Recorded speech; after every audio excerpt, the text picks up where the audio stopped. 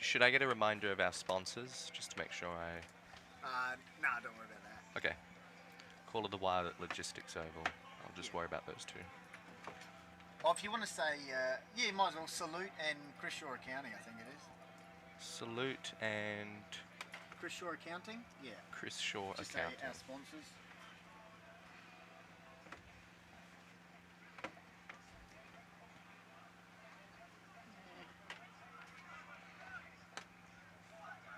Hey Dallas, are you saying we're live on Facebook?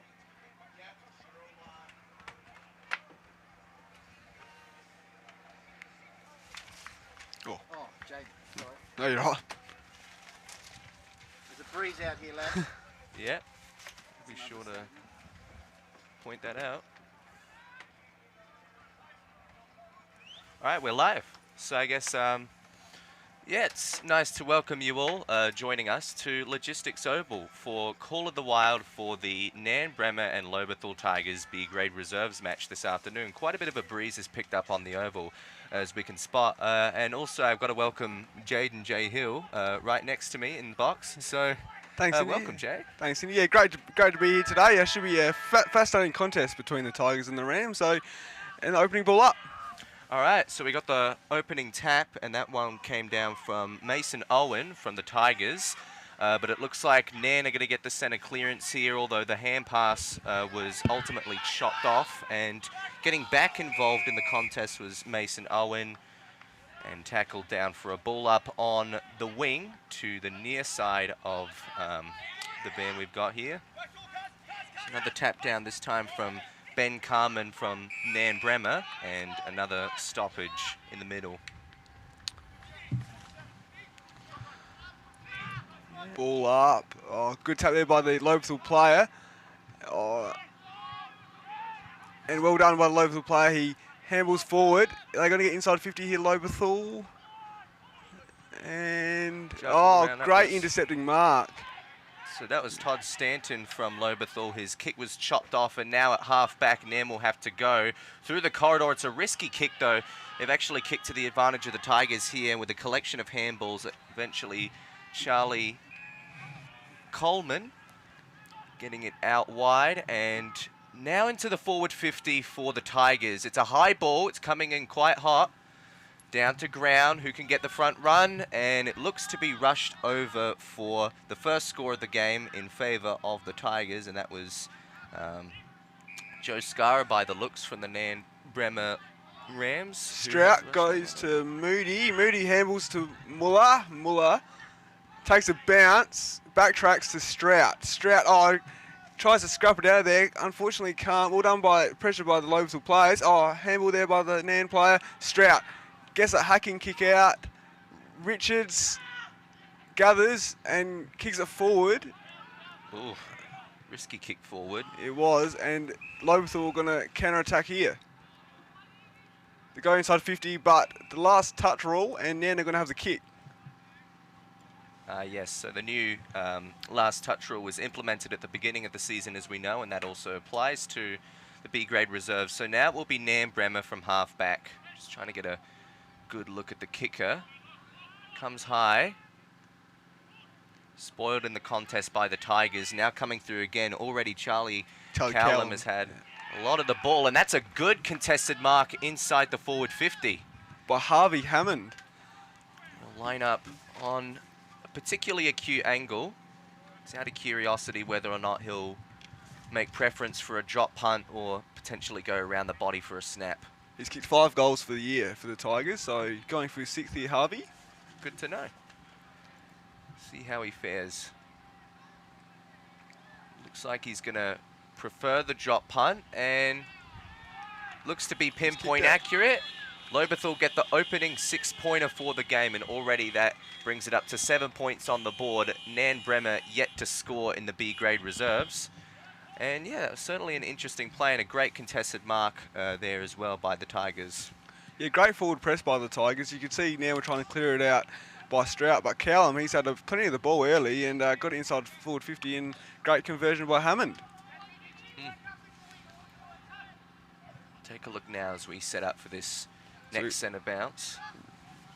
Rod Matthews balls it up. We've got Mason Owen in the middle. What's that?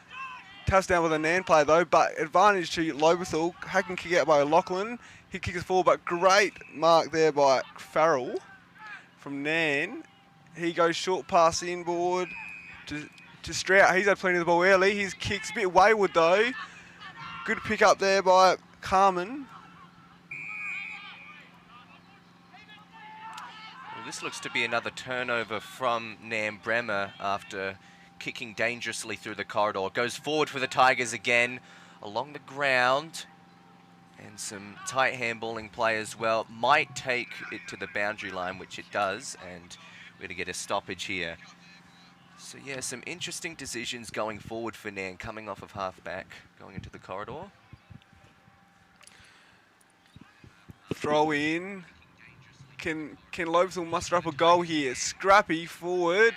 They get a kick away, but oh, well done. Last line of defence. Trying to get a vision of the player there, but Nairne's going to kick it out again.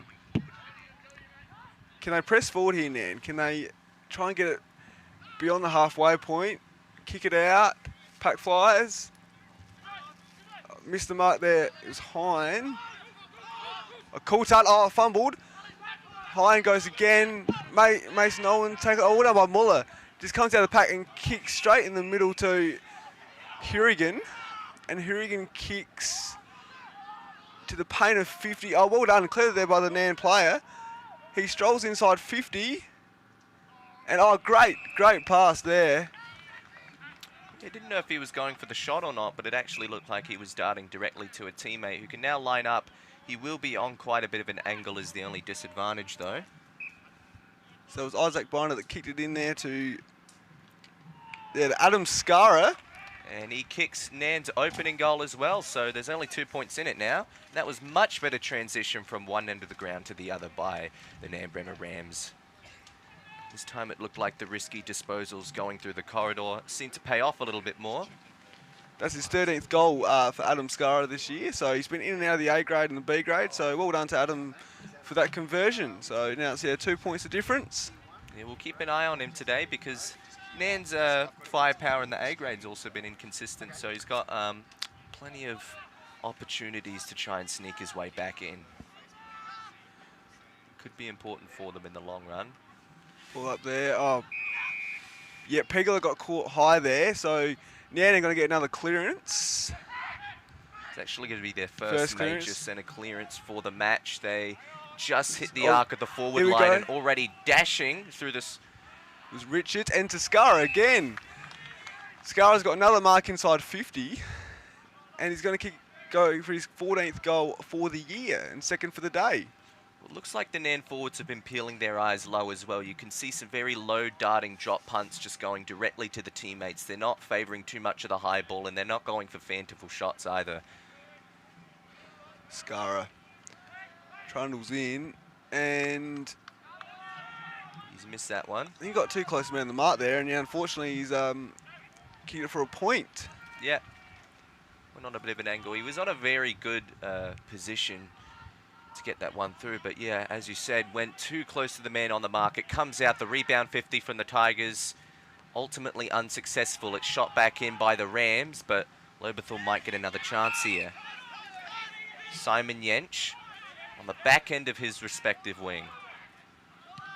Goes a long ball down the line for the Tigers. To the other end of the centre square by the looks. And that was a great contested mark there as well by Thomas Barry. Into the forward 50. It's a high ball. It's going to demand quite a bit on the ground now, but Harvey Hammond might be able to make it work. And it looks like he does. He kept his eyes peeled nice and low and mark inside 50. Picks out Todd Stanton there for the Tigers. Take a look at this shot. Similar angle to earlier as well. So going for his third goal for the year, Stanton. He's featured in the best player 6 times as well, so done well for the Tigers this year. And he's made no mistake, and he's straight through the middle. And the Tigers get back the lead. It's interesting. We're trying to take a look at the direction the wind's blowing, and it looks like Lobethal would have minor advantage, although it does look to be blowing across the ground a little bit. So it's actually difficult to take shots from there. And yet, Lobethal have gotten 2 goals from the pocket. So they're definitely accurate when they get those opportunities. So in the middle here, we got Stanton, Owen, and also Keane for the Tigers as well. And Norsworth, I reckon, is the other player. Ball up here by Matthews. Well done by Owen. He got it down. He goes again. Great second effort by the big man. And it's going to be another ball up. A fantastic attack on the ball by Mason Owen on that occasion. Comes up again. Hit out this time was actually Todd Stanton in the ruck. Centre clearance coming out here for the Tigers was Bradley Keane. It's a little choppy towards the wing. Might stay alive though. Nairne fighting to keep it alive. And a tight kick on the wing is smothered and eventually spoiled over by Bradley Keane. So the Rams are going to have the kick here. Yes, because of the last touch rule. Yep. And good mark there was it by Pegler. He had the Lobethal player at him. Oh, scrappy kick in the middle. Oh, great pick up by Strout.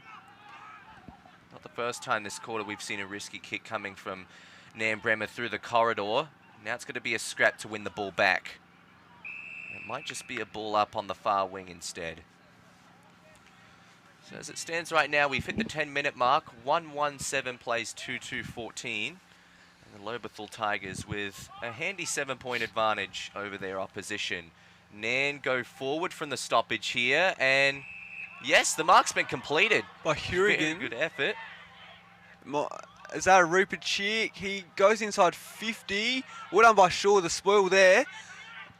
And great pressure by Nairne to not let it get out and for Lobethal to get on the rebound. It was great from Hurigan, but the actual kick from Blake Shaw was a lot higher and loopier compared to the other disposals that Nairne had been getting forward. Not as low and darty as they'd normally like it.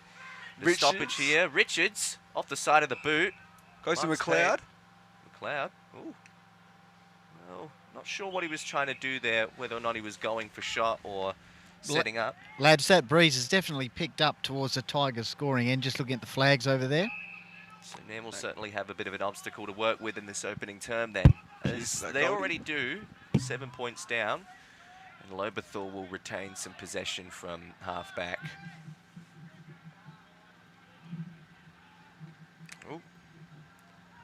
Ultimately failed attempt at an intercept there from Nairne, but it does come out to the favour of the run of Caleb Wood.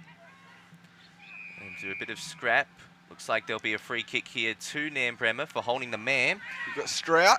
Strout in the middle for the Rams. He kicks. And he finds Hine. And we've got some well-composed play here from the Rams, although ultimately cut off in the end. And Todd Stanton looks to be the interceptor for the Tigers, and they waste no time going forward. In fact, there might be a downfield here as well. There will be. So towards the forward end of Lobethal's wing, and now going into the forward 50. Had a 2-on-1 to work with, nearly juggled the mark there was Benjamin Curry. He'll have to keep the effort up, and he decides to take a shot, and, well, looked good from this angle, but ultimately just a minor score. So the Rams are going to go back out here again.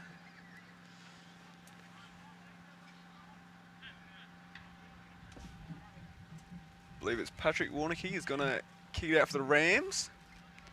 Just taking a bit of time to get the ball back in play here. So this is where Nairne have struggled to get the ball from one end of the ground to the other, but it's not impossible, that's for sure. Goes to the outer side. The pack's going to fly here.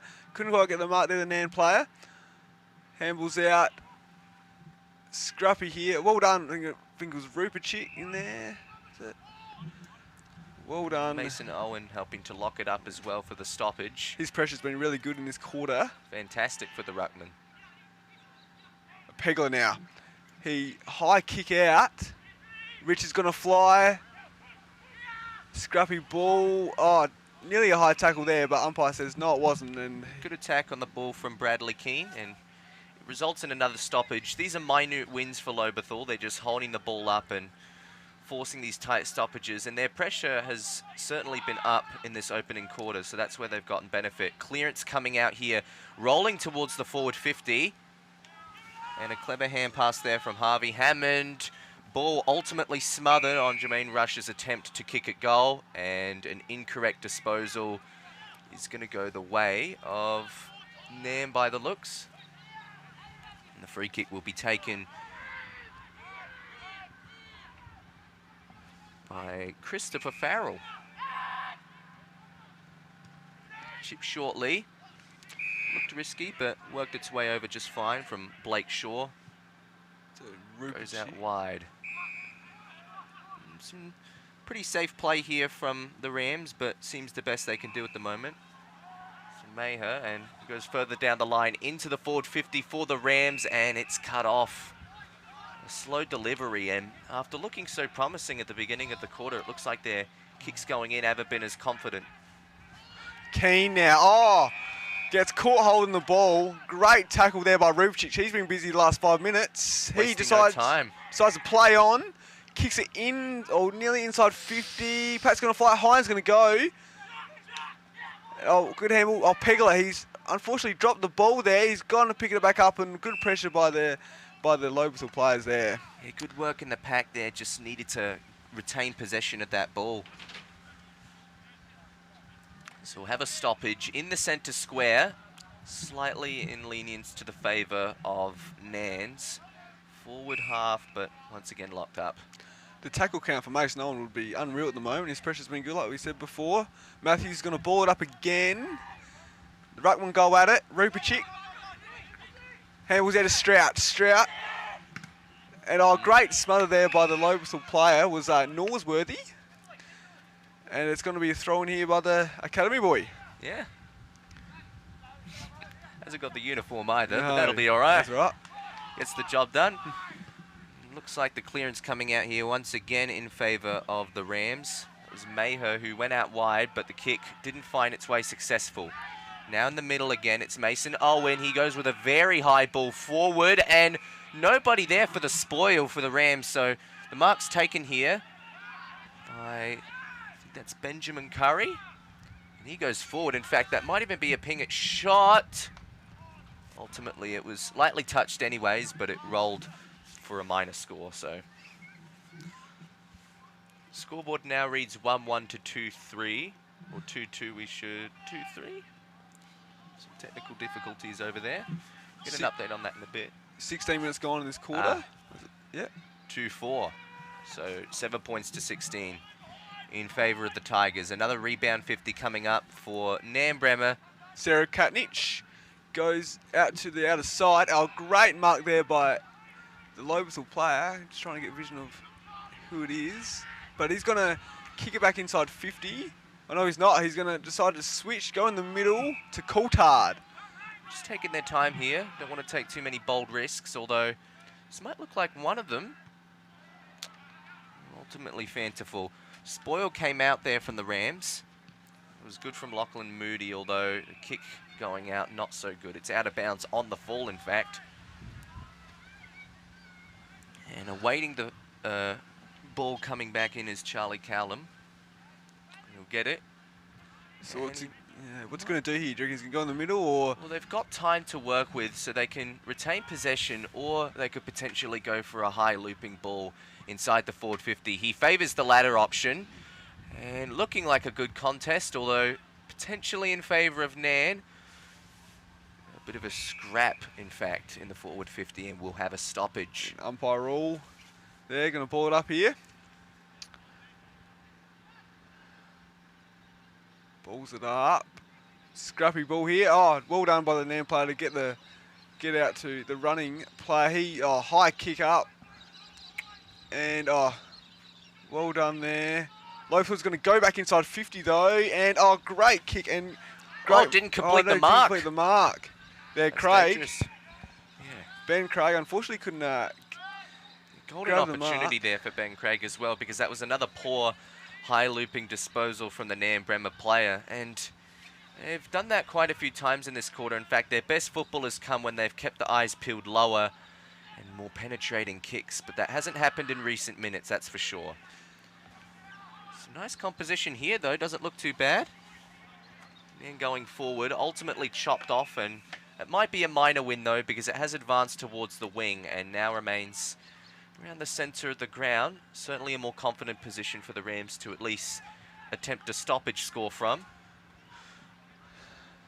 And scrappy ball here. Oh, good handball out. Muller. Oh, he gets disposed of the ball. Umpire says play on. Yeah, play on. Northworthy scraps the kick out to half forward. And yes, great mark there. Just had to wait to lap that one up by the looks. And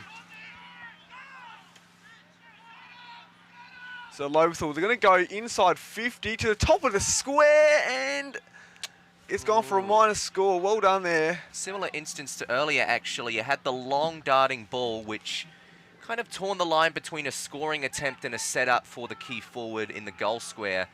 They might need to get some more consistency, at least to develop a better understanding of which is which. A spoil out here, some great play to keep it alive, in fact. It was a brilliant spoil to keep it alive from Corey King. Here waving around in the pack as well. He's doing a lot of effort here. Ultimately, he held his man too long, though, but it was a really good effort from Corey King there. So Bailey Muller, what's going to do here? Going to go down the line, or so let's go down the line here. Pack flies, Hirrigan's up. Another intercept. Well done by Lobethal play. Going to kick inside 50, and the siren goes for quarter time. And it's the Rams 1-1-7 trailing Lobethal 2-5-17. 10 points the difference here. That was an entertaining first quarter of footy, Indy. Yeah, certainly some interesting passages of play, and in credit to Nairne, only one goal from that quarter, but it did come from a pretty good passage of play as well, and they had a couple marks inside 50 that looked really reassuring with some nice darting disposals, some really penetrating kicks, although they obviously lost that towards the back end of that quarter at least. As I said, lads, just in that quarter, strong breeze going towards the scoring end that the Tigers are going to. So 2 goals, 5. I'm not sure, maybe we'll find out at the end of this quarter, obviously, coming up, whether they made the most of that opportunities in that quarter. Well, Nairne do go into the next quarter with the wind advantage now at least, so the home team will look to bite back a little bit, but some interesting players in that quarter as well. I thought Mason Owen for the Tigers had some really good pressure acts, as well as a lot of ruck involvement. Was just genuinely one of their more standout players in the opening term for Lobethal. Yes, his pressure was very good. And also Charlie Callum had a good first 10 or so minutes in that quarter as well. He was the reason why Lobethal got off to a good start. For the Rams, though, Isaiah Repacic, the 2016 Senior Colt Premiership player, he was very good in that quarter for the Rams, as well as Bailey Muller got his hands on the ball. So it'll be very interesting to see how this second quarter plays out, Indy. Yeah. The team's huddling up now, no doubt looking to reassure the importance of this second term to their players. Just the current standings on the ladder between these two sides. Yeah, so I'm just getting that one up quickly on the Sports TG app, but it does look to be pretty decent weather, at least for the moment here at Logistics Oval. There is quite a bit of a breeze, as we've established earlier, but not too much wet weather has creeped in today at least, although potentially some brewing for a little bit later on. Hopefully that shouldn't trouble the B-grade teams though. Hopefully the rain stays away. So we've just got the ladder positions here. So Lobethal are 7th on 8 points with 4 wins. They had a very good win last week against Mount Barker, who were 6-1, and they had a good win last week.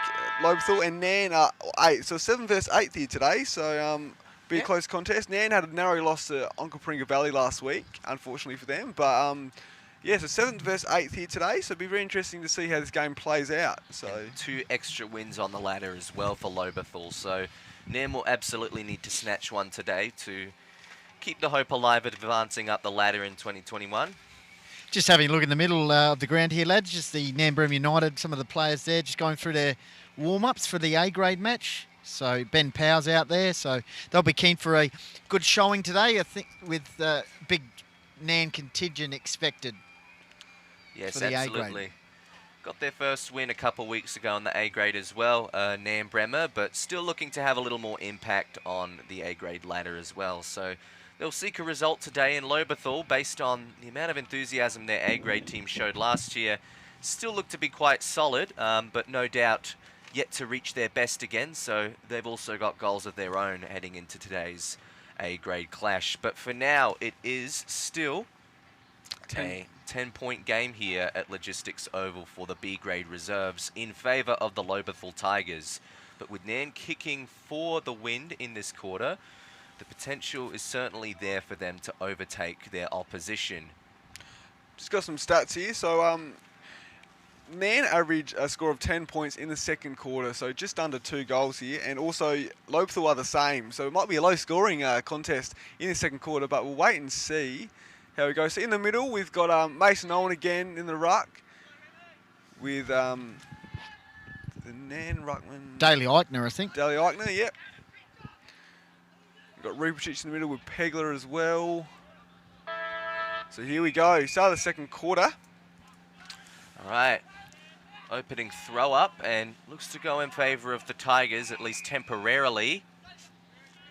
Free kick going the way of Nairne, though. They were very good with the tackling pressure. Now at the centre clearance going forward, they're wasting no time, and it was a very enthusiastic kick forward. Skara fortunately struggled to retain possession, though, and the Tigers might be able to rebound, but it certainly won't be without pressure. In fact, a teammate missing the ball has given them that said pressure, and now stoppage is forced in Nairne's forward 50. So umpire Roll's going to ball it up here. Ruckmans go at it. Ruperchich tries to scrap the handball out. Now they're going to corral here. Goes inside 50, looking for Gibbons. Shaw. Oh, couldn't take the mark though. Well done by Shaw to intercept that. Wasn't quite a favourable one-on-one in that instance. No, it was good. Good contest there by the two players, Gibbons and Shaw. Yeah, Gibbons certainly wasn't ready to receive that ball. He was positioned well, but just needed to pay a little bit more attention. So, it's a real scrummage here, and umpire Roll says, I'm going to ball it up. It's roughly 35 out from Nairne's goal. Not on a particularly acute angle, but certainly with a bit of challenge brewing, although Lobethal winning this stoppage certainly might help them, and that's exactly what they do. Reese Cook from the back end of his respective wing, in fact more so at half back for the Tigers. It's a long and demanding kick to a pack, and actually favourable to the boundary line. It is touched, at least the kick from Charlie Cowlam, although it does slowly advance forward with a couple bounces and some pressure acts from the Nairne, keeping this ball in a stoppage. So ball up again. So Eichner and Owen. Eichner gets a tap down. Real scrummage here. Ruperchich in the bottom of it. A hacking kick forward by the Nairne player. Oh, couldn't quite get it, and it might pay here. Needs to get back up on his feet, and Todd Stanton tried his best, and actually a much better player composition there from the Tigers. We saw there, that was a very slow but nice passing kick from Simon Jensch, and the mark's been taken in the pocket here, just trying to get a good look at who's taken that mark. It's on a tight angle. This will be a very good kick here if he can slot this for the Tigers to get it out to a 16-point lead. Going for the drop punt and to the near side there. No celebration to follow up, and I think that looked like, just from a glance, I think that was Jai Swiderski. Swiderski, yep. So Ruperchich tries to clear it out. Yeah, good kick, and yeah, oh, I'm not sure if it was a mark or not. Umpire said play on. Hurigan goes back, and oh, great tackle, great pressure there by the Nairne player, and it's holding the ball. Yeah, and Nairne just trying to bite off too much more than they could chew in that instance. Lobethal will go forward, looking for some forward options for the Tigers. None came up though. Instead, Nairne will be able to reset on the ground, but... So it's Strout. Strout goes in board to Eichner. Yep, well done. Takes the mark. Going to reassess here. What can they muster up here, the Rams? He goes, tries for Hurigan, couldn't take the mark. Coulthard to Mason Owen. Gives the hands off, and Lobethal going to go to half forward again, and the ball's going to go out of play, and it's going to be a throw in here. So we played about 4 minutes in this second quarter. 10 points of margin still. Yeah.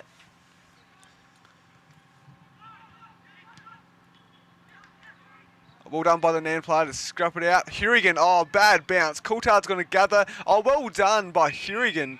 Great pressure there. Didn't get a very kind bounce from him, but he wrapped Coulthard up. And it's going to be a ball up. Mason Owen there is waiting for the ruckman. So Eichner comes. Eichner tried to get the tap. Wasn't quite successful, but there was no defiant winner in that instance, at least in the ruck wrestle. And a couple tweaks to the scoreboard, but it looks like to read 117 to 2618 in favour of Lobethal, with an 11-point advantage as it stands. Good pressure tackle there from the Rams, and that was off of the hands of Isaiah Rupick. So going to be a ball up here. First, just about in the centre of the ground nearly. Eichner and Owen again. Eichner gets a tap out Pegler, but he's scrapped Forward here for the Tigers. In fact, unintentionally, it's going to be a free kick for high contact. Barry. Yeah, Barry, who continues to go forward. A little bit underwhelming was the disposal to his intended target. Now he's got to try and clean up the mess, which unfortunately couldn't quite do Harvey Hammond.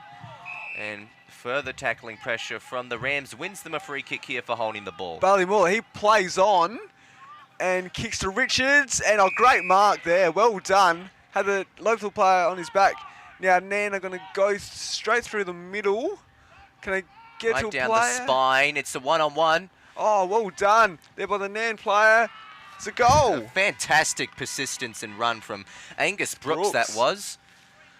Well done. Straight down the spine for the Rams. They wasted no time after that free kick from the defensive half. Went straight down the corridor, and some really nice play as well. It started with that contested mark from Richards, and he just wasted no time after that. So that was his third goal for the year, Brooks. So Nairne, they've got the margin back here to 5 points. So 2-1-13 to 2-6-18. As they're waiting to get the ball back here, umpire Rod Matthews. Woodside table tennis player Rod Matthews. So in the middle, we got Mason Pegler, Eichner in the ruck for the Rams. Also got Rupicic as well. And umpire just slowly returning the ball to the middle as well. Adam Scara. So Mason Owen and Eichner to go up. Yep, about to get underway with another throw up. Some great play from the Rams. Might bite their way back into this game, although not a great concession here. They've conceded the centre clearance from a free kick in this instance.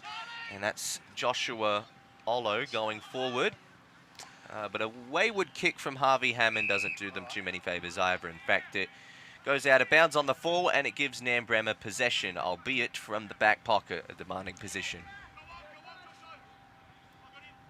So Christopher Farrell was going to kick out here. Good option there in McLeod. Now McLeod, he decides to run the other way, go out to the outer side. Testing kick, but oh, couldn't take the mark there, Moody. And the umpire's going to say it's a free kick anyway. Is it? It's a Oh, okay. Anyway, it's a ball up. Called a stoppage. Not sure what's going on there, but it's a ball up. Just a little indecisive in that instance, I suppose.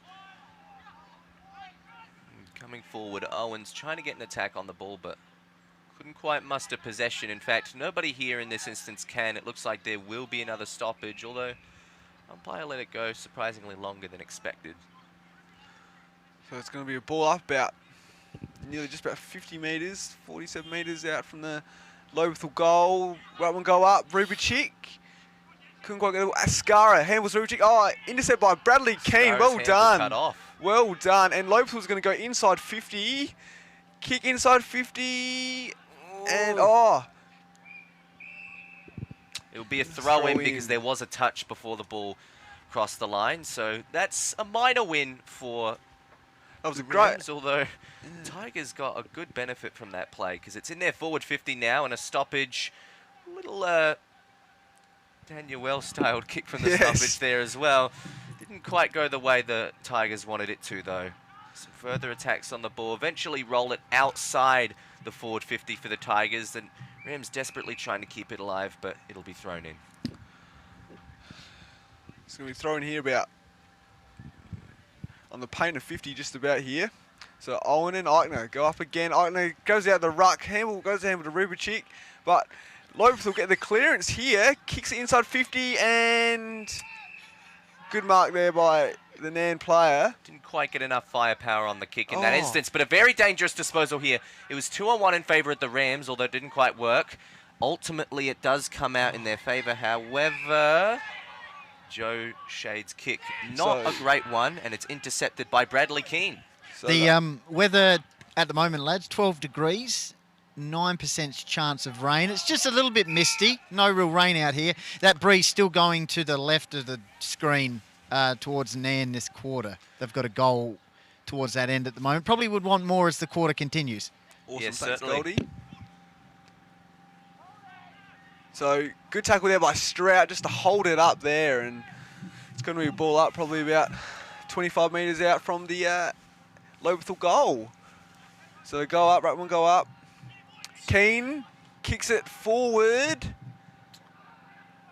And well done. And it's Pegler. Pegler scraps it forward, and it's McLeod. He's going to take the mark. He's going to run off here. Here we go. McLeod finds Graves. Unkind bounce, but gets back to McLeod. They've been held up here, though. And unfortunately, that wasn't a very good bounce, which held him up. Very unfortunate. The kick just didn't set for Ben Krieg. Bounced in front of him and then bounced further out from his reach.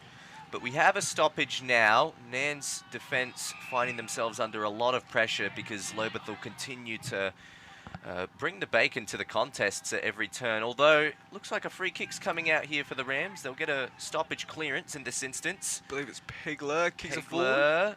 Hurricane didn't quite take the mark. And good tackling efforts there from Lobethal. Just lock it up for another stoppage. So umpire Roll's going to ball it up here. Owen and Eichner go up again. Owen, I think, got the benefit of that tap. Well done. Oh, well done by McLeod. He kicks it forward. Can they get something here? Unrealistic attempt there by the Nairne player. Or was it... Which way is it going here? Yeah, it's going to Lobethal. Unrealistic attempt. And yeah, just from Angus Brooks. Yeah. Tried to get up for a specky. A little too early. And now Lobethal from half-back. Oh, that's the shortest kick I've ever seen. So my goodness. Not sure what to make of that, actually. So good. Pop up the mess just a little bit here. Keane, the C-grade coach and captain, kicks it forward to Lobethal player. They scrap it forward again. That's pushing the back. Yep. Pushing the back there. They're going to continue to advance it forward, the Tigers. Thomas Barry. Thomas Barry on the back of this free kick can get it to the forward 50 arc. Nobody coming down with the mark, although the front run was in favour in that instance of Benjamin Curry. Stays alive. It's 1-2 play on the boundary line. Lobs up high for the Tigers. And that'll be paid to the man in front. A little unfortunate there for Dale Weatherly. So Patrick Warneke now. He kicks forward to Hine. Alex Hine. He's been in and out of the A grade and B grade. He kicks it to the outer side. But, good mark there by Simon Yench. Yeah, just disposed of his opponent. Joe Scara there. Lightly bursts it forward for Lobethal again. They've been getting a lot of repeat inside 50s Lobethal, but no score to come from it other than one singular behind. Mark taken here by Charlie Cowlam. He's just outside the arc. Not sure what he's assessing his options for, because looks like the one he's picked wasn't massively favourable. Rams quickly shove it out of the defensive 50. Now coming on to the benefit of the run of the Rams as they continue to persist under the Lobethal pressure that slowly catches up with them. And now we have a stoppage in the dead centre of the ground.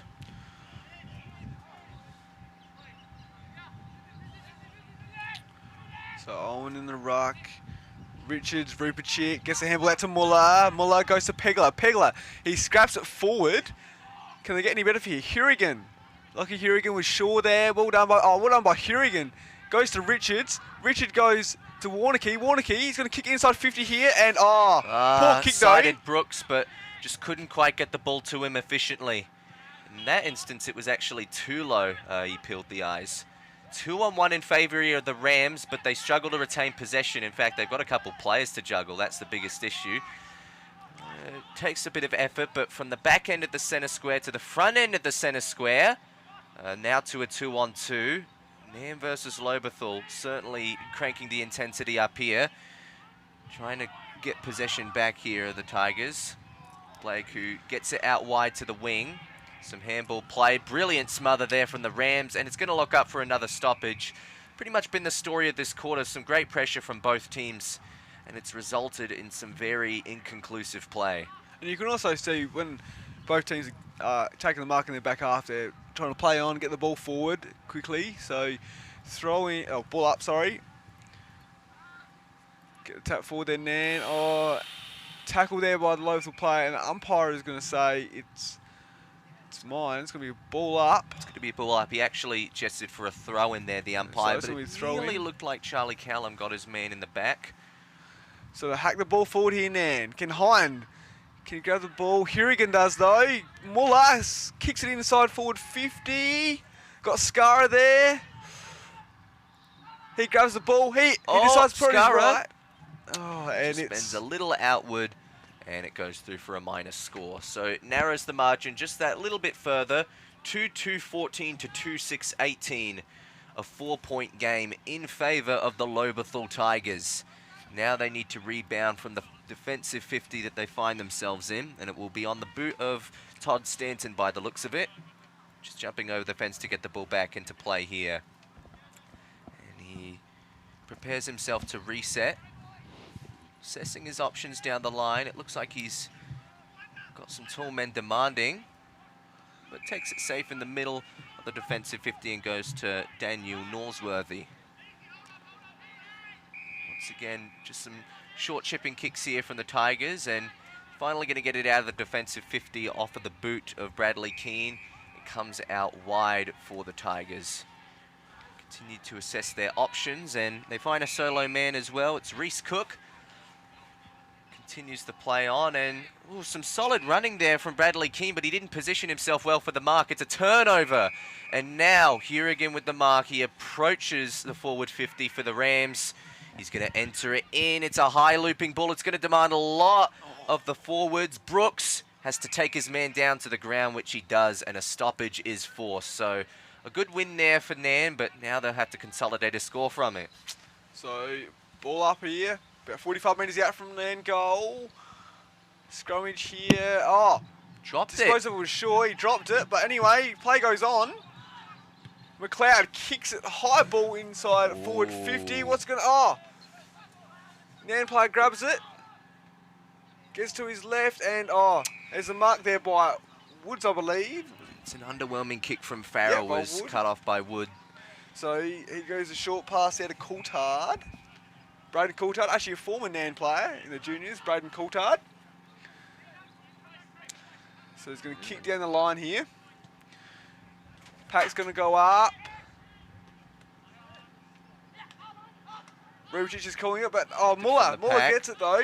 To Pegler, he's going to go inside forward 50, he does. Tight on the kicks boundary. it to, yeah, there it is. They got it forward 50 here, and this time the mark is taken by Brooks. A couple of repeat entries there from the Nairne Bremer Rams. Couldn't quite consolidate a mark though. They finally do. It's a demanding shot for Brooks. In fact, he didn't even really go for the shot, although went outwards ultimately. Out of bounds on the full or not, it's going to fall back into Lobethal's possession. Didn't take a lot of time to line up for that shot either, Jaden. No, he was going for his 4th goal of the year, but hopefully he gets another chance soon for the Rams. So Lobethal now, can they get it past their halfway point? Looks like Todd Stanton's going to be kicking it back in for the Tigers as well. Demands the entire arc to get his kick out with the rebound 50. Doesn't land in anybody's hands though, except for the umpires as we get this stoppage. Right on the arc. So the busy players for the Tigers, Keane and Norsworthy and Owen around the ball here. They've been good for the Tigers in this half. Rubicic gets it out though. What can they do here? Oh, fumbles it. Fumbles it. It wasn't a McLeod great bounce. kicks it inside forward 50. He's got Scara, but the Lobethal player couldn't take the mark there. He decides to handball. Joshua Olo needed to take the mark there and it's come out. It's up to Lobethal's ferocity to fight this ball back. Is that nearly holding the ball? He just managed to shrug his man off, Charlie Callum. Some more handballing, but Nairne keep the pressure up. Tell you what, this is fantastic intensity. It's going to pay off. Warneke gets it forward, but not to the advantage of his intended target. Coming into the forward 50 now. Looks like we'll have another stoppage, although Lobethal keep the intensity up and 20-minute mark, lads. You just get a feeling like the Rams are pushing here as we head towards half-time. Just haven't got the score on the board for this quarter, though.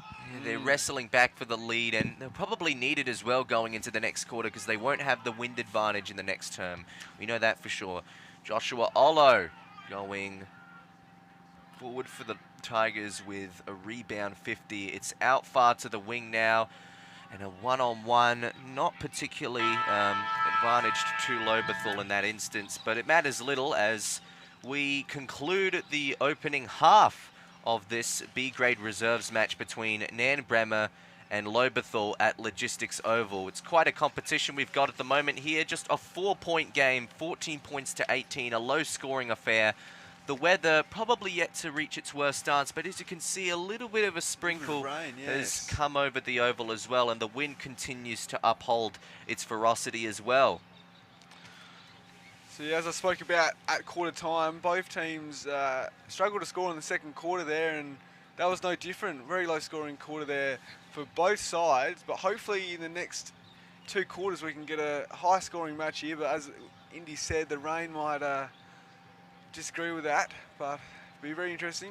So just the 1 goal for Brooks in that quarter, I believe it was, and Scar in the previous quarter as well got Nairne's only goal, so they're a little short of firepower at the moment, but no doubt this team wants to look to show some of its firepower in the B grade so they can get some healthy backup for their A grade team who continues to try and climb their way up the ladder in 2021.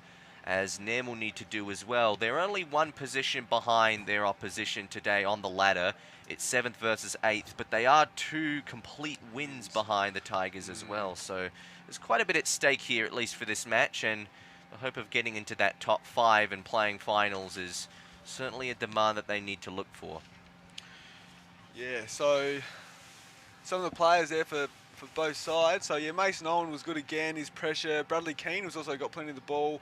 Daniel Norsworthy and Callum, they were good there for the Tigers as well. Blake Shaw has actually been good across half back as well, intercepting some of those marks. How about for the Rams there, Indy? Yeah, I think if you had to take a look at a couple of the Ram names, once again, I saw a lot of hard running from Brooks in that quarter. Even though he didn't always win the ball in his favour, he did a lot of hard running. I also think Richards had a couple of plays which were really important. In particular, though, I think I'd have to cite Warneke as one of their more standout players from that first half. Yeah, he's been good. Also, McLeod's had a bit of the ball in that quarter as well for the Rams. So, yeah, it's been very interesting to see how this plays out here. But yeah, it's got a big game coming up in the A grade, the Tigers and the Rams. So. Yes, the players are no doubt in the rooms at the moment, probably getting changed into their game day gear. We'll see them at 3/4 time out on the oval as they go through their regular drills. And pretty soon we're going to see the second half come up. Halftime breaks not too long in the reserves, so it's a good chance for players to practice their tank actually when they're accustomed to slower break times. Yeah. And we've got Lockie Hurigan now, I can see at the back of that pack. The brother of Darcy Hurigan, and stay tuned, I've got a stat about Darcy Hurigan against Lobethal, so stay tuned for that one in the pre-game for that A-grade game. And of course that will be coming up on the Call of the Wild right after the B-grade reserves match is concluded.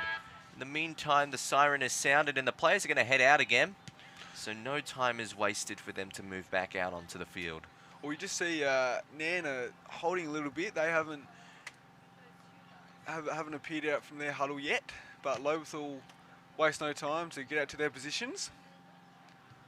So just the last word there for the Rams. Yeah, certainly their coach more keen to reaffirm the intensity which comes in the second half of football. And I reckon you could say that that's where their A-grade team has struggled a bit this year, is being able to play 4 consistent quarters of football. There's certainly been some games where they've either faded too late or just haven't started with enough ferocity early. I think Nairne have kept themselves perfectly poised to win this match at the conclusion of the first half, but do they have enough in the tank to win in this second half? And if the B grades can manage that, then they'll make a statement for their older brothers in the A grades. Yes. So Nairne, They're go to finally their moving positions out now. to their positions now. So in the middle for the Rams, we've got Mason Pegler, Ballymuller, Zara Rupachich as well. And then for the Tigers, got Mason Owen in the ruck. So here we go. Umpire Matthews, ball's up for the third quarter, second half. Ruckmans go up, tap there by Rams, but the clearance there by Lobethal. Joshua Ollo. And McLeod now. For the Rams, he kicks it back to their half, and it's going to be a last touch rule, I believe. And what was it? Might be a bit of confusion here. Yeah, a bit of confusion of if it's going to be a throw-in or a Lobethal kick here. Definitely a Lobethal kick otherwise. So Yes, the umpire's gesturing for a Lobethal kick based on that last touch rule. Interesting. Oh, he might actually So be it's- directing the ball to the umpire, so it will be a stoppage in the end. Interesting. One which Lobethal attempting to come out of. Find themselves under pressure, and that was a good tackle from Benjamin Curry. Didn't win the ball for the Tigers, though. They continue to scrap through this stoppage, and the umpire will ultimately have no choice but to call a ball up eventually. It does stay alive temporarily, though. In fact, Nairne have kept some run alive along the wings, so they will be able to clear it out here, and no unrealistic attempt, but no mark taken either from Nairne Bremer. They continue to get it forward, though, and now coming out was Blake Shaw. It was going forward. There's a bit of demand here. Shaw getting back involved. Some hand pass composition here from the Rams, and it looks like going forward, chopped off, but eventually intercepted, and a turnover in Lobethal's defensive 50. So Daly Eichner, that is taking the mark. Daly Eitner, the ruck. So he did play the first A-grade game here for the Rams. He's played majority, I think, in the Yeah. A's. So Maybe the last couple Eichner- of weeks in the reserves. Eichner. About, I don't know, 40 metres out. Oh, he loved it as soon as Hey, it hit he the loves boot. it. Very much liked it off the boot. And Nairne, for As the soon first as it time struck. today, take the lead. It's a 2.1 to begin this third term, so very impressive. And certainly I'd say probably hasn't been winning the competition, at least between Mason Owens in the ruck today. No. But he has had that impact up forward Yeah. during his time, so... As we said, lads, just heading towards half-time, you just had a feeling like the Rams were starting to come, and so Yeah. they've got the first goal of this third term and they've hit the lead for the first time. Good start. Potentially that extra time in the huddle might have paid off after all. So here we go. Lopes will get the clearance. Oh, I couldn't get the mark there, Nairne player. But Barry, he kicks it. And kicks it there Probably to just went the Corey required King. 15. Yeah, Corey King kicks it inside 50, looking for Stanton. Stanton goes around, and he's kicked it. Instantaneous reply from the Tigers. Well done by Todd Stanton. Goes around the corner to his right and kicks the goal. So they've gained back the lead. It wasn't long, was it? So well done there by the Tigers to regain the lead. See if Nairne can do a quick response here. Yeah, not the most promising sign when you concede a centre clearance as easily as that, which results in a goal. And considering Nairne just got the lead back, we have to look for another option, at least from this centre bounce as we get here. Owens might have just won that tap out. It was a little 50-50. Nairne attempting to try and get out with a centre clearance. They're successful on the boot of DePros. Comes out to the forward end of the centre square for the Rams. Now searching for the forward 50, but cut off. Quite a poor low darting disposal there from Blake Shaw. So Blake Shaw goes forward to Owen. Mason Owen, been busy again in this quarter already. He kicks to to Keane. Under-18s coach, Bradley Keane on the outer side here. He kicks it forward to half forward, basically, but... Didn't take the mark there, and that could potentially be costly for the Rams from Ben Carmen. He got himself into good position for the mark. Oh, in the back. Beautiful tackle, but it's In the back. ultimately called in the back. In the back, and... I've got to say, the umpiring's been fantastic in this game. In fact, Todd Yeah, been Stanton's just moved up forward. He actually had a couple rebound 50s in that last term. Your thoughts on the umpiring, lads, on the game so far? Yeah, Yeah, quite right. efficient Yeah. overall. Certainly made calls where it matters, and no inefficient calls have dictated any bad passages No. of play either. So So yeah, umpire Rod Matthews and Cameron Rule officiating Yeah, the doing a good B-grade job. game. Yep. So it's going to be a 25-50 metre penalty here for the Rams. So Patrick Warnicky, I believe, does a short pass there, trying to find Carnicross, but Lopes are going to rebound here. Well done by Coulthard. Gets the ball forward and downfield. Downfield. Believe Rupicic has given a free kick away, but the play goes on. oh no, Play Had goes on, more though. time. Ben Krieg was all on his own in the forward 50, but the kick to him wasn't so good, and it's just going to fall over for a Lobethal behind now after the play was forced into unnecessary pressure. He was positioned well, Ben Krieg, but the delivery wasn't so efficient. So now Nairne will have to work their way from the back end of the ground, and there's going to be demand to do it. So Graves on the wing here. Kicks out of McLeod. Tyson McLeod does a short kick to Muller. Yep. He gets the mark. He's going to go inside 50 here, or try to, and well done there by the Lobethal player.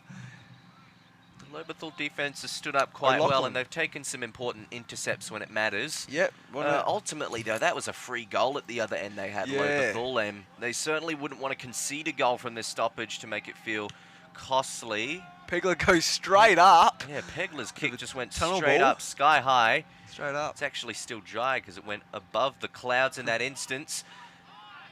Tackle in the forward 50 from the Rams, though. Savers the ball up, and that was from Skara. And he's probably looking to bite his way back into this match. He's supposed to be one of the better emerging forwards who can help pitch back into the A-grade team. So if he can have an impact in this second half, he'll demonstrate some reasoning to do so. But that kick in that instance goes out of bounds on the fall for the Rams. In fact, wasn't quite sure who got it off, but it will be a Lobethal kick by the looks. In fact, no, it's a throw-in. It's a throw-in. Yeah, usually with the last touch rule, that would be a free kick to the Tigers, but instead we find it just To 20 Pegler. out from the goals, and Pegler with a snap around from the stoppage puts the Rams back in front, and that was fantastic play there. Well done by Mason Pegler. And they regain lead here. There's been a few lead changes, and the Rams are back in front. 3 lead changes in this quarter alone. So let's see if the Tigers can respond as quickly as they did last time. Well done there by Mason Pegler. As we've said before, he's been in and out of the A grade and hopefully pushing his position to back in the A grade team there. So here we go. Can Lobethal respond here? Yes, as they did instantaneously a little bit earlier in this term. That's certainly what they'll be seeking now. Comes out, looks to be to the benefit of the Tigers, although it comes with a bit of effort. In fact, the scrap continues. Owen trying to handball it out, not to anyone in particular, but it goes into the Rams' forward 50, although it's in possession of the Tigers. The kick coming out to the wing, not so great though, and instead, with some composure here, Mayer gets it back out, just lingering towards... Oh, no, he's gone out of bounds on the fall by the looks. Unless that was a free kick I must have missed. So it will actually be Lobethal from the back end of their respective wing. It's to the far side of the ground. The stoppage here as well. At least some pack work was very well composed from the Rams as well. It's going to come out of bounds, though. And a stoppage roughly in the middle of the wing. Just forward of centre for the Rams. Throw in. Owen gets a punch down. Pegler Goes to Muller, and it's going to be a ball up here, just about the centre here, on the outer side in front of the Nairne coach's box. So umpire Matthews going to ball it up here. Ruckmans go at it. We'll call that a neutral there for both Ruckman. Barry tries to scrap it up. McLeod grabs it. Well done by Barry. Follow-up tackle, and Rams try to kick it out, and it's going to be a Lobethal free kick for last touch rule. And I believe it was out of bounds on the fall, actually. Out of bounds on the fall. Take your pick. So Daniel Norsworthy, I believe, is going to take the kick here for Lobethal, trying to get it forward, trying to get him back in the lead. Kicks it forward there. Pat goes up. Took some effort. Well, good handball there. A very well-sided handball. Goes to Ben Krieg and comes forward to a favourable one-on-one for the Tigers and marked inside the 50. As we come out here, he'll be kicking from 40 metres out as the players, we just get a good look. Yes, it will be Todd Stanton. So he's been all over the ground. In fact, I actually think he's preferred playing on the windy end, because I saw him in the defence on a couple occasions in that second quarter. So he must like the arc. He feels cozy in it. If that's where he plays his best, then the team can't fault that. He will be going for a long-range shot, and that's a beautiful pinpoint accurate drop punt. Another lead change. Well done there by Stanton.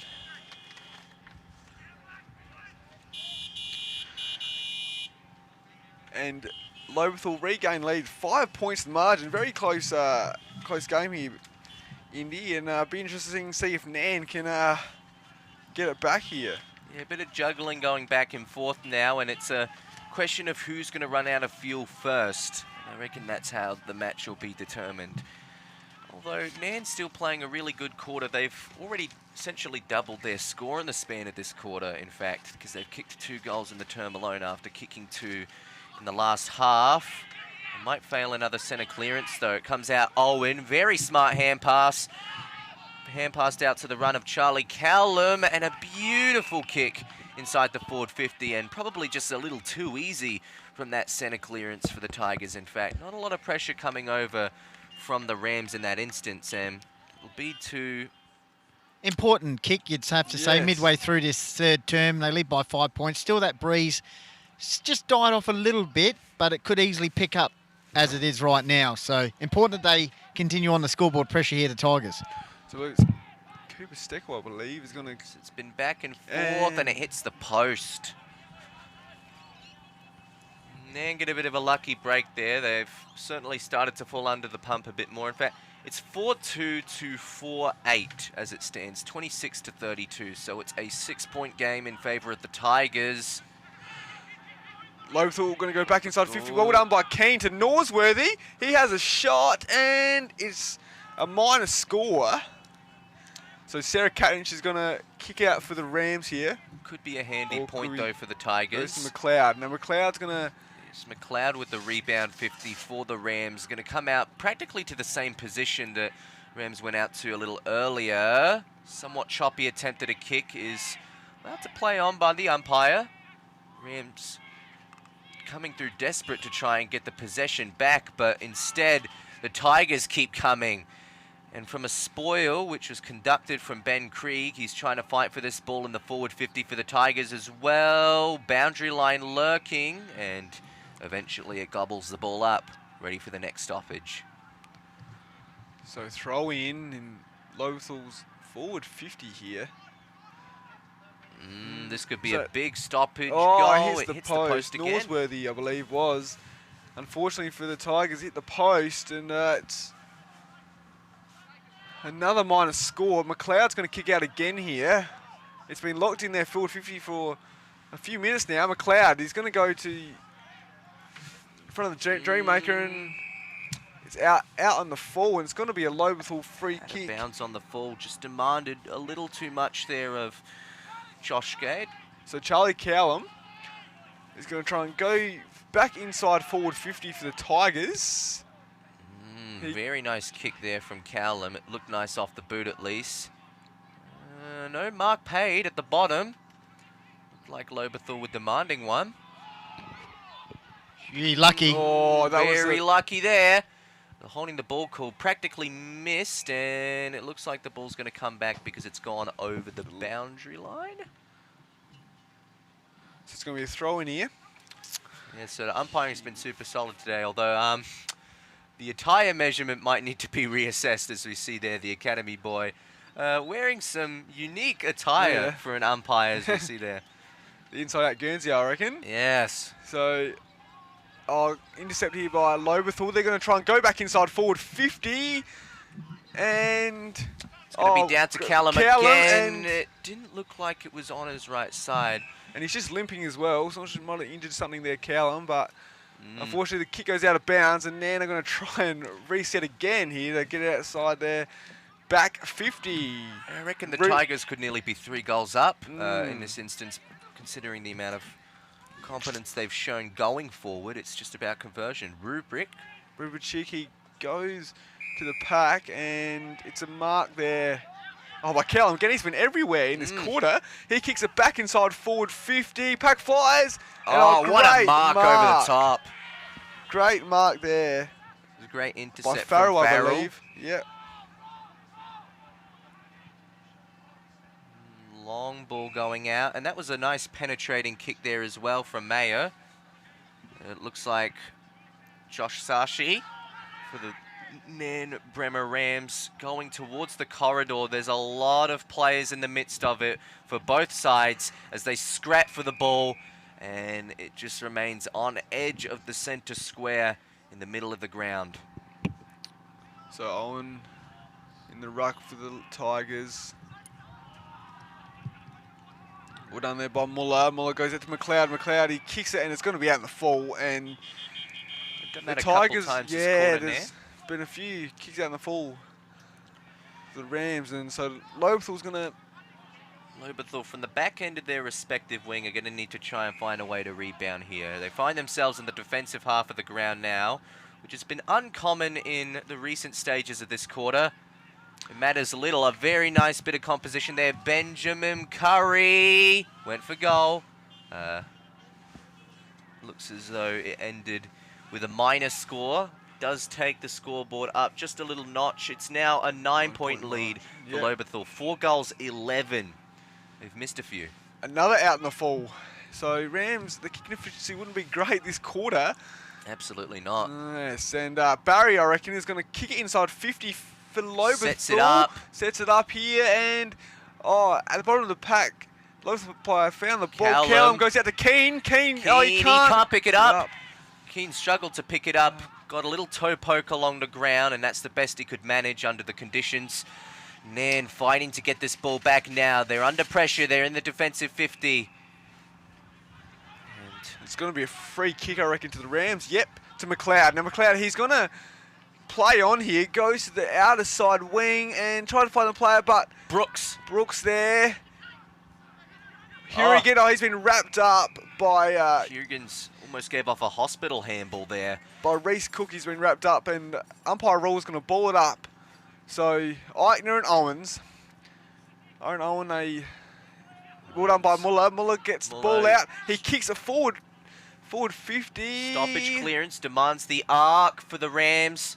No mark is taken, and it looks as though Nairne might still be able to pin it forward. It's going to be a foot race, although it might just be last touch. And as a result, Lobethal will get the ball back, this time in Lobethal's defensive 50. We haven't heard that for a while. No. Coming out to the pack. Looks as though a bit of effort there from Bradley Keane, and he's caught holding the ball. Fantastic pressure from the Rams, and finding to get it back as well. And who else to deliver the tackle but Isaac Rupachik? Well, they've had all the play, haven't they, the Tigers? They just haven't put the score on the board for this term. Rupachik's ball doesn't kick to the favour of the Rams. And Lobethal might escape with one here, although it might depend on how the ball sits for the respective players. It was under pressure. That was Thomas Barry. And now the Rams come out, back from the wing, back into their forward 50. And a fanciful kick. Goes to Todd Stanton, who, once again, we've been seeing him all over the ground. So finds himself in a bit of a swing position in this instance. And comes out to Charlie Callum. Goes to the other wing this time. Misses his intended target. In fact, his intended target basically dropped what he should have had. Although the delivery going back forward for the Rams hasn't been particularly great either. And, well, that was the sniff they got. But now it comes out through the corridor. It's to the advantage of Benjamin Curry. It's one-on-one. Can he keep his feet? Yes, he can. It's an open goal for Harvey Hammond. And they take it up to a 15-point lead. All of that effort finally paying off for the Lobethal Tigers. Well done there by the Tigers. They just worked that very well, and they've extended the lead here to 15 points. And like Goldie said, they've been peppering through this quarter. And well done by Harvey Hammond to get on the end to an open goal and kick the goal. And the Rams need to respond here. The next goal is very important, because if Lobethal kick another goal, will be... Yes, 21 points. Terrible deliveries inside the forward 50 there from Nairne's B-grade reserves, although Lobethal's ferocity to go from one end to the other. We haven't seen it too much in this game. They've been getting those repeat entries, but nevertheless, that's how we conclude the quarter. And it's 26 points to 41. It's a 15-point margin in favour of the Lobethal Tigers. And tell you what, that was a fantastic showcase in the back end of that quarter for the Tigers. And now Nairne finding themselves desperate for a response of some kind just to stay in touch, and it will be demanding in the next quarter. Certainly ran out of fuel, as we discussed at the beginning of the half, which could cost Nairne the 2 points in this instance, but there is another quarter to stem the flow back. Yes, well done by the Tigers in that quarter. They only averaged a score of 10 in the third quarter, so that was very good for them. So improvement from this year. Well done by the Tigers. Rams need to get a few early goals, I reckon, Indy, in the fourth quarter to get themselves back in the game. So well done there by the Tigers. So Todd Stanton was busy in that quarter, as well as Charlie Callum for the Tigers as well. Yes, Stanton and Callum, and a lot of those other bigger names for Lobethal rising up when it mattered. And it's really ultimately what determined their success in the back end of that quarter was their ability to get some well-composed play. And I mean, early on it was the solo pressure from players like Owen Mason and Thomas Barry, but eventually it opened up a little bit more.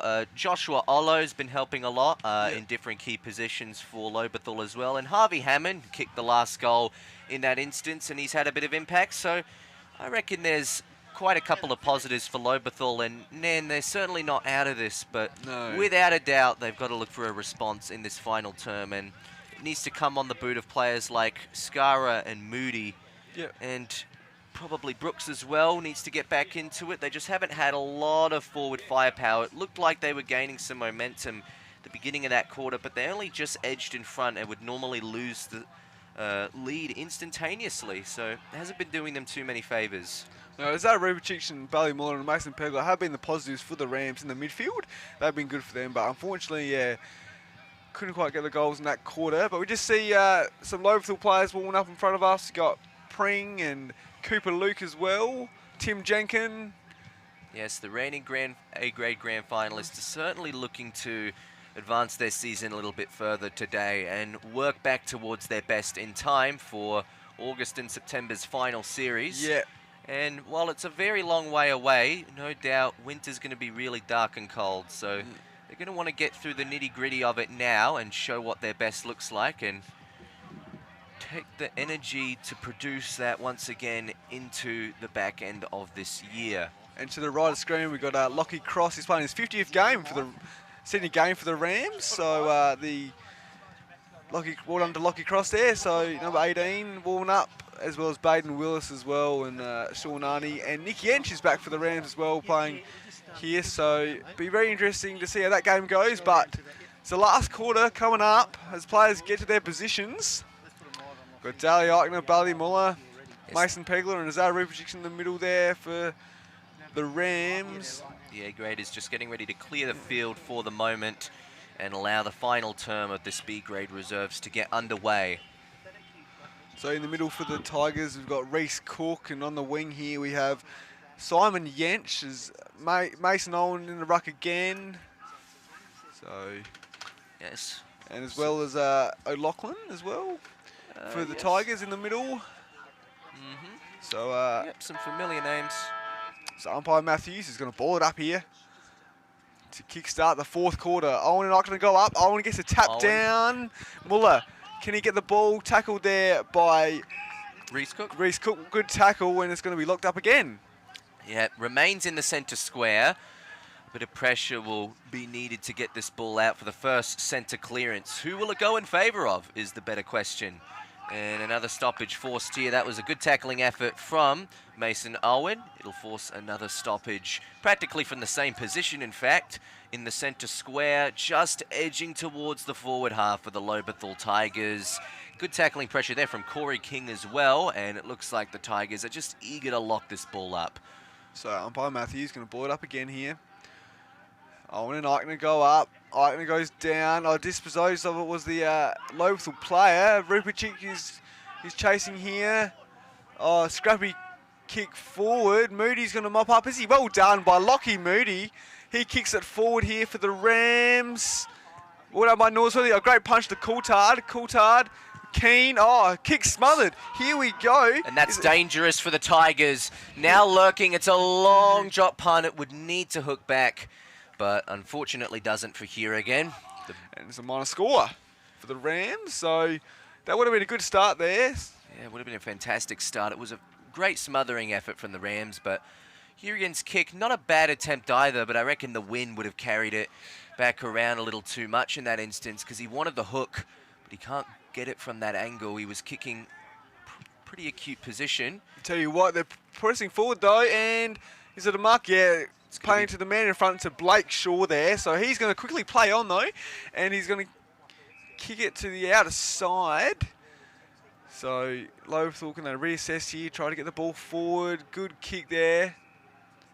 Finds his teammate.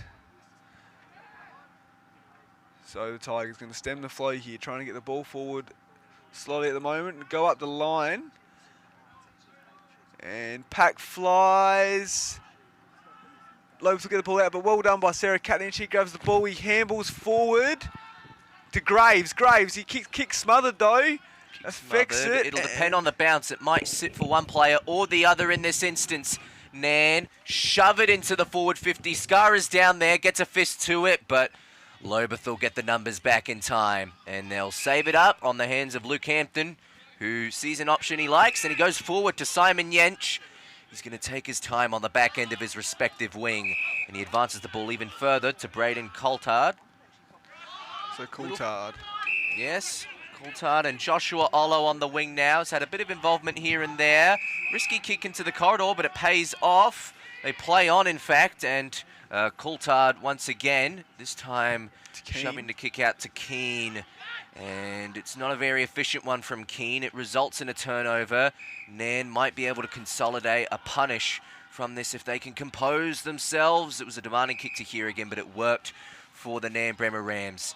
Now, lingering is the forward 50 arc. They got to get the ball in there. It's a high looping drop punt. It'll give time for the forwards and defenders to set themselves up. More importantly, though, for the pressure acts to come in and to force a stoppage, roughly 35 out from Nairne Bremer's goal directly in front. So can the Rams, can they get the first goal of the quarter here? Run by Keane, O'Loughlin. They get the ball out here, Lobethal. Barry, he's been tackled though by Sarah Catnich, and the ball's going to hold up here, and umpire rule says it's mine. And it's going to be a ball up here. Eichner in the ruck with Mason Owen as they retrieve the ball here. Here we go. Ball up. Both rucks go at it. Well done by Owen. He gets it down, but straight to Rupachik. Rupachik skies. Ball is Danny Strauss underneath it. But a great mark there by Charlie Callum. He's been really good in this match here today. And he kicks it in the middle, finds his teammate of... Yeah, certainly wants to see the A grade next week, Charlie Callum, based on the way he's playing. And now Lobethal going forward. Get a very nice kick over to Harvey Hammond. And he can have a shot if he chooses so. He looked a little uncertain. He continues to twist around his body and analyze his options, although he might just take the shot. It's a demanding angle and a demanding distance. Does he have it in him to consolidate this? And doing so, I reckon might just be enough to seal the match off based on the lengths of these B-grade reserves quarters and also the way Lobethal have been playing and upkeeping the momentum. Distance wasn't the problem. Oh, still in play though, and it's going to be a boundary throw in. That was well worked by Lobethal, that play there, to get it to Hammond. Well done by Curry, he got it to Hammond, but here we go. It's going to be a throw in. Rubicic. So we'll Gibbons, stay I alive. believe, is there's players everywhere in the. Yeah, Gibbon was in the smothered midst of and it. then... Yeah. Yeah, I had to correct myself there. The accuracy was on point from Hammond. It was actually the distance that probably just fell 1 metre short. I reckon another metre and that would have had the journey. So ball Little scrap toe-poking ball forward here. The last line of defence, the only thing to save it up for Nairne Bremer. And it's a good mark taken out the back as well by Mayer. He wastes no time going forward, but it's potentially 2 or 2-on-1. It depends how it sits. It sits well for the Rams. And that'll allow them to advance the ball forward further to Alex Hine. It's not a great kick, though. Now it's about a 2-on-2. Brooks, can he pick it up and clean up the mess? Looks to be eager to do so. But the kick to Skara, he was nowhere near it. Now he's got to work with nearly 3 Lobethal players around him. Not great setup there from the Rams, but it will save time up. Well done by for the Tigers. Lobethal to reassess there. Well done by the Tigers. Simon Yench. So kick forward to Keane. No, I couldn't Missed get the him. mark. Oh, goodness. And unfortunately for the Rams, they couldn't make the most of the opportunity. And Blake Shaw takes another intercepting mark. He's played very well today, Blake Shaw. He keeps it. Oh, Cooldown couldn't mark it. Here we go. Rubicic is a comedy of errors here at the moment. And he kicks it. Oh, umpire said, okay, it's a mark. Kicks inside forward 50. Skara couldn't get it. Skara needed to complete the mark, and he didn't. There were probably 4 or 5 turnovers in that single passage of play. All of them were in the forward 50 arc for Nairne Bremer. Some wasted opportunities from both teams. But Nairne might just fall victim to the last laugh because Lobethal are starting to advance it out of the defensive 50 now. Northworthy, he kicks and he finds Callum, who's been busy. So they're going to reassess here, Lobethal. What can they do? Short kicking game at the moment. We played 7 minutes and 20 seconds and counting at the moment. Kicks up the line. Pegler grabs, handball really to no one, really. He gets his own ball, though. He kicks it. Dangerous kick. Oh, well done there by the Nairne player in, well done there by the Nairne 2-on-1 was midfielder. favourable. Skara once again. Oh, no. It's going to be a free kick against Tierrigan. And this time, Lobethal will be tasked with exiting the defensive 50 from an exchange. That was after Luke Hampton put it out wide, and that's not the best of kicks. It does still sit decently well for Benjamin Curry. He's got to get it further down the line, but Nairne with the numbers in the back end might be able to sneak it out here. It's a risky kick into the corridor. Very risky indeed. Now it's going to be down to Reese Cook. Nairne's pressure might just be able to save them up, and that could have been an extremely costly turnover, but instead it results in a stoppage dead centre of the ground. So umpire roll balls it up. Good tap there by Nairne. Rubicic, he's going to get the end of it. He's going to kick inside 50. What can happen here? And unfortunately the kick was overcooked there, and well done by Lobethal to get back, take the mark, and they're going to go out again. Did not peel his eyes there to sight Brooks. Nathan Wood here on the edge of his defensive 50. He kicks it forward to Callum. He's been very busy. He kicks it. He kicks it there to Reese Cook. He's going to play on and find Ben Craig. He's going to kick it inside forward 50. He's got a spare player in Simon Yench, and he's going to hold it up. And I believe he's going to go and try and get the margin out to 20 points here for the Tigers. So, yes, could practically seal off the game at this rate. We're at the 9-minute 20-second mark. He actually decides to go a little shorter, and, well, the question for Nairne Bremer is, where is defence? And potentially even what is defence? They've conceded the ball a little further here and some extra metres to Reese Cook. The position ultimately isn't too much different, although will give them a slightly better advantage, particularly from the angle that Reece Cook will be kicking from. And he's been involved in this match in later stages as well. And it's Ooh. just faded there. It was coming back, just faded at the last minute, and Reece Cook couldn't get the lead out. So Nairne's going to bring it back in. Mason Pegler's going to be that man to bring it back in. He kicks it to, drop the mark there. Reece Cook handballs it. They go to Craig. What can he do here? He goes on his left and it's kicked. And it's going to be a more. It's going to be a last touch. Yes, I last reckon. touch rule will Last apply, touch so Nairne will rule. get possession. But that's a very lucky break. Yes, it is. And Mason Pegler's going to kick it out again. He'll want to take a bit more time with the decision making he has. It's a cool day. You need a cool head on a cool day. Yes, you're right. Mason Pegler, he kicks it forward. Mason Owen, well done. He just gets the kick away here. And Graves. And Stays alive. Stays alive here, temporarily. I and- think it might have just snuck out of bounds before Simon Yench got the kick off. So it'll be a throw in, and it looks to be around the dead center of this respective wing to the near side of the ground. And the Academy boy So again, throws it in, and it might just go out to the advantage of Todd Stanton, who now finds himself in the midst of a stoppage. He's popped up everywhere. Charlie Cowman, he's also popped up Yes. everywhere in this match. So the big names for Lobethal's B grade stepping up when it matters, and now it's a throw-in on the other end of the wing, practically same position on the Yes. ground. So 11 minutes gone in this final term. Nairne need a goal. Pegler goes to Smart hands. McLeod. He kicks it forward. And what can I do? Graves is looking. Yeah, Graves gets it. He kicks it. It's going forward. Skyra's Eichner got to and- take one with No, one hand, and It was Eichner. it was Daly actually Eichner. Eichmann. Yes, Daly Eichner. He takes the mark virtually straight in front, and this would be very good here for the Rams to maybe for a late push here. So, Extremely useful. and he kicks it straight through the middle, and they've cut the margin back to 9 points. 12 minutes gone in this final term. Well, the response has got to be instantaneous. They've got to start winning those centre Yep. clearances, Nairne. Otherwise, the hope of making that miracle comeback might just be gone. 15 points is certainly not an impossible margin to fight back, though. 9 minutes. So 9 points. 9 points the margin here. So in the middle, we've got Daniel Norsworthy, Mason Owen, O'Loughlin, as well as Reece Cook for the Tigers. Yes. So umpire rule is going to ball it up. Here we go. Can Nairne get another one?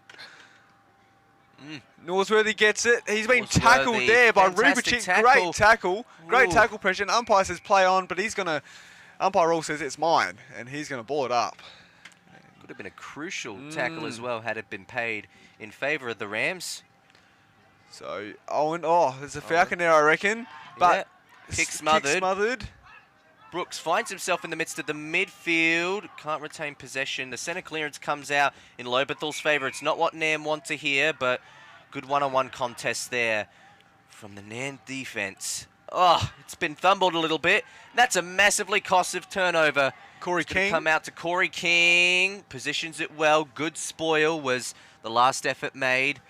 And it forces a stoppage. But really from centre half back, if Nairne want to win this match, they've got to compose themselves better than that. And they're 9 Yep. points off of it, but it's a far way from here. So ball up, about 40 metres out from Lobethal's goal. Ball goes out to O'Loughlin. He kicks it on his left, and it's going to be a minor score. So Nairne's going to get the ball. They need to get it forward very quickly if there's any chance here. So, and they do. So they Yes, go forward to Strout. Danny Strout. I think the scavengers for Lobethal are just starting to space themselves out a little bit more and get ready for a massive offensive long corridor push. So they're having a crack here, Nairne. Yep, good. Well-positioned mark. Good mark there by Carnicross. He kicks it Cross. forward. Not the best of kicks, in fact. Didn't sit for Brooks. It barely even made it to him. It was actually touched off. Missed the mark, though. Craig Missed it, here. been Craig. Now Oh. along the line, Simon Yench just needs to get it forward. Ooh, well, fans are demanding holding the ball there But the Tigers didn't quite get it. Now it will sit well here for Lockie Moody. Lockie He Moody. goes to Strout, but the missed miscalculated Strout. kick. Very miscalculated kick and the crucial time as well. So Norsworthy grabs. Oh, great tackle Norsworthy, there. Fantastic tackle, and that was from the effort of Mayer. It was Mayer or McLeod, one of them. Looks like there's somebody limping off here for Nairne Bremer as well. So Number 34. Yeah, so Mitch Richards, that is. Yeah. So unfortunately, Mitch, hopefully it's nothing too serious. So Nairne's going to get a kick though. Well, he's not going to the Nairne bench. He's actually come off to the nearest boundary line first, so he can analyse the injury in a bit more detail. Runner's helping him. So play goes on though. Here we go. Can Nairne get another goal? Well done behind. He regathers. He handballs over to Graves. Graves, he has time here. He kicks, and he kicks a goal. Yes, he's got it. So it's a 3-point game now. All of a sudden, it's a was it a four? Yeah, that's a 4-point game. 4-point game. 39-43. Late in this last quarter, and we've got a ring ding ding. Yep. As famous man Pistols Yes. would normally say. So it's 3 points the margin, and 6-3 to 5-13. If Lobethal lose this game, they'll rue their missed scoring opportunities, and if Nairne lose it, they'll... So 4 minutes. 4 minutes. 4 minutes to go. So took 5 minutes to get 1 goal. They'll need to make those ever so slight improvements to seek the next one. this will be a very important centre clearance here as umpire Roll gets the ball back. Yeah. So the Nairne players are trying to hurry him up here. Yes, because So time continues to tick. So 3.5 minutes to go. Here we go. Umpire Roll balls it up.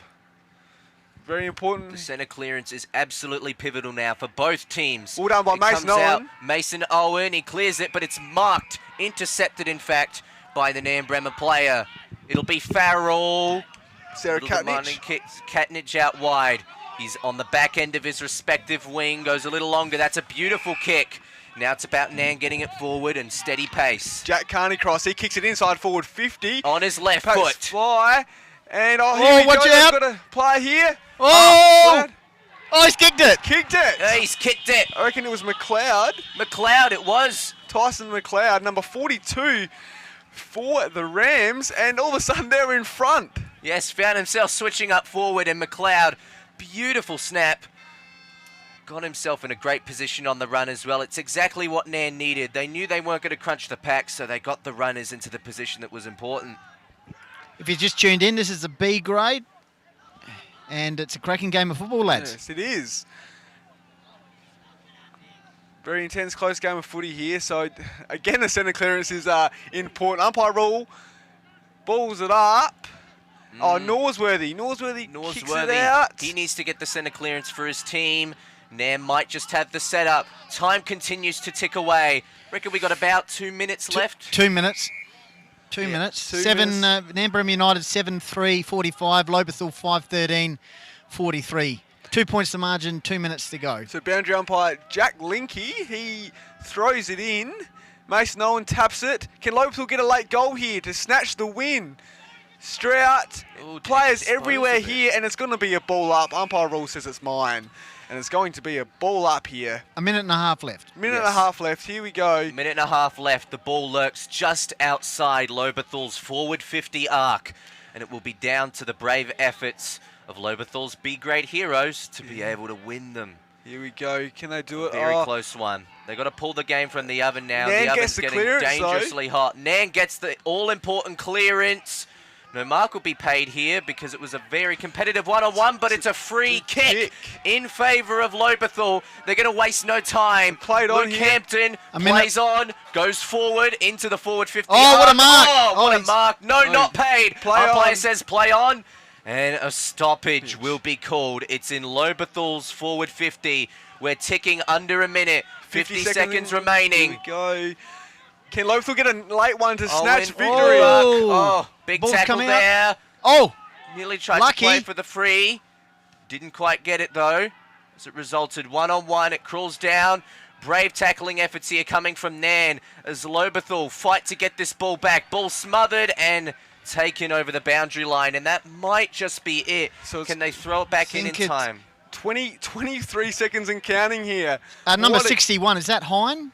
What a game Yes, and that counting. would be Hine. Yeah. Great smother. Oh, free kick. Free kick.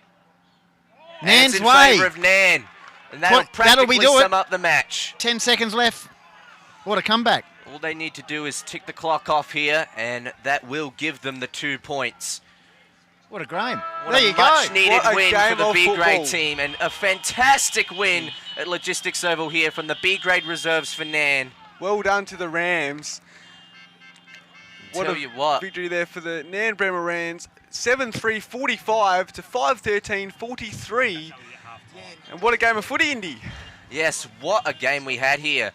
After being 15 points down at the max, didn't quite look like Nairne were going to be able to reel back the margin, and yet they goaled it an opportune, and that's what mattered. And Lobethal will rue kicking 5 goals 13, because in that third quarter, I reckon they had a couple of really good opportunities that they probably missed out on. Although, we've got to give credit to Lobethal. They still had very some of the unfortunate best for the Tigers. men on the ground. Todd Stanton and Charlie Cowlam were certainly some of the most standout players today. I also reckon Blake Shaw. And As well as Mason Owen as well. He was good. The Lobethal Ruckman.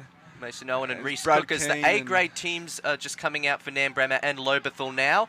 And it's looking to be a very exciting match coming up. Yep. But more importantly, a very exciting match we just passed on. Very nice effort from Nairne Bremer to turn back the tide from 15 points. And they've wrapped it up with a 2-point win. 45 points to 43 in favour of the Rams.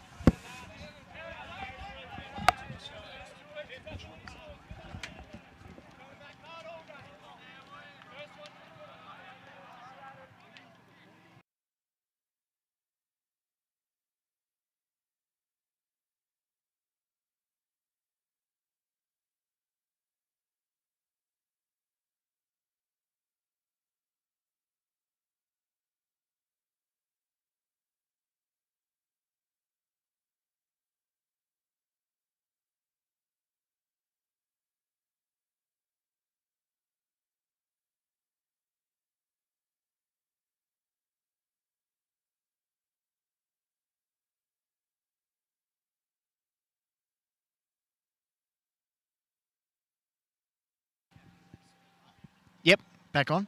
Cuba Logistics over and Nairne for this big clash between Lobethal and Nairne. Of course, the lads, great job there in reserves, calling the game. Tight finish. Nairne getting over the line by 2 points. Pistols is in the van. You might be tuned in to Lofty 88.9 as well. Radio with Altitude. Call It a Wild on Facebook and YouTube as well. And looks like we just got both sides lining up here in the middle. Dallas.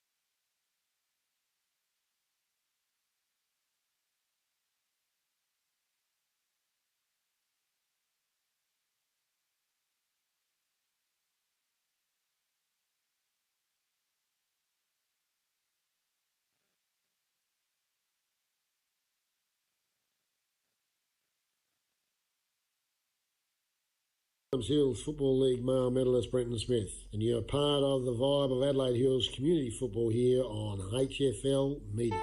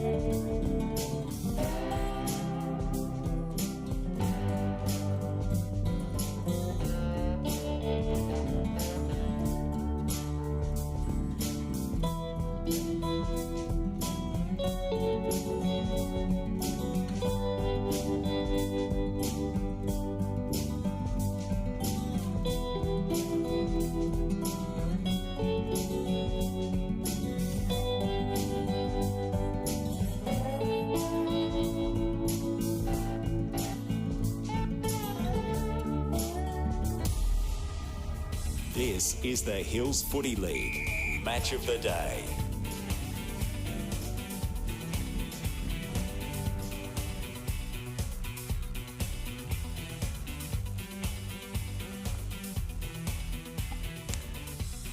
Yes, good afternoon everyone. Jeff Pistola and Benny Goldfinch here with you as the A-team move in for this afternoon's big call, and well done to Jaden and Indy for their work in a very exciting reserves game here, and Nairne Bremer Rams just getting up over the line in the dying seconds of the game. So fantastic performance, fantastic game, and well done by our stats boys showing their versatility. So here this afternoon, round 9 Division 1 action coming to you on the Call of the Wild. And of course it's the Nairne Bremer Rams taking on the Lobethal Tigers. We've just had a the Indigenous round ceremony as befitting the occasion. Of course being spread over a couple of weeks a la AFL style. So as I said, a little bit of a ceremony held here. And I must say, a little bit chilly here this afternoon at Cube Logistics Oval in Nairne, but we're certainly looking forward to a spirited game here, that's for sure. As the sides taking that position. Toss of the coin has been made. Jack Revington and Alex Giorgio, the respective captains. So a little bit of a breeze favouring the Brakunga end of the ground, I'd suggest, as was shown in the reserves game. Majority of goals scored down at end. So teams just going through their final warm-up preparations here. And must say, plenty of interest in this. Okay, Lobie sitting in second and Nairne on the bottom. But the fact is, Nairne Rams have beaten the Tigers the last 2 times they have met.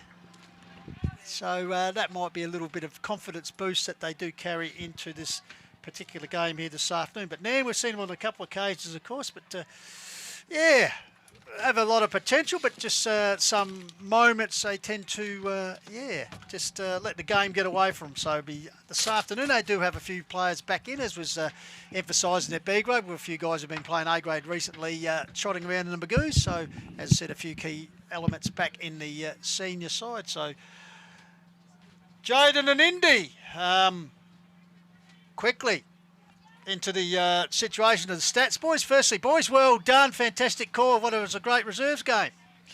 Yes, well, thank you very much, Pistols. I certainly learned from the best, and massive credit to you two blokes. But, yeah, certainly an interesting A-grade match coming up as well. Nairne notched their first win a couple weeks ago, but certainly they're looking to advance their way up the ladder this season a little more. And Lobethal as well, they're still very much a solid team, but decently far off their best from last year at least, so they're certainly going to be looking to work towards that. But in terms of the statistical advantages, I suppose I'd better hand over to Jaden J. Hill.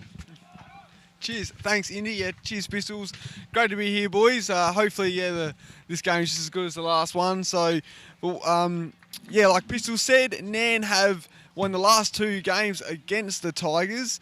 And just got a study about Darcy Hurigan. So Darcy Hurigan has kicked 66 goals against the Tigers with an average of 5.5. So that'll be very interesting to see. And he's never played Lobethal here. He's never played Lobethal here for the Rams. So that'll be very interesting as well. So it'll be very interesting to see how this game pans out, Pistols. Good on you, boys. Thank you very much. As the officiating umpires, Rob Tanner and Ben Kupke. Umpire Kupke holds the ball off, so we're underway. Skinner versus Kelly. Kelly gets the first ball, takes it away. Good smother there at ground level, follows up with a toe poke. Coming in there is Stafford, gets the ball out there. Rupchik in the action already, got across the Waterman. Drives the Rams forward for the first time this afternoon. Here's Hurigan, man we just spoke about, close to the boundary line in front of the scoreboard. Close to the line, held in there. And finally, the Boundary Academy boy raises the arm for over the line. So, first forward entry from the Nairne Rams here this afternoon. Overcast conditions here, a little bit chilly. Ball up, comes down here, taken away by Viney, dispossessed there. In the meantime, the umpire has called a free kick. And it's been completed there. Just couldn't pick that up, boys. Kicking that goal. Yeah, just a very fiery start from Nairne Bremer in that instance. And, of course, beautiful holding the ball tackle inside the forward 50 resulted in an advantage goal. So, yeah, a lot of ferocity coming out of that passage. Certainly the coach would want to make that the blueprint for most stoppages. Harry Hollow Pistols on the scene as he was a couple of weeks ago against Mount Lofty, as Indy said. Free kick, advantage play on, and Harry Hollow. Great start from the Rams. Can they maintain it? We'll find out shortly. So back in the centre, umpire Kupke, once again be Jamison Kelly. Cooper Spry for the Tigers. Ball comes down, followed up cricket pitch area. Gathered here by Waterman, who was involved in that last movement. Puts it up, Hurigan lumbers out. Here's a chance for Betting. Fix out the handball towards a teammate, Arnie. Arnie gets it further afield to Young Hollow again. Tigers working overtime already. Quick kick away by McWaters out towards the boundary line, bouncing out there towards Viney. He's well attended there by Rupchik of the Elijah variety and sees the ball out over the boundary line in the change area. So now with the early lead here, goal within the first 90 seconds of this round 9 games. So up they go. Ball comes down there. Paddle ball forward. Finally kick forward by Viney. Bouncing ball. Half back is Benny Power, the reliable one for the Rams. Gathers the ball nice. See underground kick up there. Missed its target McLeod. Cricket pitch area. Ball forward. Trying to work it forward there, Nairne. Stacks on the mill. Finally comes out here. Quick kick away by Yench, I think it was. And fortuitously falls in the hands of Hollow. Puts it forward. Here's Hurigan lumbering out. Gets possession, loses it. Closely attended there by Elliott for the Tigers. They go to ground level. Ball spills out here. Lurking. Looks like it's young Scara there looking to bring the bacon home. But no, the ball's held into him. So once again, the umpire will come in and ball it up. So keen start here for Nairne Bremer, looking for their second win of the season. Oh, big leap from Archer Conley, came down pretty heavily and seems to like he's hurt himself. We'll follow that. Quick kick away by Mitch Jenkins for the Tigers towards the centre of the ground. Set themselves, ball comes to ground. Getting involved there is Carter. Grabs the ball, puts it forward. First to get to be Revington comes in. Here's a chance for the Pig Dog. Riley, the boy from Illawarra, on the left foot. Bounces the ball towards Door, getting back there. Then defence comes out here to Revington, gets the ball, nurses up the line, finds Lockie No, takes a tumbling mark, half-back flank area. Handballs across here to Lockie Cross, 50 games up to this afternoon, gets the ball further afield here. Taken by teammate, puts it further afield, but copping up is the squid. Plenty of experience there, Alex Giorgio for the Tigers. So Alex Giorgio, 2017 best and fairest for Nords, but some time at Melbourne. Puts up the line, sliding mark taken by Timmy the Tractor Jenkins here in our broadcast wing. Quickly wheels on, the kick was deflected up there over the head of Voigt. Coming out as Willis, gets it to teammate. Oh, hot potato there. Kelly dispossessed. Bouncing ball coming through there. Oh, could be an interesting disposal there by Rupchik. No, said the umpire. Comes back here finally. A quick high kick away by Max Scobie for the Tigers. Big Brady Door comes out, just too much height, paid the mark. No, here's Riley. Oh, he's bulldogged into the ground there. Big tackle by Bow.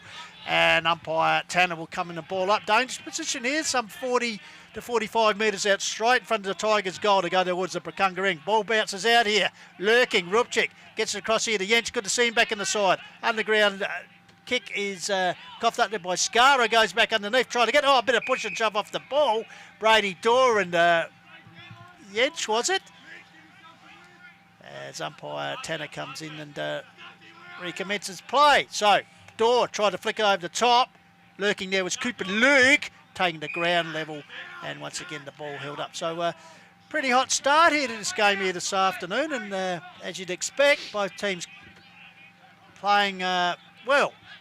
Next week a bye, so they can leave it all, nothing to leave in the tank as it comes out to Willis.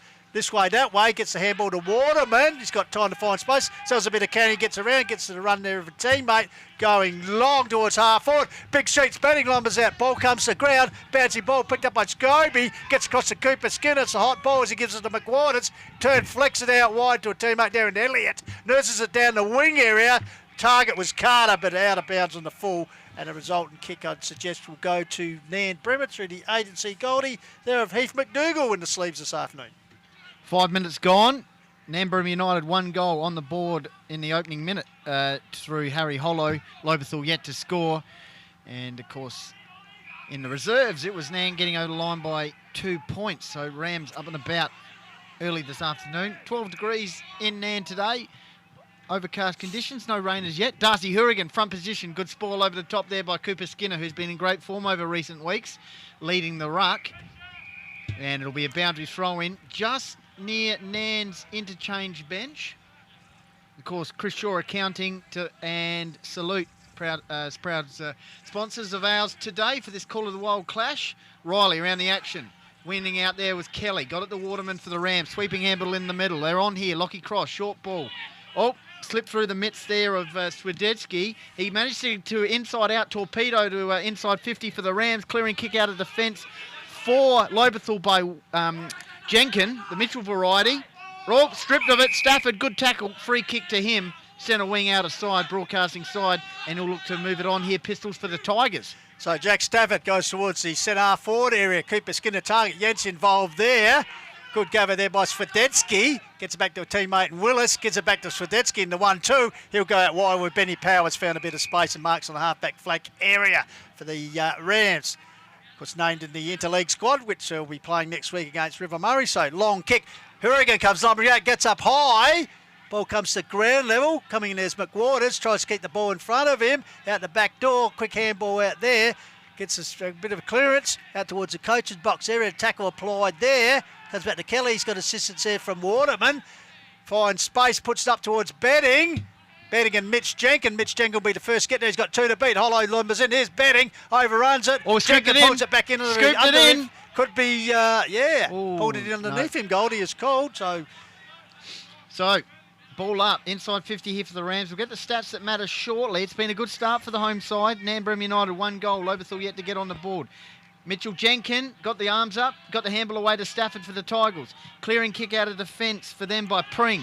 Inside the middle of the ground though, and it'll be taken here by Lockie May. So Lockie May for the Rams was going to go out this territory towards Baden Willis. Goes to the shorter option, finds a teammate there. Good start here by the Rams. They're pressing against the breeze, you'd have to say, in this first term, if it was anything like the reserves. Hourigan over the top, brings it to ground level, sharking Nick Yent, stripped of it. Tigers could have been tripped. And the umpire sees it that way. Free kick here to Maxwell, I believe it is. James Elliott. Sorry. Maxwell not playing. James Elliott. Goes out the back door to the run of the Squid, and Giorgio goes long. Interchange wing side. Pack sets himself. Got his hand to it. Was Carter. Dispossessed. Swidetsky again. He's been busy in the opening moments. Jack Maxwell is playing. Just got the wrong number there. Pistols. Yep, Jack Maxwell certainly out there. A few, change the numbers out there, and a few guys a bit different with the sleeves this afternoon. Why not, Goldie? As you said, it's about 10 degrees here. A little bit of drizzle actually here in as well. Here's the chance for McWaters. Drives the Tigers forward. Target here is Voigt. Back in the side after a calf injury. Getting back there is young Skara. Gets the run of Lockie Cross, has said in his 50th A-grade appearance this afternoon. Tries to hack it forward. Comes to Scobie, the youngster, gets it out here to another youngster in Wood, goes across the ground. And Harry Viney. Viney. Up there by Viney, should have taken that. Has time to steady and set sail towards the goal. Good shepherding there by Brady Dorn. I tell you what, that's well, after a mistake there from Viney. He's covered himself in glory to put through the first goal for the Tigers at the 9-minute mark, and it's all tied up here. 1 goal apiece here at Cuba Logistics Oval. Go down to the initial stats to Jaden and Indy. Geez, thanks, Bristol. So the kicking count, 22-17 in favour of the Rams. 19 handballs to 10 in favour of the Rams as well. Mark 7-3 in favour of the Rams. So they're actually winning every count apart from the tackle count where it's 14-9. Indy? Well, Nairne had an advantage early. They were very fiery from the centre clearances. They got the first 2. Inside 50s were 8-4 in Nairne's favour as well. So they've been getting a lot of the statistics right, but probably just dropped off a bit in those recent minutes. Waterman kicks it towards the half-forward line. Giorgio sweeping up for the Tigers, out towards the boundary line. And the umpire blows the whistle. And it'll be a free kick here for the Rams. So they'll go inside 50 once again. Hourigan, the meat and the sandwich. Good cut off there by Jenkin. Slapped out of defence, or attempted by Elliott. Snapped at goal by Archer Connolly. Dangerous position. Nick Jensch lurking. Holds the ball deep inside 50 in a dangerous position here for the Rams. It's been a good start for them. 10 minutes in. They're right in this contest. 1 goal apiece.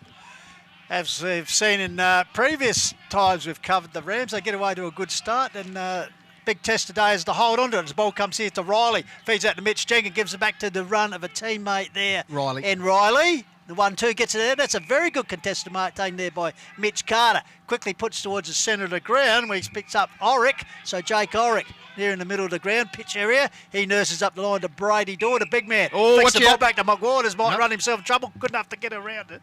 Puts it towards the forward 50-metre. Arc bouncing ball coming to meet. It's Captain Courageous and Revington. He's got support there from Swiftetsky. Nurses up the broadcast. Swing back, sets itself. Timmy the tractor up there. A big crunch of bodies there. Ball comes to ground, trying to burst his way around is McWaters. He's taken down by Scar and a tackle. Brady, no, Dorr comes in, a bit of heat in the kitchen here. I don't think there was much in that. No, Brady no. Dorr reacting there, but umpire Cook. It was a sling-ish tackle. I don't think it was... No, Brady's Looks like just got a bit of fire in the belly early. The academy boy, boundary academy boy, will pitch the ball back in. So Boundary throw in. Cooper Skinner front position. Over the top, though, with Kelly to Jensch. Good to see him back in the lineup. Waterman running, as always. Kicks it towards the half-forward line. Backing back is the squid. Giorgio takes the mark. Switches towards centre-half back. Finds Jenkin. Mitch Jenkin now for the Tigers. In the interleague squad this year. Kicks it inside 50. Deep penetrating kick. 40 metres out from goal. Good attack on the ball by Viney. Finds Cooper Skinner. He's got good vision here to Carter. Back to Skinner. Tight on the boundary line. How's the vision? Well, brings it in centrewards to Brady Dorr. Snaps onto the right. Good transition play. The Tigers have got their second. yeah, that's Goldie called it a great transition play. It started really with Giorgio to intercept Mark in the half-back flank area and just moving the ball down. And Carter getting involved. Viney and Brady Dorr, the big man, showing his agility to snap that ball as he gathered it in the near the goal square. So the second on the ball for the Tigers. They're 2 straight. Nairne Bremer are 1 straight. So just 1 straight kick between them here at Cuba Logistics. Yep, Brady Dorr's gone into the ruck now, Pistols. So after setting up last few goals, he's gone, and Cooper Skinner now having a rest in attack. So Dorr up against Kelly, still on the ball. Ball comes there. Kelly takes the ball away, gets a quick left foot kick up, taken by Nick Jensch. Second game back after that shoulder injury. Put the bouncing ball out in front of a teammate there in Wimpress. Back in the side this afternoon. Mitchy Jenkins getting involved. Follow up there at ground level by a Nairne player. And umpire Tanner will come and ball it up. Of course, today's game, we are on Call of the Wild YouTube, Call of the Wild Facebook, Nairne Bremer United, also Lobethal Facebook page, and 88.9 Lofty Radio with Altitude. Oh, it's on behind play. Riley it is. one of the Rupchik boys, strangely enough. It's getting a little bit heated there. Keep the action on the eyes on the action here. About 4 or 5 line. getting involved there, Goldie. Dallas. At the moment. Yeah, that's quite a little bit of a scuffle there behind the play at the moment. It's play on the half-forward flank for the Tigers. Real action on the half-back flank for the Tigers. Yep, half-forward line for the Tigers, smothered. Go in and get it again was Harry Viney. He'll kick the ball inside 50, 1-on-1 contest over the backs. Radetsky for the Rams. He'll mop up, have a bounce, will attempt to. The ball's not propping up on the conditions here. Eventually goes and gets it. Handball over the top, finds a teammate there. Scar, I think it is. Low ball, and it's gone out of bounds, or is it marked tight on the boundary line? Might be marked here, and it's taken by Archer Connolly, one of the several teenagers in this Nairne Bremer United lineup today. Tries to nurse the ball up the wing to Big Das. I think it might have carried over the boundary line, waiting to call for the academy boy. No offhand, so a bit of a win there for Nairne Bremer. With a throw in rather than conceding a free kick. As I said, it was close to line, but off hands. Yes, good to see Conley, as you said, the youngster, centre forward today. A bit of a tough position for him, but he'll certainly be up as Door gets the flick over the back. Giorgio finally comes out to Cooper Luke. The Adelaide Uni cricket premiership player is put down as he got rid of it, so relay free kick will go down the ground and it'll be taken by Henry Voigt, of course the reigning best and fairest for the Tigers. Also captain the Sturt Reserves, Goldie, 2017 premiership. Yep, finds a teammate there in Mick Waters. Just feel like the Tigers have settled into it now. Deep ball inside 50. Over the top, here's Powell versus Carter. Leading goal kicker for the Tigers. 1-on-1 against Powell in the pocket. Going in there as well. Mopping up was Cross. Tight on the boundary line. Oh, the umpire says boundary throw-in, no last touch there. So it'll be a boundary throw-in deep in defence with Liam Swiderski seeing the ball out of bounds. So it'll be a boundary throw-in inside 50 here for the Tigers who are pressing. So ball comes down, taken here by Rupchik. Handball's over top to Revington. He's got time to steady. Spots up a target in hollow. Chipping in nicely and taking a good mark there is Jace for that. Oh, he kicked it in family the man. battle, yeah. This ball comes back here to Giorgio there to help him up. Swidetsky involved again, and also Cooper Luke. So, yeah. So two Swidetskys out there. Family battle here this afternoon. You've got Joy for the Tigers, Goldie, and of course Liam, who's already done some good work in defence for the Rams. Umpire Tanner. Blood rule, yep. Is it a blood rule? Yep. Yeah, Umpires today, Rob Tanner and Ben Gupke. And then we've got boundary Riley Carpenter, Jagger Matner, and Rob Wild and Rod Matthews are your goal umpires. Umpire Tanner. We'll throw it up here. 16 minutes gone. Lobethal 2 goals. Nairne Bremer United 1 goal. Free-flowing start to this match. Stats that matter, lads, as we have a stoppage. Yeah, so as it stands, it's 8 hit-outs to 6, and it's also 10 inside 50s to 7. So I reckon Lobethal reeling back the momentum on the field at least in these recent stages of the game. So ball up, Brady Dorr, Betting got it down. Oh, that's high. Yeah. Losing his neck there was Rupchik of the Elijah variety.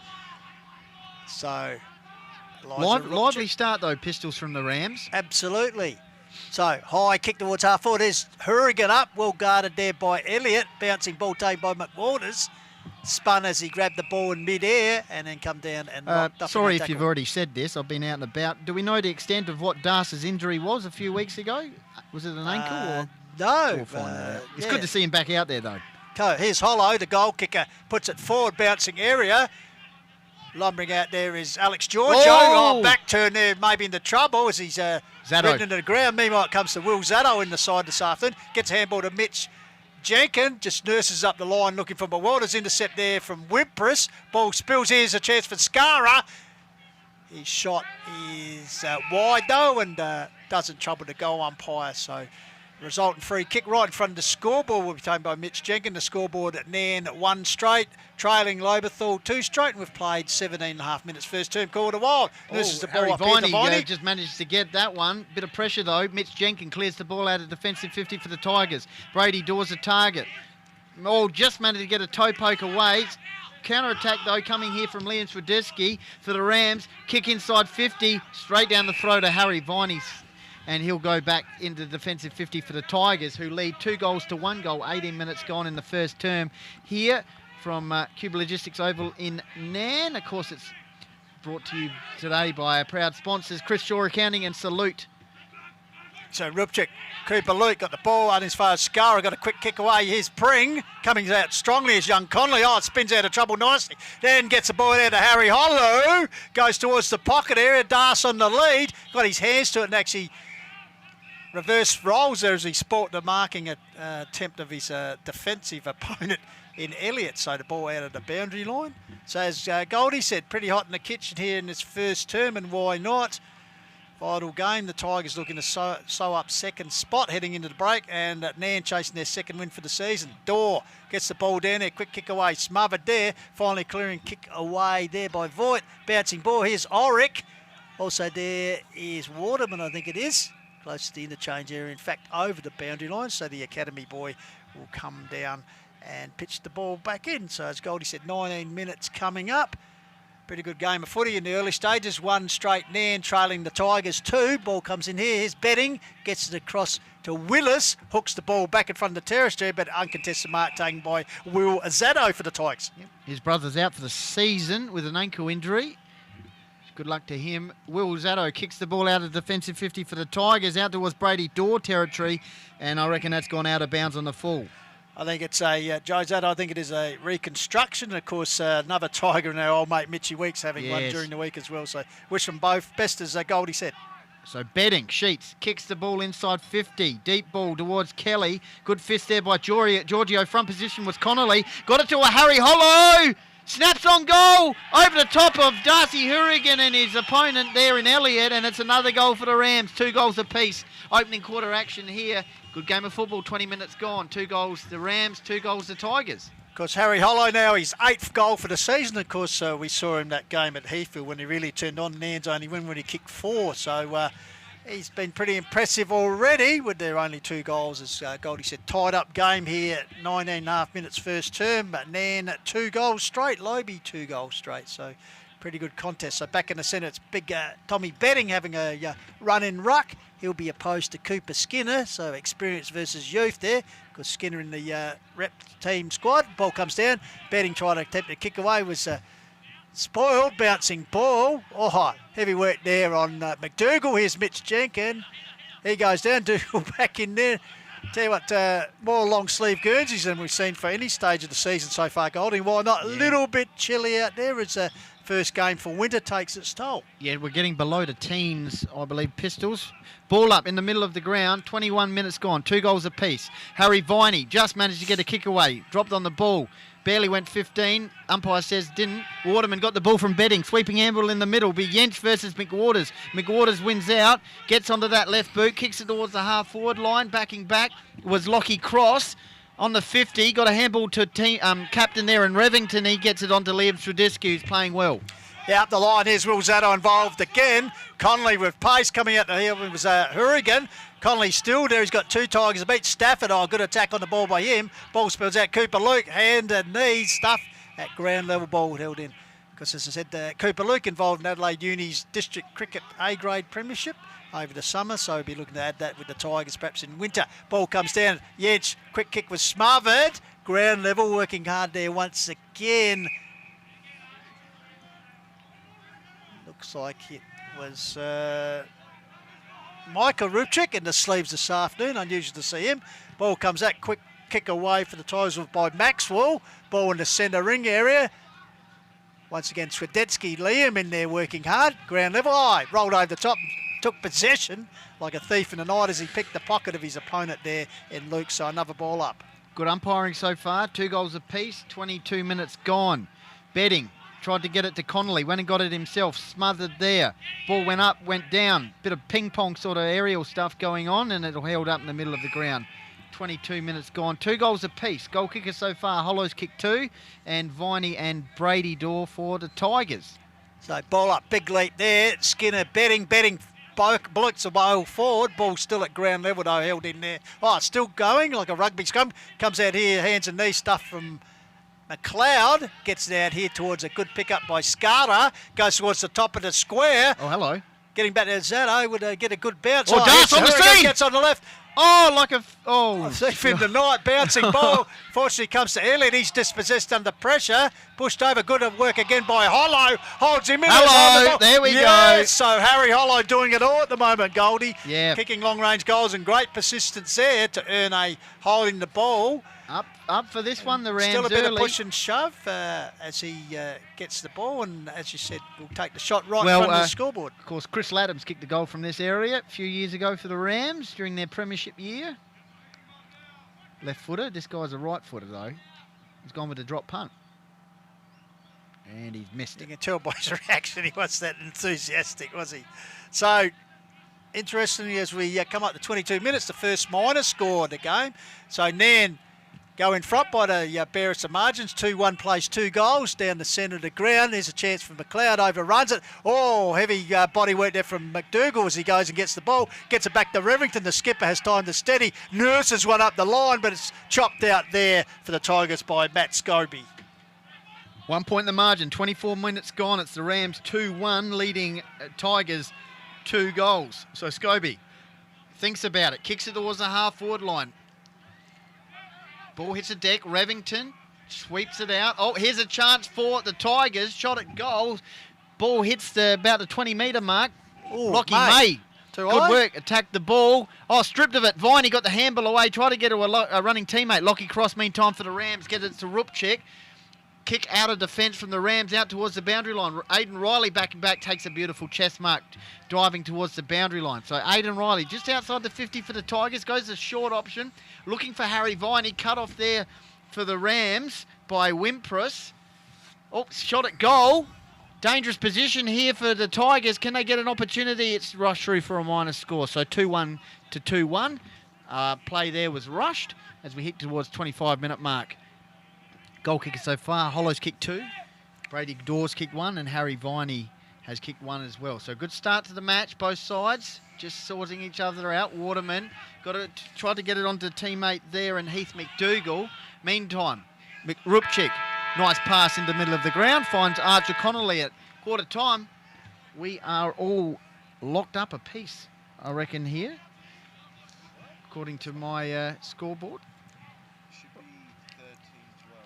Yeah, they haven't added up, haven't added that point, because there was definitely a point scored up here. So we make it 2-1 apiece here in the Call of the Wild scoreboard. We'll see if the Nairne Oval scoreboard agrees with us. But in the meantime, we'll go down to the man who made the Call of the Wild sound easy. Yep. Jaden and Indy. Go for it, boys. Thank you, Pistols. Well, 15 inside 50s to 8 in that quarter. I actually think Nairne had a lot of ground advantage early and 4 centre clearances to 1 as well in that opening term. I think they're coming out with first ball use, but Lobethal seem to be more laid back about conceding it, and they're better set up from the stoppages, all things considered. The hit-outs 11 to 7, not a massive advantage, but it is a little bit handy for Nairne. That being said, it is all squared up here, so these statistical benefits aren't particularly crucial. What about you, Jaden? What did you cite? Geez, thanks, Indy. So 47 kicks to 42 in favour of the Rams. But what I'm very interested in is the handball count, 36 to 23 in favour of the Rams. So they're dominating in that area. Every other area is pretty even. 13 marks to 10 in favour of Lobethal. That's the only... and also... 39 tackles to 35, sorry, so in favour of Lobethal as well. So they've got those areas down pat, but the handball count, I think Lobethal just need to try and get their ball movement, handball kicking game a bit more fluently, and then they should be okay. But well done by the Rams, well done by Jai Sadurski as well. He's playing well for the Rams, so well done. And just a reminder, tune in on Liam. Call of the Wild YouTube, Call of the Wild Facebook, also Nairne Bremer United and Lobethal Facebook page, and Lofty 88.9 radio with altitude, or lofty.org.au. Pistols, a few comments coming in here from Jeremy Ofterhide. Ah, the big Jez. What's he going for? He says, wild call, boys, tuning in from the Daydream Island. Daydream Island. You reckon it'd be pretty difficult down there, wouldn't you? Yeah. And compared to Nairne. Our man Rob Oh, Shearwood. Rob over at the Riviera de South at Port Vincent, of course. He's sipping 1 or 2. That's our love child. Nice call, Goldie and Nora. So he's sounds like Rob's having a good day out there. Let us know where you're coming in from. Good game of football so far. Absolutely. As you said, Call of the Wild extended edition today. We trust you enjoyed our coverage of the Jaden reserves. and Indy Jaden calling the and reserves. just going gangbusters, Goldie. I think we can go and leave for the next 6 months. We got some leave it in options now. capable hands. But 2 points the margin in that one. so as we go around the grounds at quarter time for Chris Shaw Accounting and Salute, our sponsors for today. Mount Lofty, 2 goals, straight leading Onka Valley 1-1. Of course, a big occasion up there at Goat Park. Yes, the Brad great man Birch. Bradley Birch playing his 300th A-grade game for the club. And you saw him yesterday, I understand, at the Fireys. Is that right? Were you down there yesterday? Or was that Yeah, I just go everywhere. Yeah. He had a cake, did he? 300 He had the cake? cake, he had everything. But the first Mount Lofty footballer to play 300 A-grade games. So no doubt incentive for them. So 2 goals straight leading Onkers 1-1. And Blackwood 1-4 hosting the Raiders this afternoon, who are 1-1. So the Raiders looking to bounce back after 3 consecutive losses. Yes. And in Country Division, important game this one too, down at Meadows, I think this one. Birdwood 4 straight are leading Meadows 2-3. And our man, who might be, hopefully, who knows, if he wants to, he's more than welcome. There's always a door open. Mitchy Weeks is tuned in, loving the coverage, boys, a bit in this. Mitch, as we say, there's always a door open if you want to get back involved in the Call of the Wild. Yeah, wish you all the best, Mitchy. Well, no, we had a pre-season discussion about what was happening, so you should listen to Uncle Jeff. But anyway, no, I wish you all the best there, mate. The body might be a little bit battered, but the voice is always good. Yeah, he's ready. As we've had. All right, so a pretty entertaining game here. On offer. We got our usual car park there, Pistols, we haven't behind the got the goals Alsatians. in the outer. That person's parked right up on Yes, the hill does there. seem to favour the being away a bit. Some people like their different viewing spots here. Absolutely. So, entertaining game here this afternoon, as we said, on offer. So, the big challenge now for the Rams, as we've seen in the past, they just periods of the game they fall out and just push. Well, that's it, isn't it? I think they were leading Uradla at half time and fell away in that third term. This is the quarter from my end. They've locked away here. They've got off to a good start. Now they're Pistols. They're kicking with Jaden and Indy. How much of a breeze out there in this term are now kicking with, do you reckon? Yeah, I reckon it's dropped just a tad little bit from earlier today, but still quite fair, and it's definitely blowing towards the left of screen. Okay, umpire Cookby sets it away. Kelly got the double touch ball down, comes out here to Scarra, threads his way through. His kick is deflected. Here's Riley, gets to the run of McWaters. Oh, threads himself nicely. Goes to Cooper Luke. He runs within range, goes bang towards the town end. Go umpire waiting of anticipation, get his hand to it nicely. Was the skipper Revington and forces it through for a behind. So quick movement already out of the centre from the Tigers. So be Revington. It's a great. They've got elite defenders, don't they? Revington, Powell, Waterman. I think some of them are in the interleague team. Absolutely. So Revington comes out towards that broadcast side of the wing. Mitch Jenkin, also in the interleague squad, gets his hands to the ball for the Tigers. Coming is Riley, the boy from Illawarra, gets a quick kick away. Back from whence it come. Setting himself there was Power. The top of it, Brady! picked up by Brady. Door slams on the right. Laconic. Laconic for sure. As he just classy, just laid back on it, knew what he had to do, and 1 minute has ticked over. The Tigers have got the first score of the term through the agency of Brady Dorr. Is that his second? His second, yes, so 3-2, plays 2-1, so the early break in the second term to the Lobethal Tigers, so good work in the centre to get it there. Cooper Skinner, keen to see him today. As I said, he's been in great form, best last week. The Cinder League squad member as well. Yep, and potential model. Well. So ball up against Jamison Kelly. Skinner. Kelly, well, neutral battle. Waterman coming through, cricket pitch area, sweeping handball out. Finds a teammate, snaps the ball towards the half-forward line.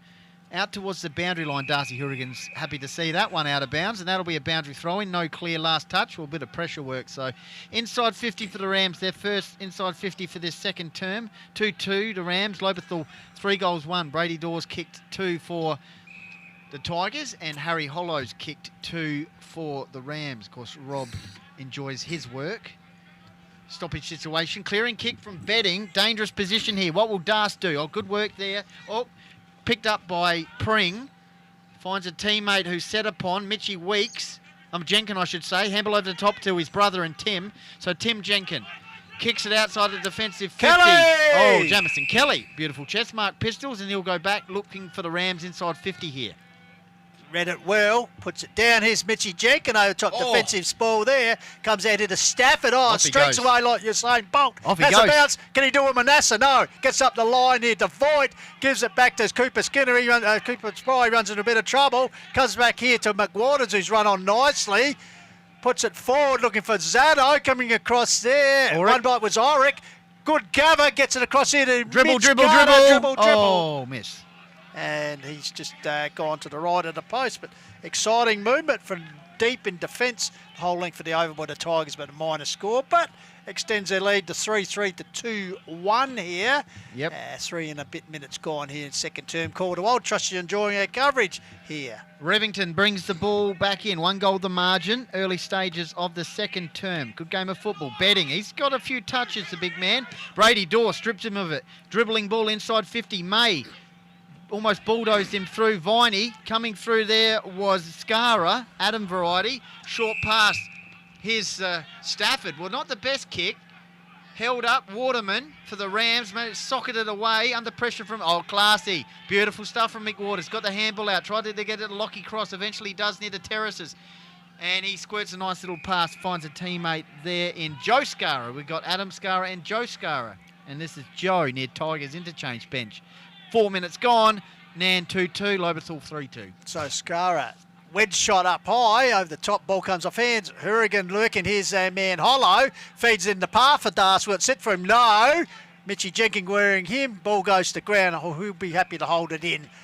So this attack forfeited for the time being. Right on the edge of the 50-metre square. So umpire Kupke puts the ball up.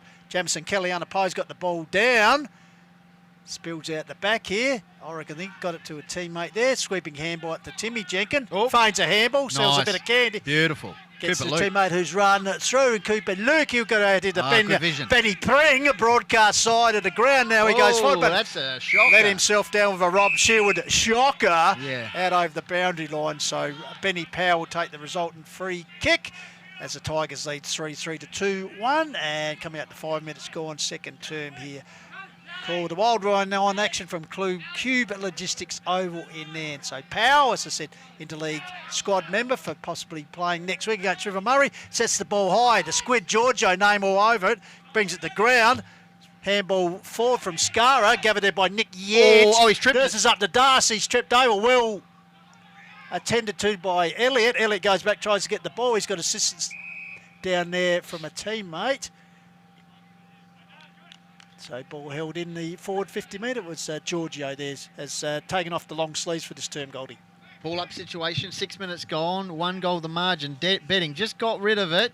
Here comes the bulldog, the pick dog in Riley, barging his way out of defence. 1, 2, 3. Here he is again. Got it from Voigt, kicks it out towards the wing. Revington versus Carter. Manages to pick it up, the skipper for the Rams. Kick inside 50, contest, Stafford, good spoil, brings it to ground level, finds Jenkins. Mitch Variety, get to Viney, went one way then the other. Cooper Luke darting his way through, finds the pig dog in Riley, good vision, finds Cooper Skinner. So, Skinner finds a teammate there in Jack Maxwell on the boundary side, broadcast side, works it up the wing, looking for Pring. Coming through there was May. Pring did nicely. Went backwards to Tim Jenkins for the Tigers. Kick inside 50. 1-on-1 contest. Carter versus Powell. Carter tried to go and get it himself. Diving in was the big man there in... Zaddo. Will Zaddo. Well, I thought it was Brady Dorr to begin with. Will Zaddo. And it'll be a stoppage inside 50 here for the Tigers. 1 goal the margin. So here's Dorr involved there. He's got the ball down, taken by Rubchik. Tries to shrug his way clear of the tackle. Luke, umpire letting it flow. And in the end, holding the ball. Fair enough decision there against Rubchik. So Cooper Luke to have the free kick here. Not a multiple goal kicker this year so far.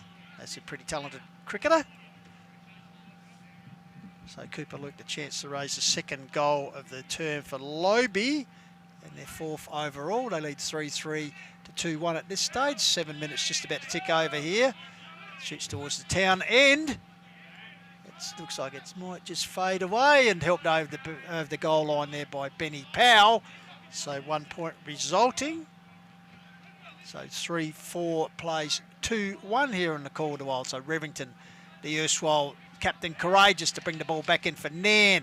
Comes out towards the broadcast side, but ball drops short. And taken there by Jace Swaditsky. Quickly plays on up here. And, perhaps fortuitously finds a teammate there in Brady Dorr. Ball's off to Viney. Viney goes bang towards the top of the square, but once again they're offline. Lobie. So another point there. 3-5, 23, 2-1, 13. Nairne Bremer. So a 10-point ball game at this stage, Goldie. So Revington, captain for the Rams, will bring the ball in. Off he goes. Kicks it outside of defensive 50 into the middle of the ground with a thumping kick. Oh, over the top there was Big Sheets betting. Coming through was Scara, Joe Scara. Free kick. It's going to the Tigers, though, in the meantime, to Mitch Jenkin. So Jenkin in the middle of the ground for the Tigers. They're just starting to get the upper hand here slightly. 3-5, I should say, to Nairne 2-1. Kick deep inside 50. Carter's the target. Or is it Riley? Riley. Show of strength there from Aidan Riley. One-on-one contest against Dylan Wimpress. He's kicked 9 goals for the season. And Riley will go back for an opportunity to kick a goal at the scoreboard end of the ground with the Tigers 3-5, Nairne Bremer United 2-1. Of course, plenty of experience. Crows, Melbourne, of course, started his career in the Illawarra, the south coast of New South Wales, as he set sail, drop, punt. Umpire moves a little bit, but said that'll do. So Aidan Riley bring up the 4th goal for Lobethal. They're 4-5. Nairne Rams 2-1. Jaden and Indy. Stats that matter. Well, after the inside 50 count was very one-sided in Nairne's favour last quarter, it's 4-6 at the moment, and 3 of them came in the last 2 minutes of that passage. You could just see they were constantly locking the ball in their forward 50 there with some clever interceptions, Lobethal. So, yeah, they've lost advantages now, Nairne, in the statistical area, and that was probably the best part of their game in the first quarter. Yeah, sure have 20 kicks to 13 in favour of Lobethal. So back in the middle, Timmy Jenkins tried to work it out there to teammate Cooper Skinner, but it's stripped of him. Taken by Sean Arney. Dribbling kick. Taken out there by Stafford. Got it on towards teammate there. Pring got it from McWaters. Finds Cooper Skinner here for the Tigers. Lobethal pressing here early in the second term. Carter's the target. Did well there defensively. Kicks the ball from Brady Dorr. High ball, backing back. Jack Revington for the Rams takes the mark. Last line of defence. He's got a teammate here in Tom Bedding versus Tim Jenkin. So half-back line is Bedding. He's got a runner there in Liam Swiderski. Opts to go back on the left boot. So he'll kick past us in the broadcasting van. 11 minutes gone. Lobethal 4-5. Nairne Bremer United 2-1. The Tigers pressing. Here's a chance for Harry Viney. Got inboard to Cooper Skinner. Tackled, went to ground, got up again. Coming through was Big Sheets Betting. Smothered beautifully from Cooper Skinner. Ran into there Tim Jenkin. Kick forward by Jay Swiderski, I should say. Ball picked up nicely from there by the Rams through Adam Scara. And the Tigers, though, pistol should go back in attack here through Ben Pring, potentially. Gets it on to Henry Voigt. Voigt bounces the ball forward, coming mid-eye, clean bowls everyone except Lockie Cross, and he's 50th, gave to a teammate who goes long down towards Archer Conley. Well done by another youngster, and Mitchy Jenkins got across to Giorgio. Nurses it back to Ben Pring, who really started that passage of play. He'll put it across the cricket pitch area, taken there by Harry Viney, the former Nord boy. Goes out wide here. Oh, the one two there, Rams. ball comes to ground. Maxwell, also young Jace Fedetsky, tries to thread his way down. He's locked in a big tackle there by Lockie Cross, who wins a free kick for holding the ball. That's said 50th appearance this afternoon. Just going around the grounds again, quarter time scores. Mount Lofty 2-goal, Onka Valley 1-1, Blackwood 1-4, Raiders 1-1. Country Division, Birdwood 4-goal lead, Meadows 2-3, Kersbrook 4-2 lead, Mackie 1 behind, Ironbank 6-3, Torrens Valley 4 behinds, and Gumaraka 6-6 lead the competition leader, Kangarilla 3-4 at this stage. Ripchick kicks the ball out towards Sean Arney territory, and that's last touch or out of bounds on the full job, so it'll go the Rams' way. Just around or in between both interchange benches. 13 minutes gone. Lobethal 4-5. Skipped out to a 14-point lead here against Nairne Bremer United. 2-1. Nick Yench on that left boot. Thumping kick out towards the half-forward line. Hourigan over the top. Cooper Skinner. Good handball. Finds Mitchy Jenkins. Running, mopping up off the half-back line. One-on-one contest. Carter went over the top of him. Aidan Riley. One pick. Bang. Good tackle by Ben Powell. That's a good matchup. Umpire's called a free kick here for push, and it's gone the Tigers' way, and they're going to Charlie Powell. Charlie Powell, of course, played in the under-18s game earlier in the day, Goldie, so he'll be a tired boy tonight. The youngster sets it towards the top of the goal square. Pack forms up high.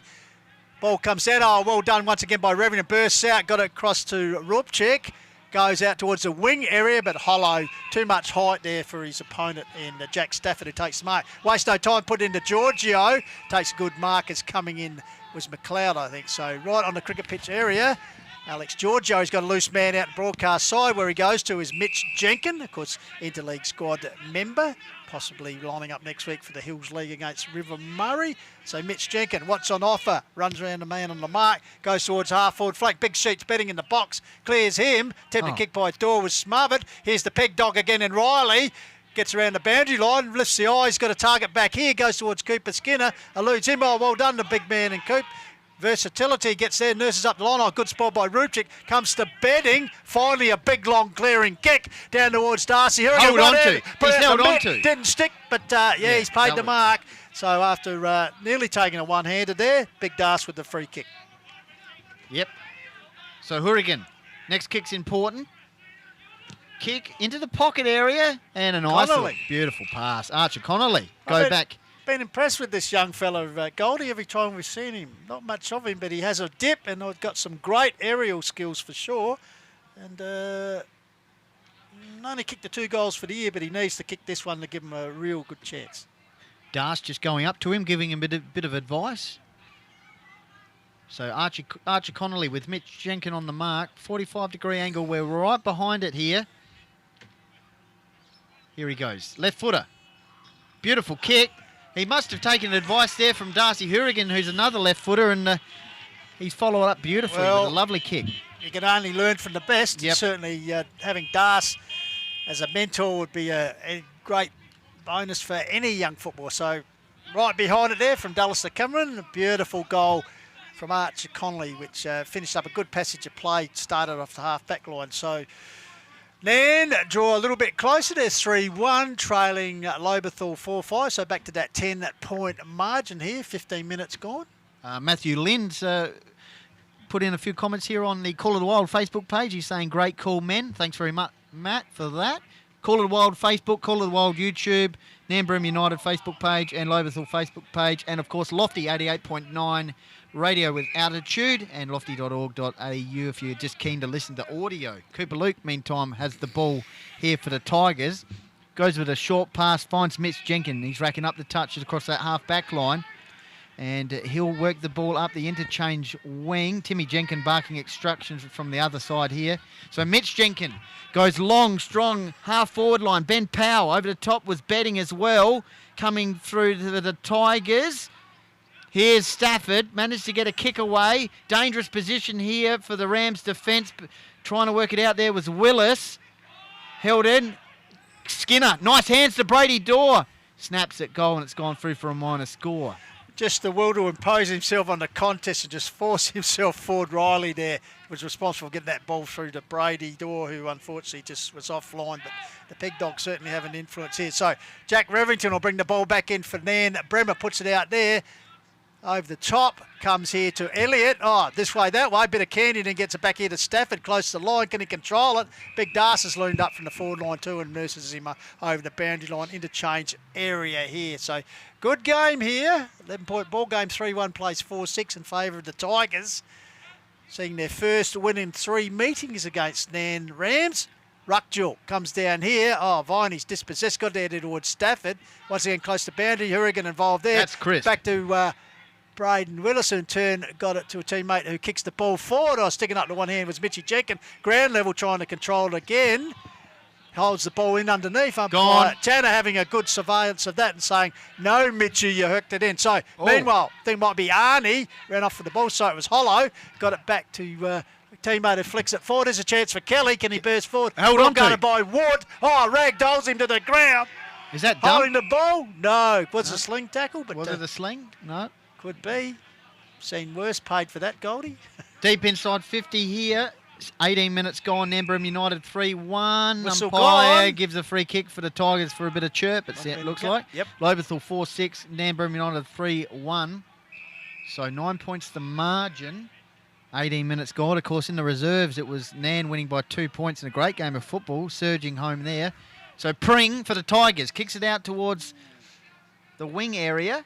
Fisted out of bounds there by Carter and crashes into a car, and we'll have a boundary throw-in.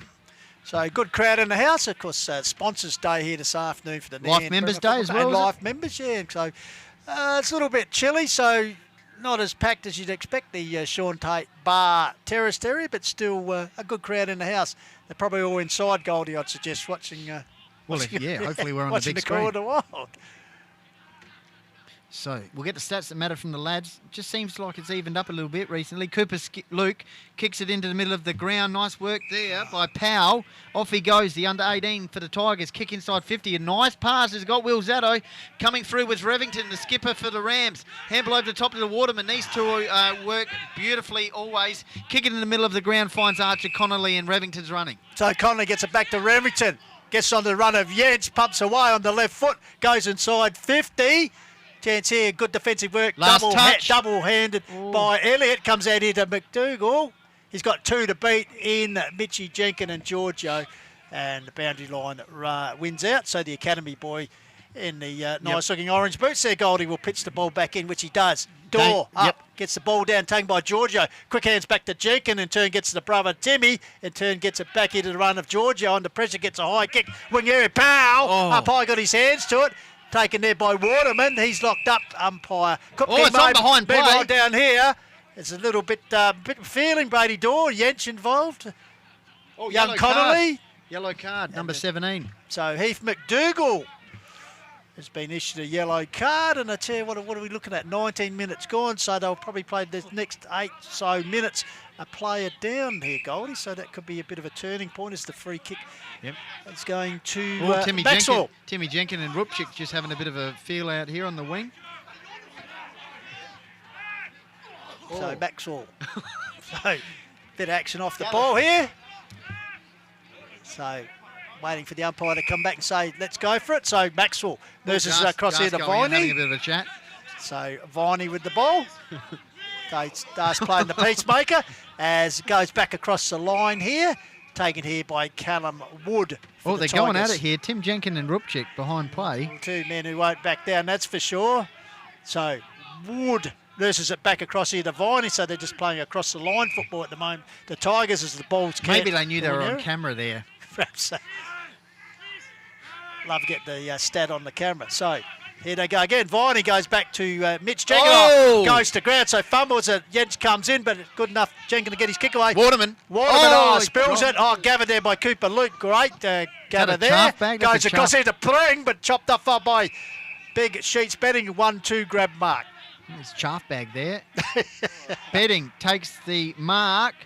Gets onto the left boot, kicks it inside 50. Darce will fly here, will he? Ball. I thought it was going to be beautiful. Here we go. Here's a chance. Here's your man. Is it Harry Hollow? McLeod steers it through. They've got a player on the bench, yellow carded, and they managed to kick a goal. That's good stuff.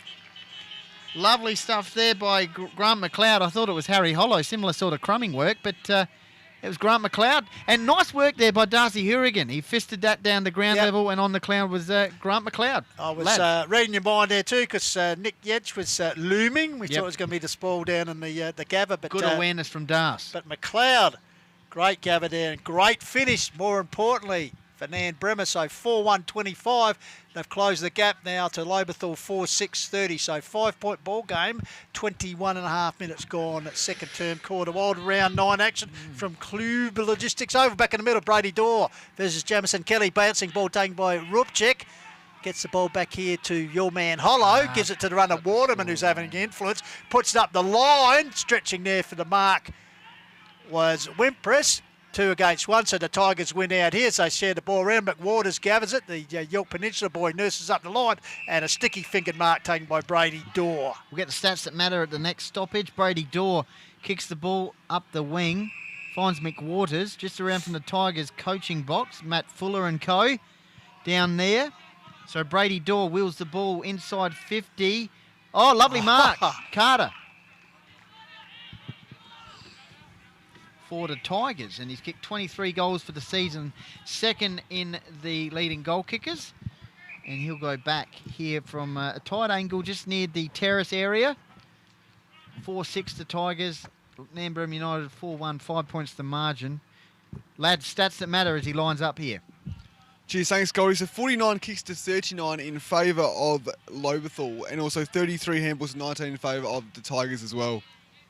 So Carter, of course, son of past Tiger Premiership player Russ Carter, could kick a goal himself. His son's doesn't follow suit Henry on this Voigt. occasion. Juggling mark deep in the pocket.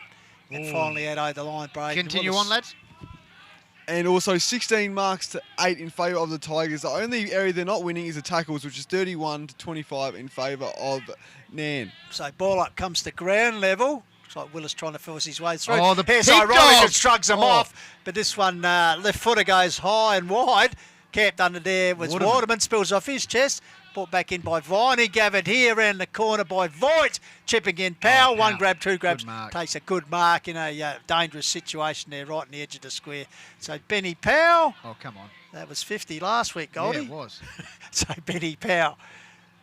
Of course, reigning joint best and fairest recipient with Kurt Waterman. Goes out wide. Brady Dorr over his head, but chipping back here and taking a mark is Alex Giorgio. We'll go to Indy shortly as well. Giorgio, short pass to Mick Waters, just near Harry Hollow, dancing around on the mark. 5 points the margin. Tigers leading. 2 goals apiece in the quarter. Dorr and Riley. Ooh. Fisted it out of bounds. Indy, stats that matter. Connolly and McLeod, goal kickers for the Rams. 5 points the margin. As it stands at the moment, 8 inside 50s in this quarter to Nairne to 15 for Lobethal. The inside 50s have really turned the tide in Lobethal's favour. They've been getting a much bigger field advantage. So chance here. Cooper Luke shrugs off an opponent. Tries to check side. Bit of magic here. Oh, Carter just busts Bang. Powell out the way and finishes off that attack. So Carter bringing up his first for the afternoon and the 5th for the Tigers, so they stretch that lead back out again to 11 points, 5-6-36. Nairne Bremer at 4-1-25. Just approaching the time on period here in the second term. So 25-minute mark. yeah, so a vital goal you'd suggest in the closing stages of this opening half of what's been a pretty good game of football. So 3 goals to 2 in this term. So Brady Dorr back in the centre, have a run in ruck, and he'll be against Jamison Kelly for the Rams. So umpire Cookey will set the ball up. Kelly, Dorr won it down. Here's Riley forcing his way forward. 1 grab, 2 grab. Finally gets out there towards Pring. He keeps the ball in front of him. Pring overruns it. Finally, he's got assistance there from Timmy Jenkins. Tries to shrug his way clear. Meanwhile, the umpire said, I'll have it. So umpire Cookey right down in front of the broadcast area. So Dorr grabs the ball out of ruck. Hacks it forward, bouncing ball. Well trapped there by Viney. Gets it back towards Timmy Jenkins. Voigt. Yeah. Ball comes down here. Sorry, Voigt. As I said, a few long sleeves out there today. Yep. Looks similar. So umpire Tanner to ball it up. So Dorr will do the ruck work against Kelly. Gets front position. Wins it down towards Riley, who applies a tackle to Rupchik. 2 hard nuts there. And once again, umpire Tanner will come in and recommence play. Half forward line for the Tigers. Riley coming through. Also Luke, I think it was. Ball bobbles out. Maxwell involved. Umpire letting it go. Waterman. Beautiful pirouette. Off he goes. Half back line. Kicks the ball out towards the wing for the Rams. Hollow meeting a sandwich. Takes a nice mark. Backing back. Probably the last play here for the Rams. Not the best kick. Out towards the boundary line. That'll be out towards the boundary line. Last touch, is it? Yes, it is. And Tigers win out here over the top towards Jack Stafford. So Stafford just near the Rams interchange bench. 27 minutes gone. 5-6 to Tigers. Nairne Bremer United 4-1. Stafford just happy to go backwards here to Mitch Jenkins. He's got some options out this side of the ground, but he's just keeping his eyes peeled on the interchange bench wing, and that's where he goes. Kicks it out towards that direction, and it's fisted out of bounds by Mitch Carter, and that's half time here. Good game of football. Lobethal 5-6. Nairne Bremer United 4 goals, 1 at half time. Yeah, as you said, Goldie, I tell you what, conditions are looking a little bit lighter here too. Even a touch of blue you can see in the sky here. And if you're a Tiger fan, stay tuned because we'll be having a chat with their president, Trav Blundell, here in just a moment during the half-time. Stats that matter break. from the first half for the lads.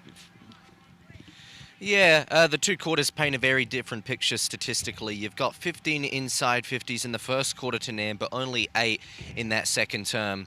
It was 8 inside 50s in the first quarter for Lobethal, and it was 16 in that term. So potentially the switch in directions could have made a difference based on the conditions we see on the ground at the moment. But other than that, it was also the centre clearances. It was 4-1 in the first quarter in Nairn's favour, 4-2 in Lobethal's favour in that quarter. If Nairn lose the statistical advantage, then they're not going to be able to bite their way back into this contest.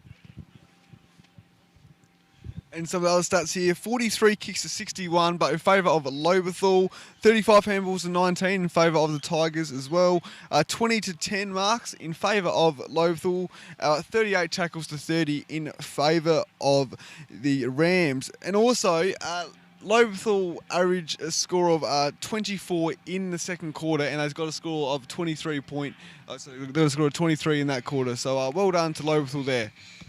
Pistols. Good on you, boys. Thank you very much. So half-time is here. And as I said, a pleasure to have the president of the Lobethal Football Club join us in Travis Blundell. Trav, thanks for joining us on Call the Wild. Thanks, Pistols. Good to be here, mate.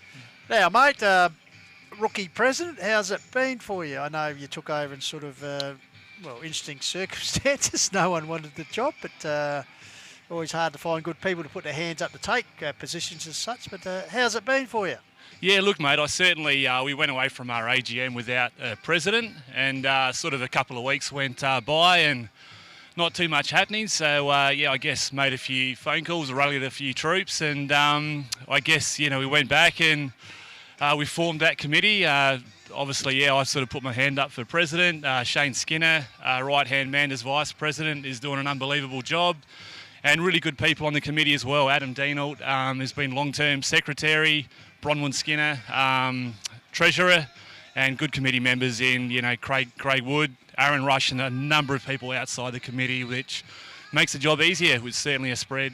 We spread that workload, and many hands make light work. So it's all good. Absolutely. So would you describe yourself as a delegating president here, Trev? Absolutely, mate. That's what we try to do so that everyone stays sane, I suppose, Pistols. And as I said, everyone's happy to help out. So you just give them a role. And I haven't had too many no's, which is really, really pleasing. So, yeah, it's actually been quite enjoyable and a very understanding wife at home. Yeah, that's the most important component of it, that's for sure, mate. Now, did you feel coming into the job or the pressure this year? Because obviously a breakout season for the, not just pressure, I meant not just for you, but for the club. A breakout season last year, the club doing so well, making the first grand final for a very long time. So has the bar been set, and hopefully you've got to match that, or at least perhaps even go one better this season? Oh, look, absolutely. I mean, I was sort of looking at it, and it's, what an opportune time to come into the club. I mean, I've always been involved, since I played modifieds at Lobe and, junior footy, a bit of senior footy. But I've been involved on and off the committee for, 15 plus years, Pistols, so I sort of know the club intimately, I suppose. Yes, there's a bit of expectation around, but it's also very exciting times. We've also got a plan in place where hopefully we're going to, now we need to take, the success, which will hopefully come, and, we've got to draw on that and make that sustainable for the next, foreseeable future. So that's our plan. So obviously, as a guy, you've been there, a bit of a renaissance. There's been some lean times at Lobe. Absolutely. Which you've been through, and it just seems to make a community football club greater, because wherever they are on the ladder, you still get the die-hard supporters who come on. They just love their community sport and the feeling, because it's not their footy club, it's their community. Yep. And, they had the success last season, as you said, and it must have been a great occasion for the club, and bearing in mind also the unfortunate situation with the fires early in the year, and poor old Lobe was lucky to survive. Yeah, we sure were. We were certainly surrounded by those bushfires, and 2020 was just an unbelievable year. Obviously bushfires and then COVID. Yeah. We went into 2020 with high expectations. Obviously we were able to recruit quite successfully, which is thanks to big Henry Voigt. He sort of rallied that, to get his brother-in-law up in Aidan Riley, and then Alex Giorgio back and Brady Dorr come up to play with Matty Fuller for a few seasons. So, it was, we were going into 2020 pretty excited. COVID hit, and we were lucky to get the opportunity to play we'll play 8 games and make the grand final. We probably had our chances in that grand final, but couldn't quite get it done, unfortunately. But the feeling around that club on grand final night and the days afterwards was just amazing. It's a really exciting place, and I guess that's reflected in our juniors as well this year. We've got record attendance at Auskick with 40-odd kids out there. I was just looking earlier in the week, registrations-wise, I think we've had a record of 220-odd. This year up to over 250 registrations, plus the 40-odd Auskickers. It's a pretty good place to be around at the moment. Absolutely. You're on the call of the Wild half-time intermission, where Lobethal 5-6-36 are leading Nairne Bremer 4-1-25, so 11-point ball game in favour of the Tigers, and we've been lucky enough to be joined by their President Travis Blundell during the half-time break. Now, Trav, it's been well documented, the problem that a lot of Hills Football League clubs, particularly at your neck of the woods, have with juniors, but as you said, good numbers at Auskick, etc. Yeah, very good numbers at Auskick. We've got a couple of great Auskick coordinators this year, and we've had a few guys who have come across from, I guess, the Northern Hills side of Lobethal, and we've installed some new lighting in the last 6 months, which has also helped with that modified space. Obviously, the majority of that's played on Friday nights, that's been really important to us. And as I mentioned, 40-odd Auskickers. We've got 26 in the under-8s, I think, and 22 under-10s. The 12s and 14s, look, that is still, it's not really an issue. We've got teams, which is important. There are some clubs that are struggling, but we're managing to fill our obligation of 14s, 16s and 18s. And in fact, the under-14s got their first win on the board today over Nairne. So, the lads were just wrapped this morning. Yeah, absolutely. And it just makes all the work worthwhile, for sure. Yeah, absolutely. Hey, tell us about the lighting project, because I was lucky enough in bowls season. I was going out there on a Thursday to get some ladies' bowls photos. I was driving down the hill there into Lobie, and wow, there was cranes and everything there. And I thought, something's happening here. And it was a very good project, and seeing them being put up. I haven't had the pleasure of seeing them lit up at night, but forget the Christmas lights, mate. Lobie comes alight in the Valley of Praise when you're training. It sure does, mate. Yeah, look, it's made a big difference. Look, we, obviously, as all clubs do, you apply for grants and everything else, and, we just sort of applied, weren't successful, so we self-funded our lighting project, so that's a real feather in our cap. And, as I say, the results are just sort of speaking for themselves. We had a night game earlier this year, the Anzac round versus Onkers, and the atmosphere was just amazing, and we're going to draw on that for years to come. It's a great facility now for the community, and just during the week, actually, the rec ground was successful in getting a lighting grant for the netball and tennis courts, so we're in pretty good shape there. So, yeah, with our lighting project, thanks to Adam Deanault, he was instrumental, and Steve Huxter, who runs Sports Lighting SA, they were the ones who erected the project for us, I suppose, and hats off to everyone involved. Yeah, fantastic. It's a great thing. I know sometimes with the climatic conditions we have up here, night football probably really is conducive for most of the season, but if you can get them done earlier in the year, play a couple of rounds. I think that's the key. It's a thing that quite regularly a few years ago, I know talking from Mount Lofty situation, we did actually play 2 or 3 night games, and they're reciprocal with other teams that had lights, but doesn't seem to be a lot of it. I think that game you had with Onkers is about the only one.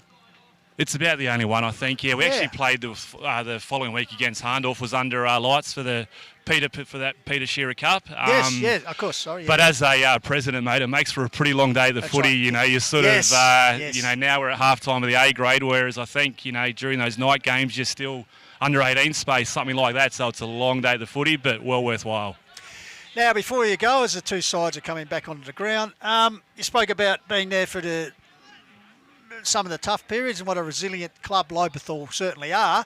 But at the moment, with the scope of injuries that you've got at the moment, also tough times, but hopefully you get some of these players back after the interleague break and maybe later in the year as well. Yeah, look, we've been managing to find a way to win, which was pleasing. Obviously, Harndorf got the better of us late in that game, round 1, but they did the same last season as well.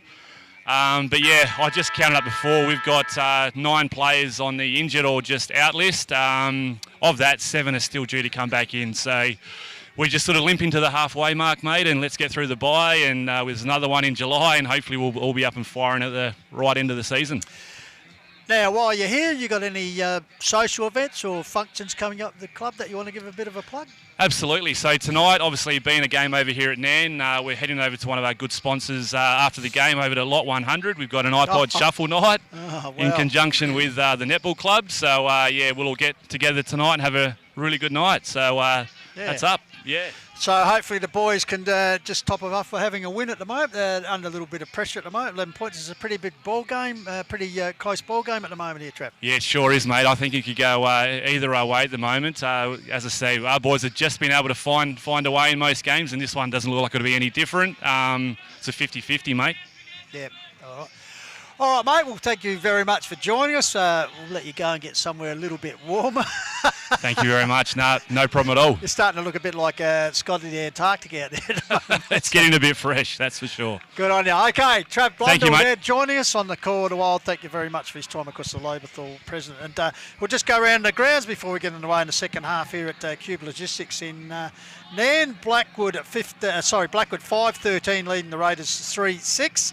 Mount Lofty 4-4 leading Onka Valley 1-3. And in Country Division, Meadows 6-7 leading Birdwood 4-4. Gummaraka 7-7. Kangaroo fought back there 5-5. Ironbank 15-8. Torrens Valley 2-6. And Kersbrook 6-5 are leading Macclesfield 2-5. So we'll give you an update, further scores as they come through to us here in the Call of the Wild. As I said, the game here this afternoon, the broadcast match.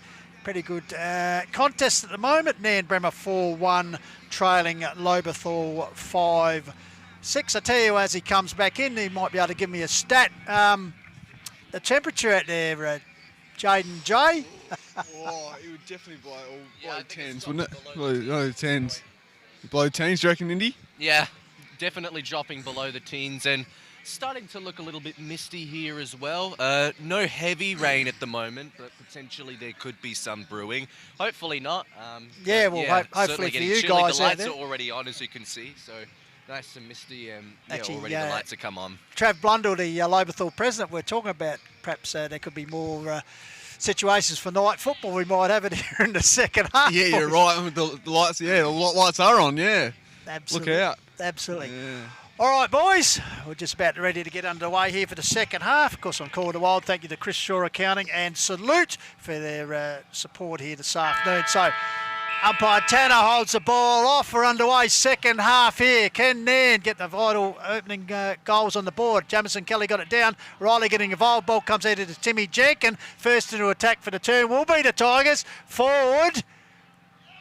And a juggling mark taken by Henry Voigt. Certainly what Nairne Bremer wouldn't have wanted. So big Henry Voigt returning to the side. I think he's had a bit of a calf issue, Goldie. They thought they might give him an extra week's rest over the interleague, but he decided to come out and play this afternoon. So he's taken the mark here and a chance to kick his first goal of the afternoon. Lights are on. So Henry Voigt, as we said, reigning best and fairest at the Tigers, guiding it through from about 35 metres, but unfortunately for him, wrong side of the post. So the first score of the second half of mine, and one goes to Lobie. They move on to 5-7 to 4-1 here, as the boys said. A little bit of drizzle starting to set in here at the Cube Logistics Oval as Revington, the skipper for the Rams, brings the ball back into play out of half-forward flank area. I'm just going to get a cup, Pistols, because I'm just going to have some soup. So just hang on a sec. I'll be back in a couple of minutes, if you don't mind. That's all right. Go and warm yourself up. Why not? Comes up here to Mitch Jenkin. Big Sheets batting. Intercept there. Taken here by Conley like his work. The youngster drives the ball. Here's a foot race. Hurrigan, was he held on to? He's got support there from Hollow. Oh, Hurrigan gathers the ball and cleverly sidesteps. And that's the one they were after. Right. As the first goal of the second half through the agency of Darcy Hurrigan is on the board for the Nairne Rams. So that just closes that margin back once again. So as we wait for the scoreboard, the electronic scoreboard to change here, but I think you'll find it's 5-1 to 5-7. Yes, indeed. So one straight kick, 5-1, 31 to 5-7, 37. So 6-point ball game here in the opening 2 minutes of the game, so of this term, so certainly sets up an exciting second half. As I said, Nairne been primed to fall off the perch when they're in close proximity to teams and a game needs to be won. So here we go, a big test here for the Rams as they chase a third consecutive win actually against the Tigers. Back in the centre, Cooper Skinner went early, so go by Jamison Kelly. Tries to shug off Cooper, Skinner who came back with a tackle. Ball held to him, so umpire Tanner will come in and ball up. Once again, still in the centre circle of the ground. Kelly picks himself up, ready to do battle once again. So up they go. Skinner gets the ball down, taken there by Rupchik. Tries to thread his way down. Gets the ball out here towards a teammate. Gathers it nicely as Wimpress. They go into attack again. Das territory, puts up the Duke, got his hands to it. Goes to ground and umpire Kopke in close proximity ruled that the big man was infringed in that contest by Elliott. So Darcy Hourigan, the opportunity here to kick his second goal within 90 seconds. What a boost that would be to Nairne. Would lock up scores. The scores were tied at 2-1 apiece at quarter time. And the Tigers getting out in the second term to 11-point break at halftime now. Hourigan, chance to kick the second goal for Nairne in the third term, which, as I said, will tie the scores up. So Darcy Hourigan with 21 for the season. How many goals for the Rams, Jaden, has he kicked in total? I haven't quite got that stat, but I can hopefully get that one up for you, Goldie. So oh, come on. As soon as it hits the boot, scores are even, lights are on. It's all happening here. Good game of football, 37 apiece. It's Darcy Hourigan who's starting to light it up here in the third term with 2 goals inside a minute. So he came into the game, Benny, with 20, bearing in mind he's only played the 6 games for the season. He did have that leg problem, so once again showing his accuracy and what a key forward he is after all those years at Harndorf here now with the Nairne Rams, of course. So back in the centre, ball up from umpire Tanner. Leaper was Cooper Skinner, got the ball down, grabbed by Riley. He's locked up in a big tackle by a couple of Rams. Going nowhere was the peg dog. So once again, umpire Tanner will come and bowl up. So Ruckman Gabba, Skinner works his way to the front, but Jamison Kelly got the ball down. Once again, the hard man trying to get the clearance. Rupchik in there. This time he's wrapped up by Riley, but he's infringed with the tackle. So Elijah Rupchik with the free kick. Get the stats that matter shortly. 5 minutes in. We won't have that many stats, but I think it's all the Rams so far. Rupchik goes a little short pass. Oh, that could come unstuck. Kick forward by McLeod. Hourigan brings it to ground level. Jamison Kelly with a beautiful tackle. Holds the ball up. Centre half forward area. Any early stats, lads, that you can see in the Rams' favour in this third term? Not too many in particular, although 2 centre clearances to 1 has given them the easy momentum shift. Here's a chance for Archer Connolly. Could have got the handball away. Umpire says, I'll have it with the tackle there by Aidan Riley. 6 minutes gone. Third term. Nairne Bremer United 3-6-1. Lobethal 5-7. Scores are locked away at 37 points apiece here. Call of the Wild on Facebook, YouTube. Lobethal Facebook page and Nairne Bremer Facebook. Yench! Nails it! 3 goals inside 5 minutes to the Rams. They are up and about. The balcony's going off. Sean Pate Pavilion, Life Members Day, Sponsors Day. It's all happening. 3 goals, pistols in 5 minutes. And this is not like the game they played against Uradler, where they were held to 1 point, I think, in that third term. Absolutely. We said when I talk about the premiership quarter, of course, they're not playing for the title here, but very vital in context of the win. As you said, they've come out after half-time with renewed energy, perhaps sensing that they have let the game slip a couple of times in that third term. So back in the centre, betting in ruck this time, got his hands to the ball. Busting his way forward as Riley goes to hands and knees. Perhaps could have got a free kick for in danger. Goes back in once again, as we'd expect. Ball still being fed out there. Scar in there as well, I think it is. So finally the umpire in Tanner will come in and recommence play. So big Sheets betting versus Skinner. Betting the leaper, got the ball straight down. Oh, deflected there towards Timmy Jenkins. He's met solidly there by Lockie May. Ball held in there to Rupchik. I tell you, it's tough in the trenches now. As the Rams. Just feels like a balanced Nairne lineup today, right across the board. Absolutely. The Rams with that 6-point lead, 7-1 to 5-7. Well, we did say they had a few guys in the B grade who'd been playing A grade, so obviously a bit of strength back in. Here's Rupchik. tries to break his waves free. He's got a couple of Tigers just mauling him in that tackle and held to him. So once again, umpire Tanner will come and ball it up. 8 minutes gone. 7-1 Nairne Bremer United. Lobethal 5 goals 7. Jenkin shovels the ball out to Riley. He kicks the ball inside 50 for the Tigers. Oh, dropping one there was Swiderski, I think it was. Mopping up nicely was May for the Rams in defence. Mitch Jenkins around the action. Auric feeds a handball out to a teammate there in Scroby, and it's gone out of bounds. Any stats there, lads, that you want to bring to the table? 12 kicks to 7 in favour of Nairne, so dominating that area, but 8 handballs to 4 in favour of Lobethal. So Lobethal are up in that area, Goldie. So Voigt flicks it over the back. Here's Riley, sells a bit of candy. Goes back again, could be holding the ball. Play on to the umpire. Betting crashes his way through. He's held up. Comes to Cooper Luke. Gets a clearing handball into Jenkins. Mitch variety. Goes towards the top of the square. Lurking is Carter. Uses a body well to get rid of his opponent. And Bow, who looks fruitfully at the umpire, but no he's free going kick for, there. is he... What? Okay. The umpire blew the whistle, but he can't give him an advantage because he's in the square now. So Carter, out of all that, gets the free kick and just converts his second goal of the afternoon, and more importantly ties up the scores again, 7-1 to 6-7. So locked at 43 points apiece here, the boys. So Jaden J.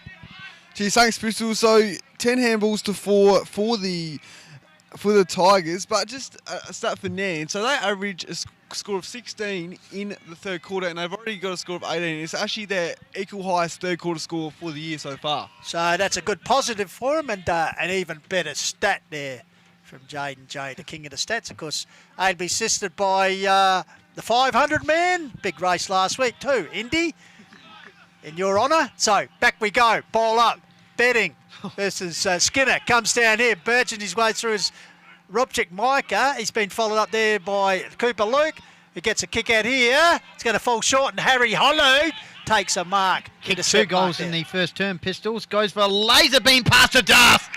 Oh, we love that. They did that plenty of times against Mount Lofty a few weeks ago. You can just sense here, Benny, that lift in confidence. Just having Duff So back. they come Nick up, pumped Yench. up, but, A couple of classy players, just lifts everyone else up as well. Harry Hollow, beautiful. Baden Willis has gone up to him after that beautiful pass. Here we go, Das. Lining up for his 3rd goal today. He's kicked 23 goals for the season. Entered the season in 4th position on the leading goal kickers from 6 matches. So he's kicked 23 for the season. Yeah, Dallas Rogers and Cameron right behind him here, Goldie. Oh, Das. It's just hung it out to the right, minor score. So the Rams, 1 point leaders, 7-2, 44. Lobethal 6-7, 43. So Alex Giorgio, of course, former fullback at Nord, and the Melbourne Demons would be pretty happy with the way they're going at the moment as well. So runs out the square, goes out here towards Elliott. Also Brady Dorr, his former Nord teammate, got his hands to it. Was he held? No. Oh, that's First through is Maxwell. Here's Hollow involved again. Oh, good play by Cooper Luke. Oh, good vision. Gives it a run of Ulrich. Arches the back and goes inside 50. Hail Target Mary. down. Here is Carter. Got his hands to it. Oh, Ben Powell. Oh, well done, Benjamin Powell. Relieves the pressure. Puts it back out here. Oh, Scara coughs it up. Here comes Brady Dorr. Still danger lurks. Quick kick up the line. Did that go 10? Must have, as Baden Willis takes a chop-out mark for the Rams. Ben Powell would have to be in the top handful of defenders in the comp. Absolutely brilliant. Yep. So, into the man on the mark. Has to go and get it again. He does. A little bit of composure. Gets onto the left boot. Bit of a shanky shank. Lockie May diving. Takes the chest mark. So eventually we got the ball out of Willis defence. just wanted to raise the difficulty of that Here situation. goes to Lockie Cross. Likes using it smoothly. Kicks the ball up the wing. Pring. Went over his mitts. Oh, here's Stafford. Oh, look at that. Good stuff. Saw that in the grand final. Well done. Scarra. Crashing in. Beautiful. Good footy. Here's Rupchik. Snaps the ball to centre half forward. Here's Darth. What will he do? Clip it on. Hopes to go and get it again. Barges through Mitch Jenkins. Handball over the top. Oh, here's Harry Hollow. Tried it. In he goes again. Snap it. Goal by Kelly. What will it do? Into the pocket area. Stafford's around the area. It's gone out of bounds. 1 bounce. That'll be last touch. Cracking game of football. I tell you, the excitement machine's out there. Great game of footy at the moment. Trust you enjoying on the core of the Wild. The Rams leading by 2 behinds. What's happened here? Did Stafford kick over the man over the mark? No. So it looks like the ball's going to come back. Yeah, didn't kick over his man on the mark, which is Hurrigan, as he takes the resultant free kick right in front of the scoreboard. As I said, Any wind out there, lads? Lights are on. Yeah, breeze has just picked up a little bit, as you said that, in fact. Going to the Tigers' end? Yeah, still going to the Tigers' end here, as it has been most of the day, that same left-sided end. But, yeah, just picked up a little bit. It's also quite chilly at the moment. So good pack mark taken there by Henry Voigt. Of course, the past Sturt Reserves Premiership skipper nurses the ball in front of her broadcast point on the wing. Perilously close to the wing, kicked the touch. I think Timmy Jenkins got the call in there, but the boundary line was calling him. So it's gone out of bounds. Yep, Braden Willis with the free kick for the Rams, sends it back whence it came. Lumbering out again, going to take the mark is Voigt. So could we have a replay? We'll be hoping for a better kick on this occasion. Oh, Colonel's off. Thanks again, Colonel, for setting up everything. In the middle of the ground, here's Lockie Cross. Short pass, Timmy Jenkins. Handball to Zatto, drop that one. Pressure, Riley the pig dog went one way, then the other. Handball over the top to Tim Jenkins. Here's a bit of class. McWaters, kick inside 50. Revington backing back. Carter over the top, takes the mark, chest mark near the light tower. Just over finessing here a little bit in this wing area, Nairne in that situation. They probably need to kick the ball long, and the turnover came and ends up with the hands of Carter, who's actually kicked the last 2 goals for the Tigers just before half time. Matt Adams tuned in. He's watching all the way from Harndorf. Well, the roadie. Good on you, roadie. Thought you were going to say our erstwhile leader is tuned in from the Riviera. Oh, he's I tell you what, I don't know where he's at. So Carter has a chance for his 3rd straight goal for the Tigers. Gun barrel straight. Hardly moves, gun barrel straight. So Carter just noses the Tigers back in front, 7-7 to 7-3. So 4-point ball game, 14 minutes gone here in the 3rd term called the Wild. I tell you, it's getting a bit icy here. Yeah, I'll get the temperature. I reckon the only ice over at the Riviera with Rob Shield would be on the Champagne. Riviera. Lads, stats that matter. Of course, they called the reserves game, did it well. Geez, thanks, Goldie. So 22 kicks to 18 in favour of Nairne in this occasion. 14 handballs to 6 in favour of Lobethal, though. So they're dominating that area, boys. Be interesting to see how the rest of this quarter plays out. So to the positive at the moment, Nairne have kicked 3 goals to 2 in this quarter, although now they do trail by 4 points. So back in the centre, taken there by Kelly. Gets it across here to teammate McLeod, but coughed over. Taken here by Luke through the centre. Gets to Timmy Jenkins. He'll go long from the cricket pitch area. Carter territory. Carter drifted across, and he's becoming a real thorn in the side. As Goldie said, he's got one of the best defenders in the competition in him on power, but for the last 2 occasions, he's outpointed him and will line up for his 4th straight goal for the Tigers, Goldie. Yep. Long, strong kick inside 50. Confident with your forward. Takes a one-on-one. Going back for his 4th today. He's kicked 27, or 26 for the season. 2nd in the goal kicking. Behind Jared Petrenko from Harndorf. So Carter. Kick 30 metres out. Nails it. Ooh. Tigers. Oh, he's just snuck. Oh, yeah, just snuck that in. Revington trying to con the goal umpire there. We'll ease him into a bit of work. But Tigers have settled. 8-7. 55, according to my maths. Yep. Nairne Bremer United 7 goals. Littlehampton Primary maths ducks of the course that you were. Mitchy Weeks has said Carter too big. Too big, too strong. Kicked 4 goals now. And 2 straight. I reckon he's probably only had the 4 shots on goal. Well, he's kicked 4 goals for the Tigers in a row. Not in a row, but 4 goals for the Tigers in a row. So, Nairne, as we talked about, can they respond here? The challenge put down once again by the Tigers. So back in the centre, Jamison Kelly versus Cooper Skinner. Ball comes down. Here's Riley. Just bounces off an opponent. Got a handball back towards Stafford. He runs into a teammate there.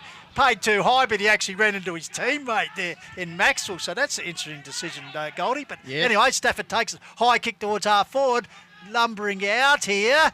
Oh, Carter, who's having a sensational purple patch here, has taken another mark. Benny Powell appealing for in the back decision, but the umpire having none of that. So Carter, as you might be right there, Mitchy Weeks. He's putting on a bit of a clinic here.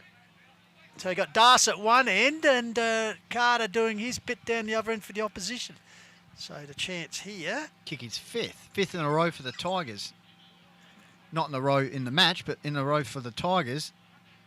Lovely kick. Of course, last year, leading goal kicker for them was Jack Osborne. He's down at Sturt. Got this man this season. And he's a lovely kick of the ball. That's his 5th.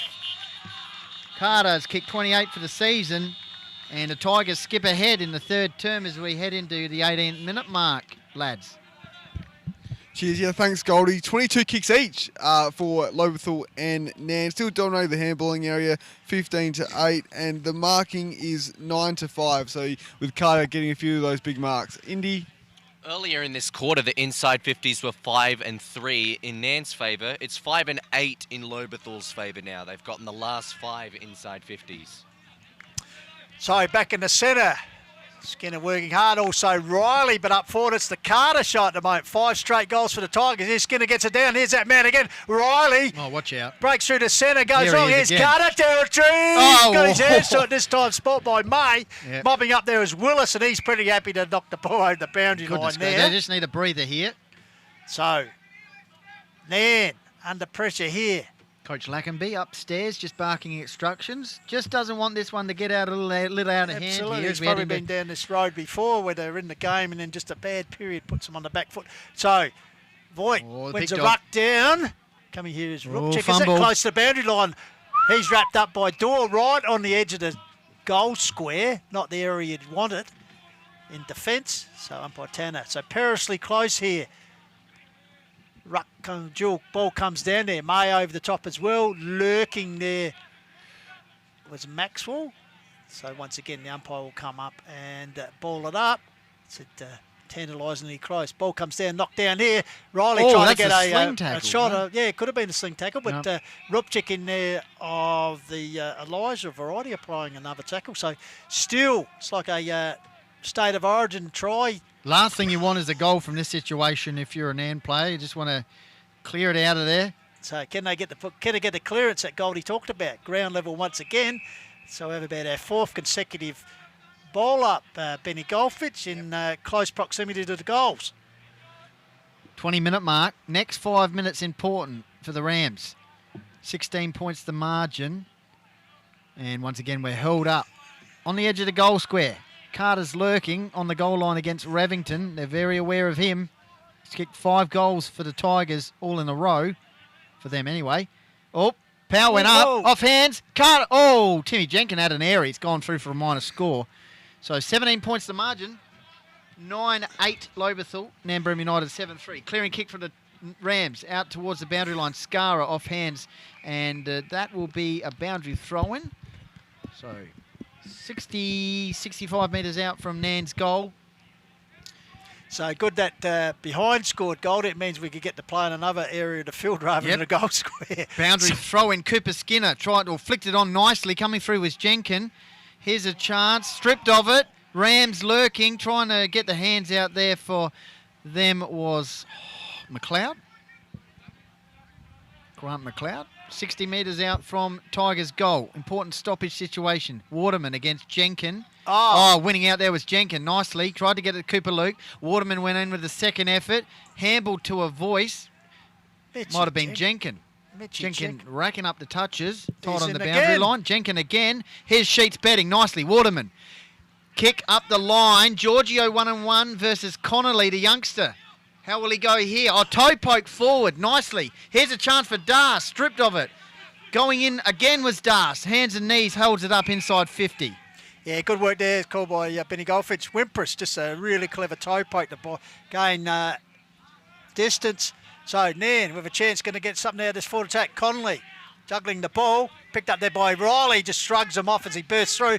Comes out here to the youngster. And Skwadetsky gets it back to a teammate who's run down as he went to kick it. Poke.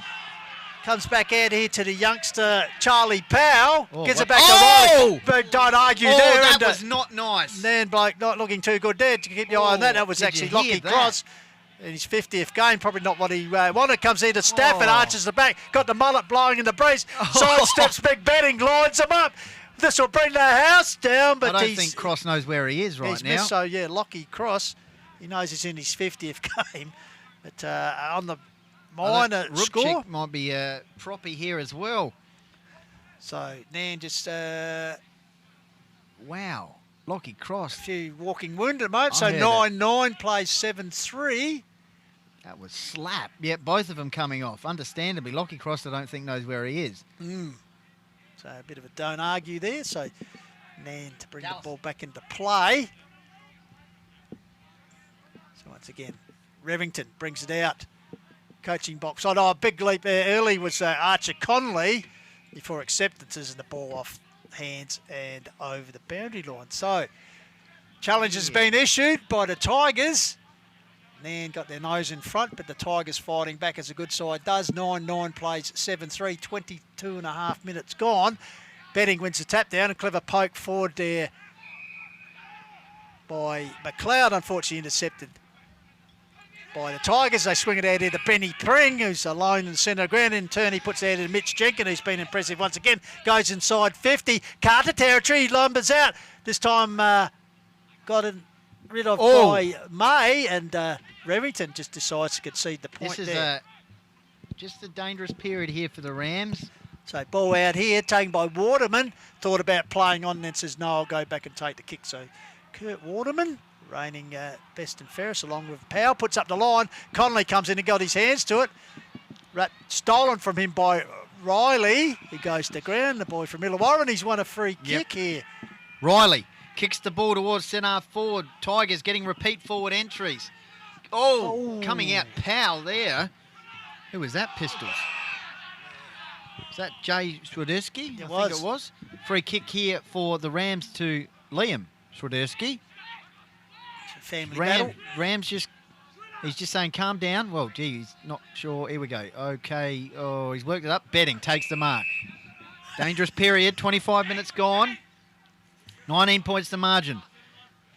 Big Sheets betting, just taking his time. He's going to work it up the wing here. He's looking for options. Jensch is calling for it, and that goes in that direction. Jensch should take it, does. Near Jenkin. Wants to move it on quickly. He's got Jamison Kelly all by himself, backing back into a hole. Not all by himself, but it was in a good position meantime. Wood got it to Skinner. Stripped of it. Dangerous position, Rupchik. And held up half-forward line for the Rams. Need a goal here. The umpire put his whistle to his mouth there, but they decided not to blow it. So here's Ruckjell, unopposed.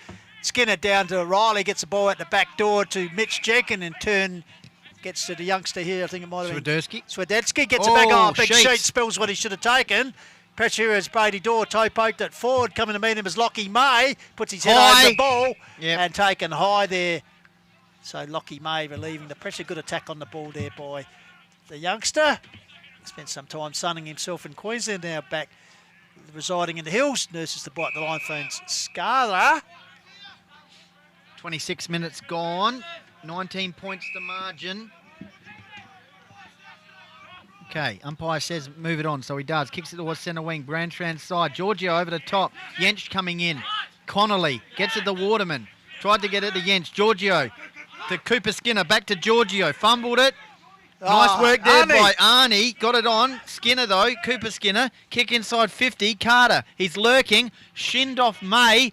Aidan Riley, the pig dog, fended off a couple of players. Handballed on. One step bang from Henry Voigt's flying shot at goal, and it's a minor score.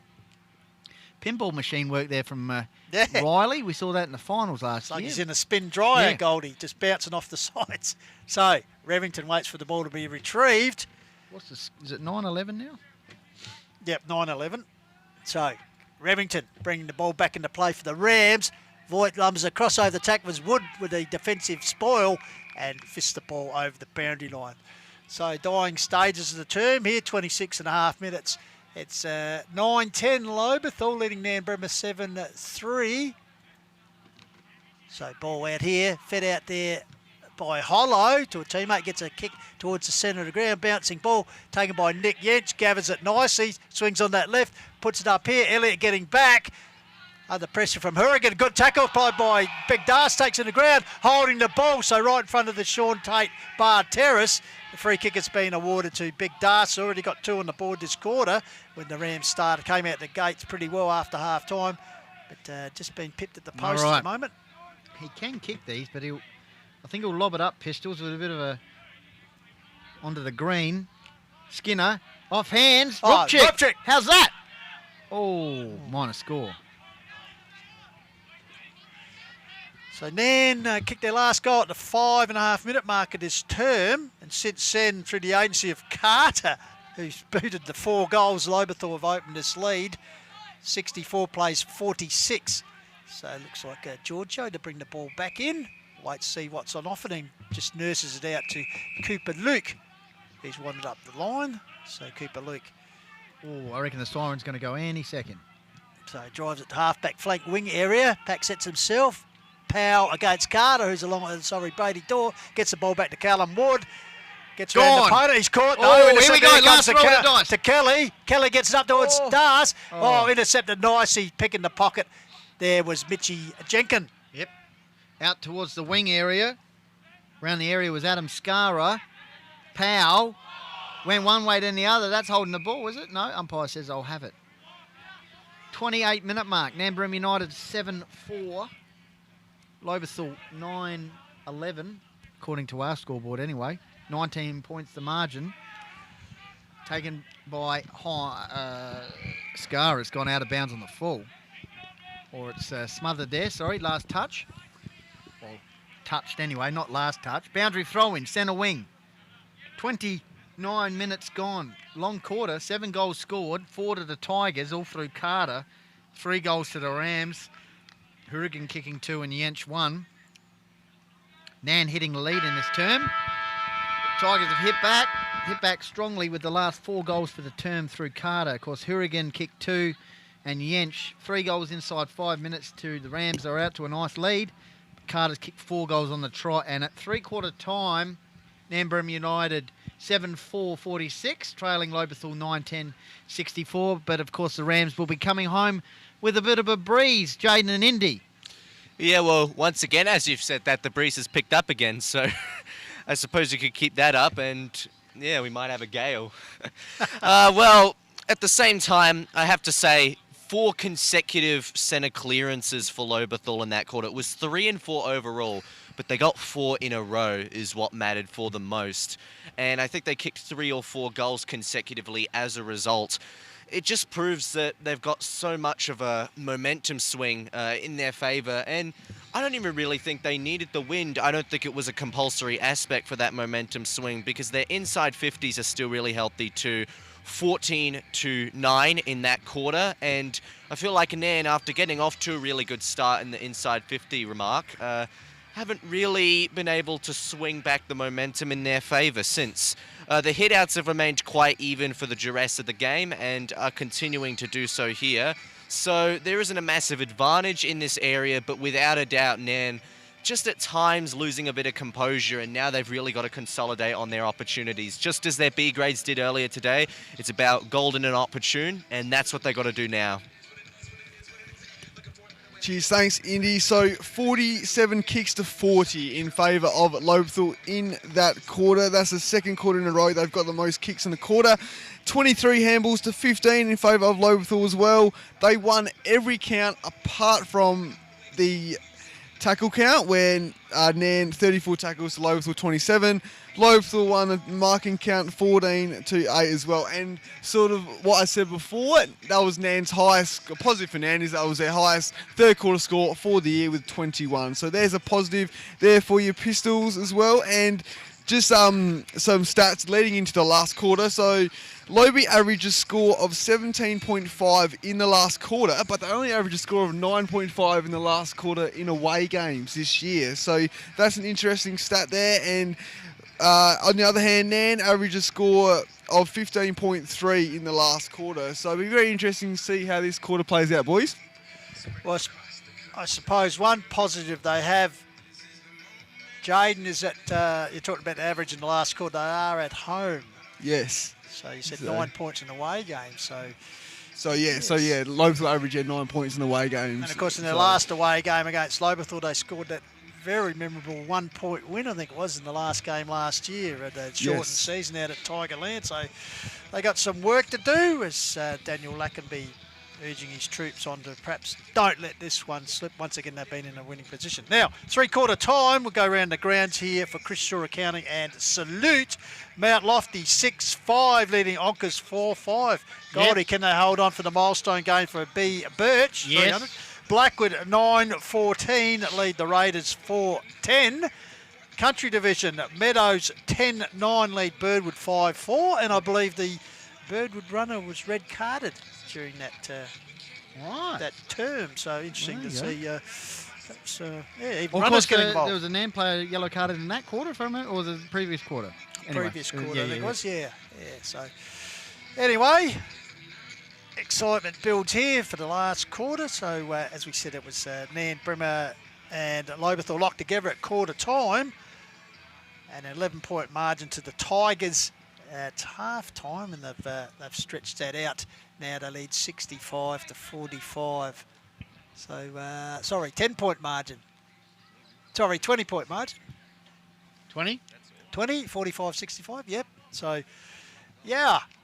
So, Nairne with it all to play for. The Tigers looking for a win here to consolidate that second place on the ladder, given the form of Blackwood, who seem like they may well beat the Raiders this afternoon, 9-14 to 4-10. So all in readiness here for the start of the last term on the Call of the Wild.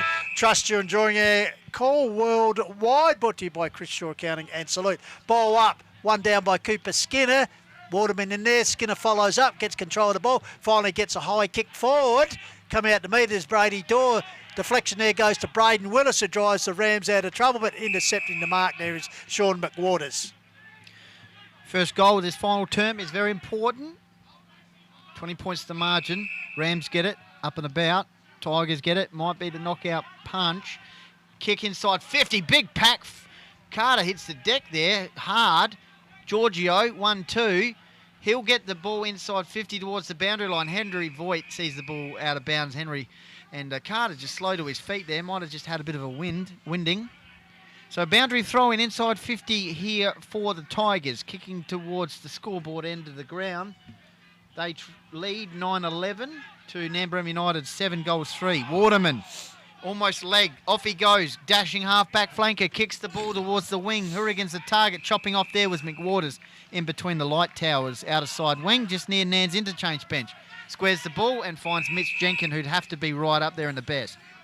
So Jenkin, surveillance off. He'll come out wide here. Maxwell, he's got support out here from a teammate Wood. Bouncing ball, gathered by Wood. Great tackle applied there by Rupchik. Micah, good to see him back from his employment in the mines, so available this week. That should be 50, yes. Micah doing a spot of umpiring there, and umpire Tanner agreeing with him. So this will take him inside 50 here, Goldie. So the opportunity for him to actually kick the vital first goal at the last quarter here. This would certainly be a boost to the chance for Nairne. And just have a look at the Nairne interchange bench. Lockie Cross has got the gown on. The gown on. They're just checking his he might facial just structure. Want to keep warm. Yeah. You can bring it over here, I tell you. Hopefully he's all right. So Rupchik, Micah setting sail towards the Harrogate end of the ground. Brakunga end, sets on its way. Will it come back? Not enough.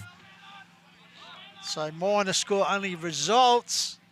So puts it inside 19 points now. 7-4 to 9-11. 2 minutes gone final term. As Giorgio to bring the ball back for the Lobethal Tigers. As we said, plenty of Nord SNFL experience, premiership player, best and fairest, and also spent a stint at Melbourne. Puts it out towards our broadcast side. Brady Dorr sets himself. He's got 2 Rams to beat. Comes down there to young Charlie Powell. Ball comes out here. Oh, underground handball attempt by Cooper Luke. Bounces towards the old look away handball. To Luke. Gets the ball up to Cooper Skinner. Got the run of Maxwell. Decepted there by Rupchik. Good work by him once again. Holds up a promising run on the wing from Lobethal. So umpire Kupke will come and ball up. Umpires have been good. Skinner versus Kelly. Kelly tried to get it Rupchik. That's high. No, umpire didn't see it that way. Just a couple more around the ground. 3/4 time. Ironbank 17-12 lead Torrens Valley 7-8. And Gumaraka have pulled away 15-7 lead Kangarilla 6-5. Harry Hollow picks it up. Of course, premiership player in there. Oh! Deflected. That last touch. Is that out in the full? It's a confusing situation. The boundary umpire just I think it was out in the full. Yeah, well, he's unsure. deflected That's okay. off. That's yeah, fair deflected. enough. Good Bit work. of pressure on the young man. Boundary throw in, centre wing, out of side. Skinner over the top. Coming through there was Skara for. Was that? No. Sorry. Swiderski. Got to get those names right. Here's Pring for the Tigers. Penetrating kick inside 50. 1-on-1. Carter. Over the top was Riley. The pig dog burrows his way through. Managed to get a kick away nicely. Shepherd by Carter. Flicked up there by Brady Dorr. Here's Ben Powell. Got the ball from Liam Swiderski. And the Rams are away. Pistols. Yeah, McDougall puts it down. Connolly territory. Big sheets betting. Got his Connolly again buttering up. Callum Wood in there also for the Tigers. Steals the ball. Gets his boot to the ball, but I think it's out of bounds on the floor. In fact, it is. So the relieving free kick will be taken by Heath McDougall for the Nairne Rams. Right on the interchange gate area. Puts it back low up the line looking for betting. The big man got his hands to it, but good spoiling work there. I think it was Giorgio involved, the squid. Made sure he couldn't clasp the mark. So the Boundary Academy boy will pitch the ball back in. Kelly versus Skinner at the back of the pack. Coming to meet it there. Oh, good trap there was Cooper Luke. Then he loses it. Oh, good. Once again. Oh, he's stripped of it. Ball yeah, with Scrobry. He goes back and gets the ball. He's held up this time. Oh. Looks like a Nairne player. A bit player of just difficulty maybe got there. a poke in the eye there. Yeah, it's McLeod, I think it is, yeah. Stoppage situation. 5 minutes gone in the final turn. Nairne United 7-4. Lobethal 9 goals 11. These clearances are important. Rupchik wins out, kicks it towards the half-forward line. Marking there. Wood. So Wood. Short pass, finds Giorgio. Just around from the light tower. Lobethal 9-11. Nairne United 7-4. 6 minutes gone in the final term. The umpire's blown his whistle. 50 metres against Archer Connolly by the looks of it. I think that was for a bit of chirp, maybe. So he brings the ball up now to centre wing. Giorgio with the ball. Oh, no. Harry Viney, I think it is. So, free kick here for the Tigers. Short pass over the top, back to Giorgio. He's happy to slow it down. He's got Mitch Jenkin out here on the broadcasting win. So, Giorgio, off he goes. Kicks the ball inside 50. Carter's lurking. Riley's lurking. Meat and a sandwich. Ball hits the deck. Nice work there. Ben Powell coming through. Short pass for the Rams. Out towards the wing. Finds Archer Connolly. I think that was Skara initially involved in that. Good play by the youngster. Here's another youngster in Connolly. Drives the Rams centre half forward territory. Darts out there. Got his mitts to it. Was he? Mark. Yes, he was grabbed. Umpire Tanner right in the leg. spot. Could that be 50? Is his leg there by Elliott? Big Darts. 2 on the board already. You unload a barrel. So Willie, that booming left foot, looks like he's going to go for it. Goldie must be listening to you. Puts it deep. Needs a mark down there. Oh, there we Jamison go. Kelly, I think it is. Kelly. Great pressure mark there when you needed it. So needs to kick the goal here. He's just got a man running behind the goals here. That's like a Pistols little bit- just helping him with the lining up behind the goals there. Just telling him where to aim for. So Kelly, point blank. Oh, Kicked it about a That's mark. not where he's What meant to an go to. anti-climax that was as the ball comes back out through the agency of a barrel. Bouncing ball gathered there by Rupchik. Feeds it back out into his Oh, brother. that's high. Truck Day this way, gets it back. Brotherly love here. Micah and Elijah. Ball comes out here to Hollow. Gets a high kick. Darce looming. Got his hands to it. Was he scragged? Trying to burst his way is Mitch Jenkin.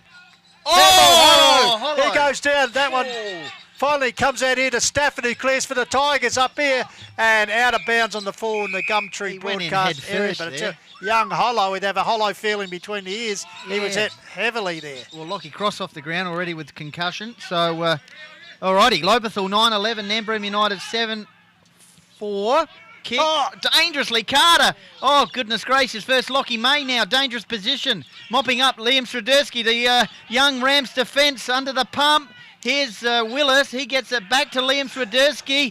Oh, goodness gracious. Snockering kick out of defence. Cooper Luke. Oh. Okay, Cooper Luke now for the Tigers. Half forward line. Kick inside 50. Brady Dorr. Dangerous position. Powell.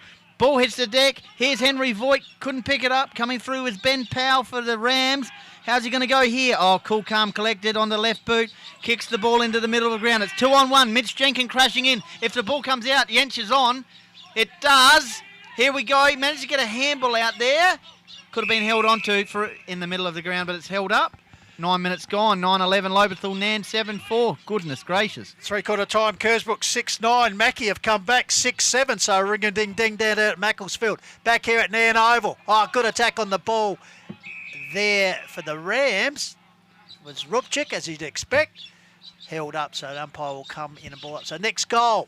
Very vital here in this contest. Getting darker here. Lights are on. Once again, Rupchik over the top, Pring over the top of him for Lobethal, holds him at ground level, so the umpire will come in and ball it up. Of course, Call of the Wild Facebook, Call of the Wild YouTube, Call of the Wild, Nairne and Lobethal Facebook page, and live on FM, Lofty 88.9 radio with altitude, and lofty.org.au if you just want to have it in the earbuds. So once again, trying to bullock his way through with Rupchik. Micah. So once again, umpire Tanner right on the edge of the cricket pitch. So Rux Gabba.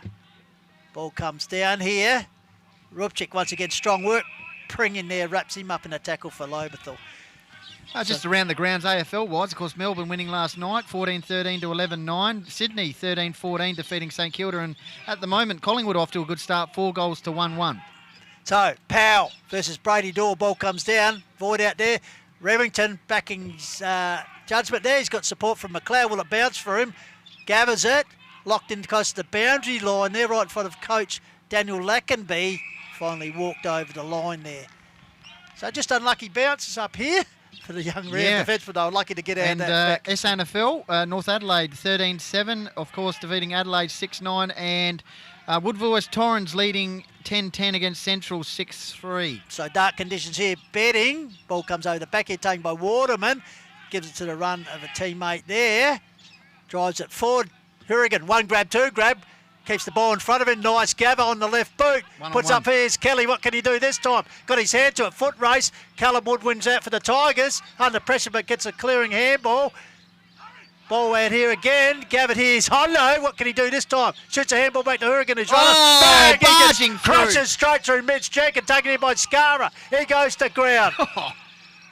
Finally, wrong disposal there called. Throw ruled, so I think it's Maxwell, the reliant free kick here for the Tigers. Saw players tonight. Kick towards the wing. Lights are on. Oh, Brady Dorr just coming in nicely there against Sheets Betting. Just using that Norwood Premiership winning experience. I suppose the big thing, Golding have a week off next week to get over the bruise. Yep, they're going full tilt. Brady Dorr kicks the ball the half forward. Zatto put the mitts up. Oh, he's paid a chop. Okay. Wow. So Zatto with the ball, half forward line. Kick inside 50. Target, 1-on-1 is Skinner. Off hands. Mate. Chopped out nicely by Tim Jenkins. Sockers a goal. That might be the knockout punch or the first nail in the coffin. Jaden and Indy. Gee, thanks, Goldie. So, believe it or not, Nairne are leading the kicks. 20 kicks to 16, but the handball count is 10-9. Marks is 6-5 in favour of Nairne as well. But it's just Lobethal's pressure around the ball, which has been too good in this last quarter. 20 tackles to 12. Indy, your take on the game, mate? It's actually 6 inside 50s apiece in this quarter. So realistically, it was a bit of back and forth between both teams, to be honest, but eventually Lobethal seized their moment, and Nairne unfortunately missed a few. Yeah, I agree with there. The bounce of the ball, just unfortunate for Lockie. May had 2 to beat, but persistence, as Jaden J said from Lobethal, and Timmy Jenkins, of course, experienced campaigner, kept the persistence on and was able to toe poke through a very valuable goal. So 10-11 plays 7-4, 12 minutes gone. Here's Riley, been good this afternoon. Puts it to McWaters, also been good. Back to Riley, run down a good pressure. Drive into the ground. Great pressure applied on him there.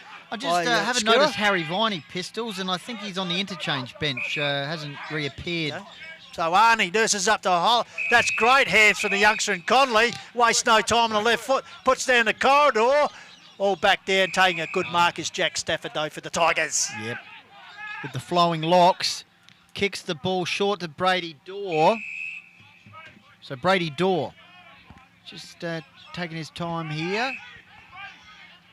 Of course, grew up playing for Meadows, then Norwood, now at the Tigers for the last couple of years. Henry Voigt, good overhead mark. Takes the last year's BNF winner for the Tigers. Spent some time at Sturt. Just keen to move it on. Giorgio running for him here. Voigt, short pass. Riley. I think you said before, Benny, just the experienced heads now, the Tigers that got their nose in front and they're having a big influence. Short pass to Powell. Oh, that's a little bit too easy. Goes to Giorgio, back to Powell, chop out, Rupchik. Oh, no, not Rupchik. In meantime, kicked foot into the middle of the ground. Diving on it was Connolly versus Mitch Jenkins. Oh, that's beautiful stuff. Fisted it out to Powell. He's set upon immediately in a tackle by Joe Scara, and it's held up just in front of us here in the Dreammaker. 14 minutes gone in the final term. Lobethal have skipped out a nice little lead here, 10-11 to Nan 7-4. So holding free kick paid from that ruck. Duel ball came down and taken by Aidan Riley. So Riley, waste no time, puts it across here to Cooper Luke. He's got a man running loose, but decides to go back. Still there, so he goes backwards to go forward. And picks out a teammate there in Wood. He's been pretty good this afternoon. Puts it up to the peroxide boy in Pring. Yep. So Benny Pring, he's standing out as the conditions get a bit dimmer. Puts it up. Voigt, it stood his ground well. Courage is coming through was Connolly. I think it was. May have been Arnie, sorry. So free kick.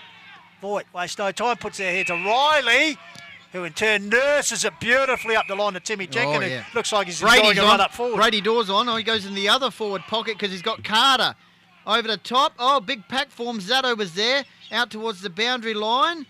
Carter applies some pressure there, and it'll be a boundary throw in, no clear last touch. So 15 minutes gone. Nairne Bremer United 7-4. I tell you what, Goldie, it's only June, but Timmy Jenkins reckon it's Christmas already playing up forward. Oh, he's loving it. 10-11. Kicked the goal in this term. Here's Rupchik. Got the handball away. Here's the Rams on the counter-attack. Revington got the ball from Liam Swiderski. Kick in the middle of the ground, backing back. Good mark by Harry Hollow. That might be... No, it's not. Handball, off, running. Scara. Adam Scara. Kick inside 50. Could have been held on to. Das.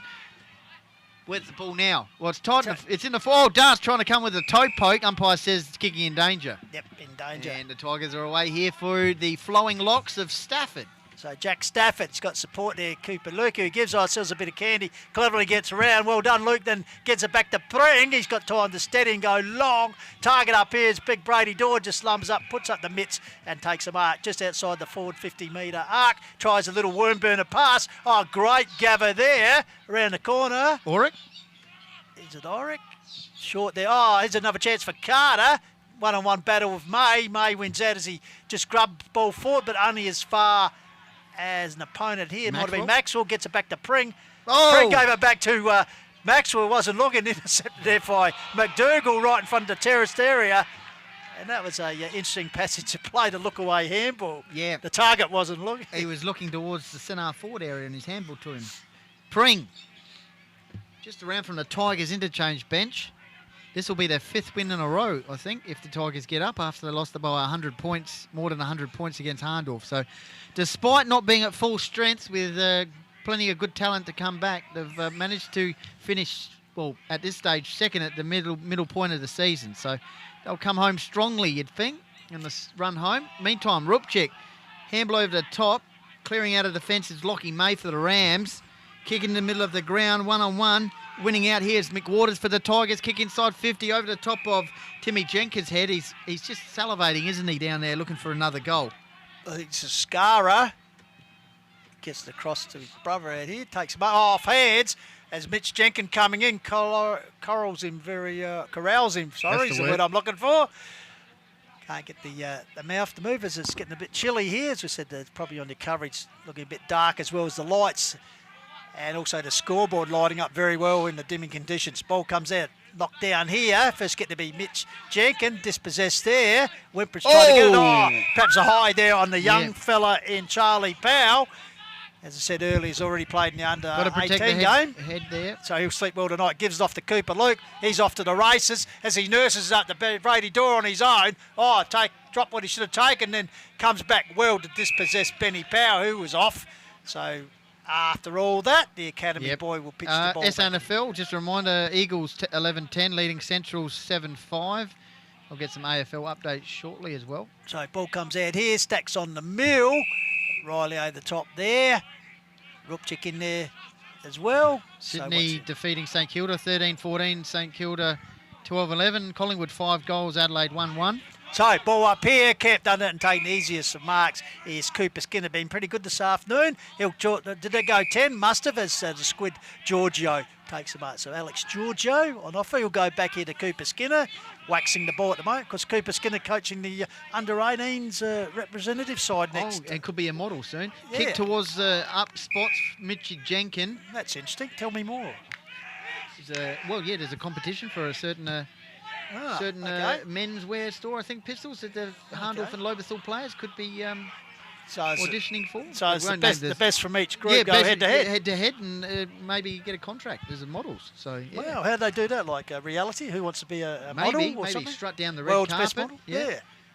Of course, Nairne used to have a model, James Moss, I believe. Of course, he was a model. James Moss. All right. Meantime. And speaking of models, we've got some model statisticians with us. Let's go to them. Oh, cheers, thanks, Pistols. So, 37 kicks to 30 in favour of Lobethal Indy. Right now it's 8 inside 50s to 10 in favour of Lobethal.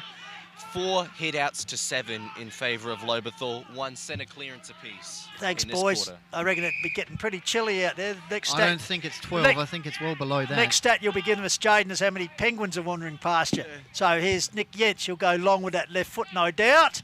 Good to see him back after that shoulder injury. Puts it to the top of the square. Look at the carry. kick. Well, there you go. You asked for it and he delivered. That's a great kick. Nick Yentz, his first of the afternoon. And the 8th for Nairne. They move on to 8-4-46. Sorry, what's that? 52. That's it. As the That's my scoreboard maths has anyway. changed here. 21 minutes gone. So, okay. Next one will be important. 19 So just points. wait for it. So sorry, 8-4-52 as the scoreboard flashes back to 10-11-71. So still maybe time, Goldie. 5 minutes, I reckon. Yep. 5 minutes left, so they need They to need get to some hurry on here, that's for clearance sure. work out the middle. They've got Jamison Kelly up against Cooper Skinner, so a couple of the young guns in the comp going head-to-head in the ruck. Kelly, nicely done to Rupchik. Here's a go. Jentz on that left boot. Kick scores the half-forward line. Who's the target? Sheets betting. Oh, I don't know if that was a clean mark. He sucked the umpire in there. You got to give a man credit for effort. Jentz, kick inside 50. Backing back is Waterman or Das. Oh, hello. Waterman. Hello. Okay. Waterman takes the mark on the goal line. It'll go back and bring it back to 13 points. Just not got to kick it into the man on the mark. That's the key. 3 goals he's kicked this year and pops it over the top. Das goes and gets the ball quickly because it's 2 goals won the margin now. So game on, potentially. Could be coming over with wet sail, Goldie. I reckon it's a bit completely waterlogged, but, you know, where there's time, there's a chance. So Probably 3 minutes left. So back in the centre. Vital clearances here for both sides from this ruck duel. 9-4 plays 10-11, 58-79. So 13-point margin favour the Tigers. So Brady Dorr, plenty of experience in there as he's up against Kelly. Dorr wins it down. O'Reilly, another experienced man. Just he's gone the fend off. He's gone the fend off to the face. Yeah, that was there. I'd like to count of how many fend offs today. The don't argues from the man from Illawarra. Yeah. So Rupchik take the result free kick. Elijah right in the centre of the ground. So need to score from this entry to make it really interesting. Nurses up the line to Kelly, who takes a mark. So Kelly just on the edge of the centre square. All right, here we go. He wastes no time. His big Das numbers out. Wrap it up. Delivered. And he does. 1-2. Was he taken high? Possibly. Played said the umpire. Handball comes out here. Trying a bit of don't argue with McDougall there, I'd suggest. Okay. So ball held in there. So, tense times here for both camps. One wanting a score, the other one trying to prevent it. Ball comes here. Kelly trying to kick it, was smothered. Oh, here we go. There's McDougall again trying to bust his way through. Arnie. Ball comes down there, fed out there by Swidetsky. Here's a high ball. Cooper Das Skinner. cuts under 2 against 1. Skinner got it to his chest, spilled it. Toe poke forward to the cricket We've got pitch. 4 players There's here. Powell on his own. He's got time to gather. Have a look. Go bang down the corridor. Over the top of the back. We need a crummer. Here it is. Conley grabs it. He's on his left as well. And he's thrown across for a point. Just could not get his boot to it. So over the boundary, over the goal line for a minor score. So 9-5 to 10-11, 59 plays 71. Yep. 2 points the margin. 2 points. 2 goals the margin even. And we've gone 23 minutes and 12 seconds, according to the Call of the Wild Rocket clock. Kick out of the fence by, I think it was Giorgio with the kick out. Front position there was Zato. And Rams just desperate to get the ball out of the clearance here, held up. 60 metres out from Nairne's goal. They trail 9-5, 59. Lobethal 10-11, 71. 2 goals to margin. Kicked into red time, 24-minute mark. Can't be much time left. Probably 3 or 4 minutes, maybe, max. Kick in the middle of the ground. Timmy Jenkin, 1-on-1.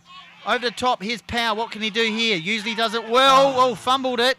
Tim Jenkin wrapped up in the tackle by Liam Swiderski. Just the ball just couldn't sit for him. As you said, if he got it, Power, he's off to the races. But unfortunately, opportunity gone begging. So, ruck duel. Dord just puts it straight down to Riley, who in turn gets there to Pring. Across the cricket pitch area, handballs backwards towards Swiderski. Bang! He's absolutely unloaded there by Rupchik. Ball held in there. So you think time might be the biggest enemy now. Ball comes down there, cricket pitch area. Oh. Brady Dorr flicks the ball out here to loose man in Scroby. In turn gets it to Luke. Luke nurses up to Cooper Skinner. Virtually unopposed, takes a mark inside the 50-metre arc. So any score here will be handy, as you suggest, as he side leads. Oh, there we go. Is. Don't worry about any score because they have won the game, but Skinner will go back and have the shot after the siren just to boost his personal tally this afternoon. So Cooper Skinner, kick from about 48 metres. Then a steady run up. High ball as it got the carry. That's going to drop short and thunder down. So out of all that, the final score, 10-11-71. The Tigers have defeated Nairne Bremer 9-4-58 in an entertaining game here this afternoon on the Call of the Wild. That is for sure. So once again, Benny Golfitz, as we reiterated and suggested, just a period of football has cost Nairne Bremer the chance to have a win. Particularly that period in the third quarter, they trailed by 11 points at half time. Darcy Hourigan getting 2 and Yench a goal in the opening 5 minutes of the third term gave them the lead. Then it become the Mitch Carter show as he kicked 4 consecutive goals to set up a 20-point margin at three-quarter time. And as I said, they've held on to win by 13 points as we'll go down to 2 men who are starting to look a little bit chilly. Indy Rogers and Jaden J. Hill. Down to you, boys. Just a little bit, Pistols. In that last quarter, the total inside 50 count was 10-12 in Lobethal's favour. The first quarter was the only quarter which Nairne managed to win in all facets of the stats. For the rest of the quarters, they did win the centre clearances in that last turn, to be fair, but that was with one minor rush of momentum in red time, which realistically didn't help them too much in the long run. And I feel like too much damage was done in the midst of the late portions of the third quarter and the early portions of that last quarter for Nairne. I suppose the positive of witnessing such a familiar story is that there's a lot more consistency to analyse in terms of how to pursue a solution. But I suppose the aggravating part of something which has been such a constant for a long time for the Nairne Football Club is that there's a lot of challenges that they'll need to face, particularly in regards to their tank. I'm starting to question whether or not all of the players can run out 4 consistent quarters of football. This is something that can be developed though, and there are positives to take out of today. Some very nice passages of play. It's just about being able to produce more of that for longer. But of course, let's get into some more detailed stats with Jaden J. Hill.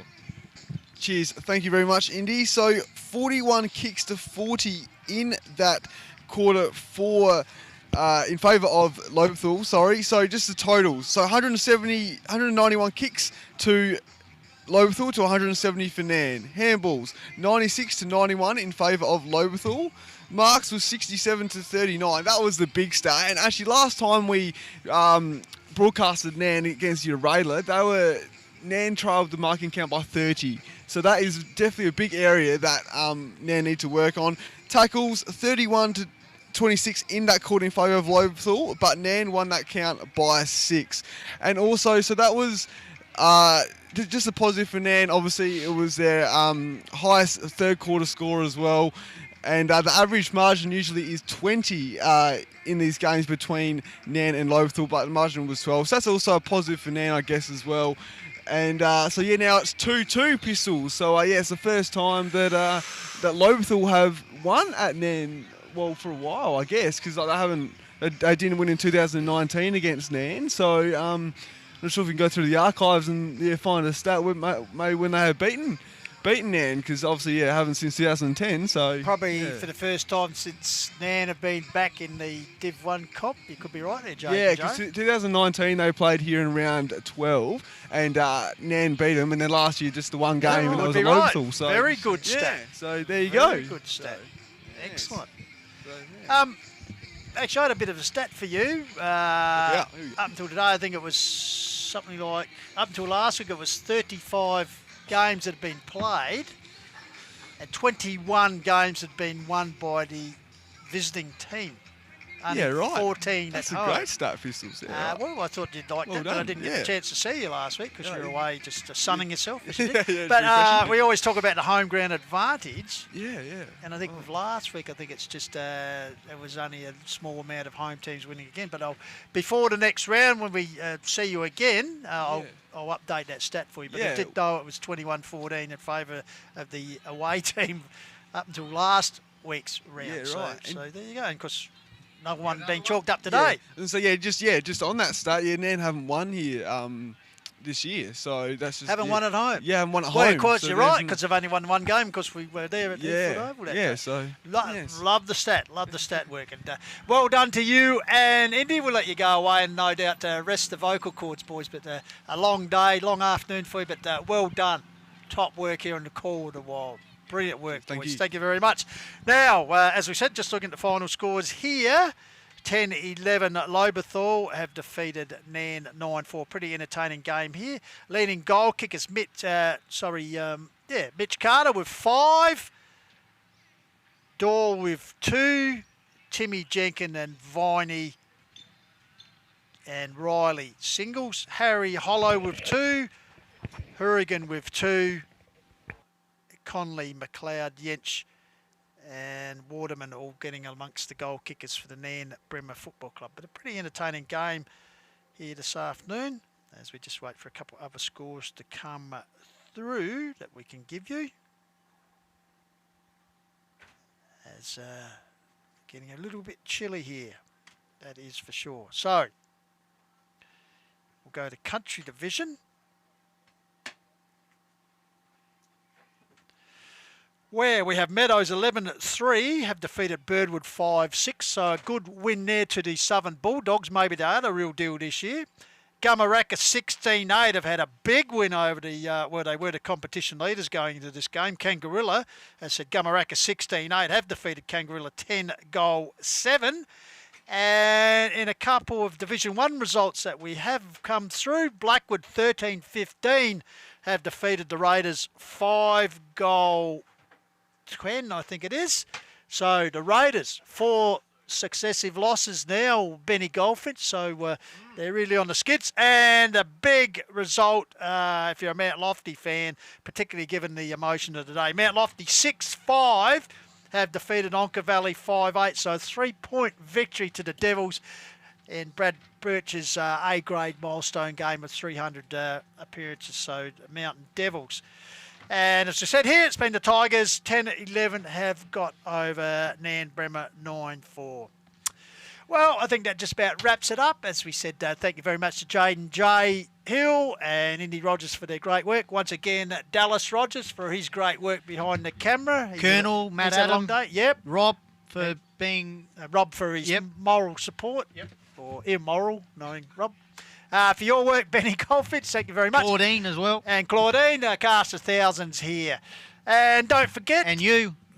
And don't forget, next week, of course, no Call of the Wild as such from the Hills Football League. But tune into the Huddle on Wednesday night on Lofty 88.9, lofty.org.au, radio with altitude, for where we got. We will actually be previewing the interleague game next week, which will be taking part up at Karoonda. Yes. We have a special guest coming in from our brothers up at RMFL TV. Yes, and if you'd like to listen to interview with Brad Birch, you can go to lofty.org.au and just click on podcasts and go to the huddle section there and created a Mixcloud account. I think Simon Quinn also gets on. Simon Quinn, yep. So starting to get some interviews up on the Huddle reformed Mixcloud account, Pistols.